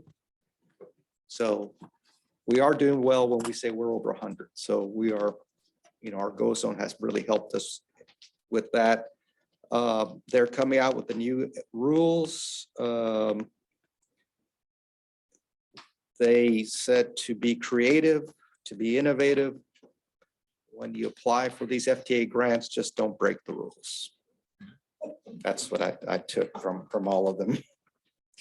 There'll be 40 new programs that just got approved with the Appropriations Act. The FTA and the FRA are in the process of actually putting together all the rules for these new programs. That should be coming out soon. At the swapped up breakfast, one of the interesting things, I guess it was Brittany that mentioned that, our FTA's ridership for our total ridership excludes third-party Go Zone contractors, which is something that that the formula funding excludes that. That's probably maybe something that we should take up with someone in our congressional bodies, because about a third of our ridership now is Go Zone. So that is significant if that's going to hurt us as far as getting FTA funding. So those are my takeaways. I don't know if you have anything else to add, Paul. I think we got strong positive reaction, as we were able to say, when our ridership is back over 100%. That's not common in the industry. The APTA president said priorities for APTA in the industry, there were 3 that he laid out, or there were more that he laid out, but 3 that we've worked through here about reclaiming ridership, workforce, and then identifying successes and outcomes to tell the story. And when we get ready for strategic planning, the other reason that's really important is because we need to be able to tell our story as to what it is that we're trying to accomplish and why we're trying to accomplish it. Because there's tons of money out there once we have the plan and vision as to where we want to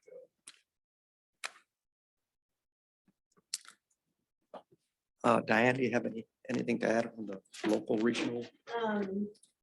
So at our RTC meeting, actually, I think it was only the second time RTC went into executive session to discuss property. So it was very interesting and much needed. There was also,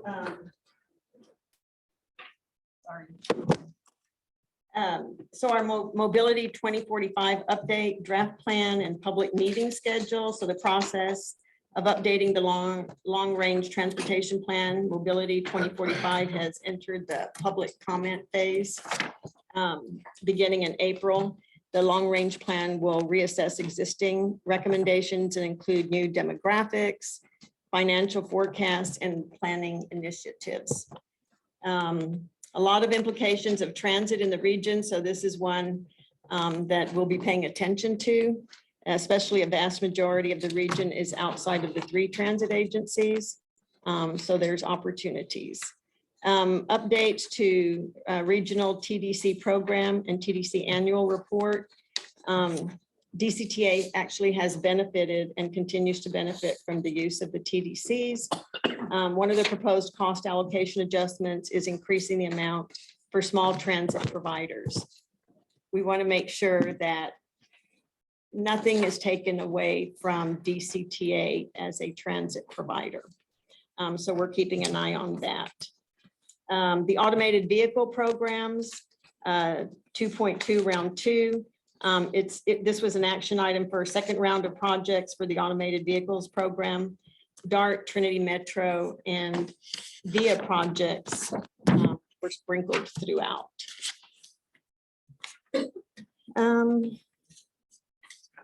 And that's pretty much it from the RTC VRMC meeting. We had our guest speaker was Speaker of the House, Dave Phelan. He talked about areas that were covered during the legislation. Public education, higher education, property taxes, border security, criminal justice reform, labor markets. What he was saying about the criminal justice reform, some of the things that happen are when the juvenile justice reform, or when kids reach 18 and they're no longer able to stay with CPS, where do they go from here and what happens? So so the criminal justice, they go, if there's alternatives that are not to go to jail, so redirecting children to professional systems, getting them involved in something where they can actually have a job and not continue their career in CPS like product. And then TxDOT, we met in person in 2 years, and they used an additional conference room. Again, we were told 1 million people come every 8 years. DART announced Dee Leggett as their, I believe she was the replacement for Tim McKay. And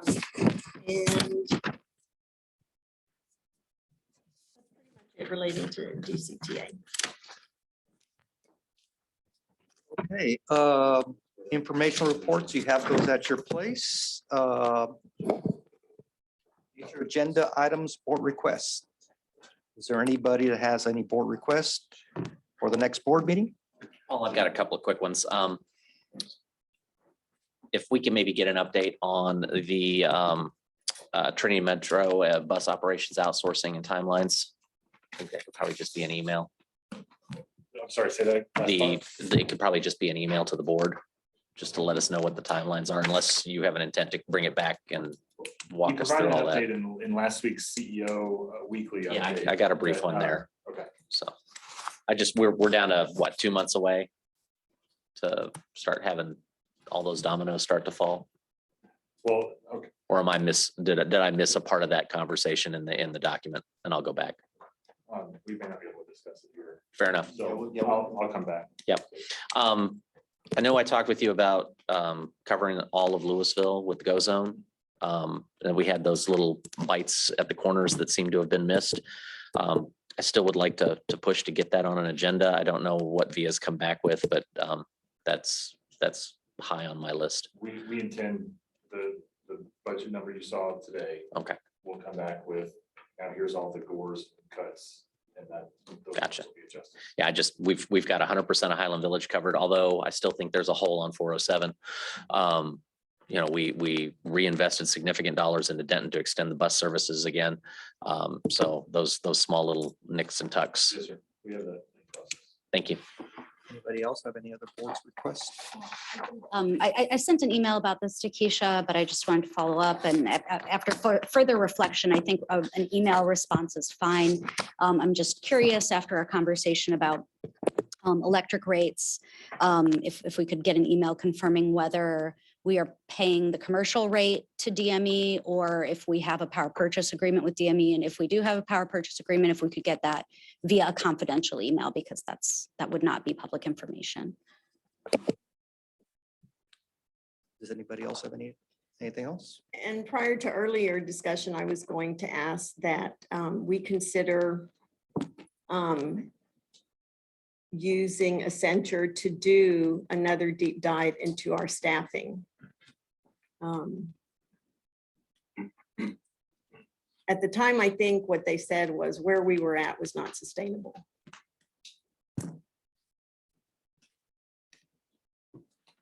We'll have that one down. We'll have that one down. Great. Okay. And next meeting, I'm sorry, is there anything else from any other board members before? The next meeting is April 28, 2022. The next item is report on items of community interest. Here's where we can express thanks, congratulations, etc. I would like to say thank you again to our current CEO, Raymond Suarez, for his service. His last day with the agency is March 31st. Anybody else have any other recognition for any other members from board staff? I had the same. So I wanted to take this opportunity to thank Raymond Suarez, our CEO, for his service to DCTA. When first coming to DCTA, he was our director of operations. And when we found ourselves without a CEO, Highland Village City Manager Mike Levitt was the one who suggested Mr. Suarez fill that position. And he was asked to serve as our CEO, and during that time, Mr. Suarez worked through the reconstruction of our board, was instrumental in being the first in the state of Texas to reach positive train control. He worked diligently to develop the relationships with our partners, DART and Trinity Metro. He also served our community by serving on the board of the United Way. He led his team with a servant leadership style that brought his team together to them successfully lead them through a unprecedented pandemic as well as historic weather conditions. He will be missed by staff as well as others connected with DCTA. I pray that God provides Raymond and his family the desires of his heart and a platform that continues to bring God glory. And I wanted to say thank you and congratulations for being our interim CEO. Thank you. That's all. Do we have an executive session item? No. No executive item. Okay, since there's none, that's our last item. So we will stand adjourned at 3:09 p.m. Thank you all. Come.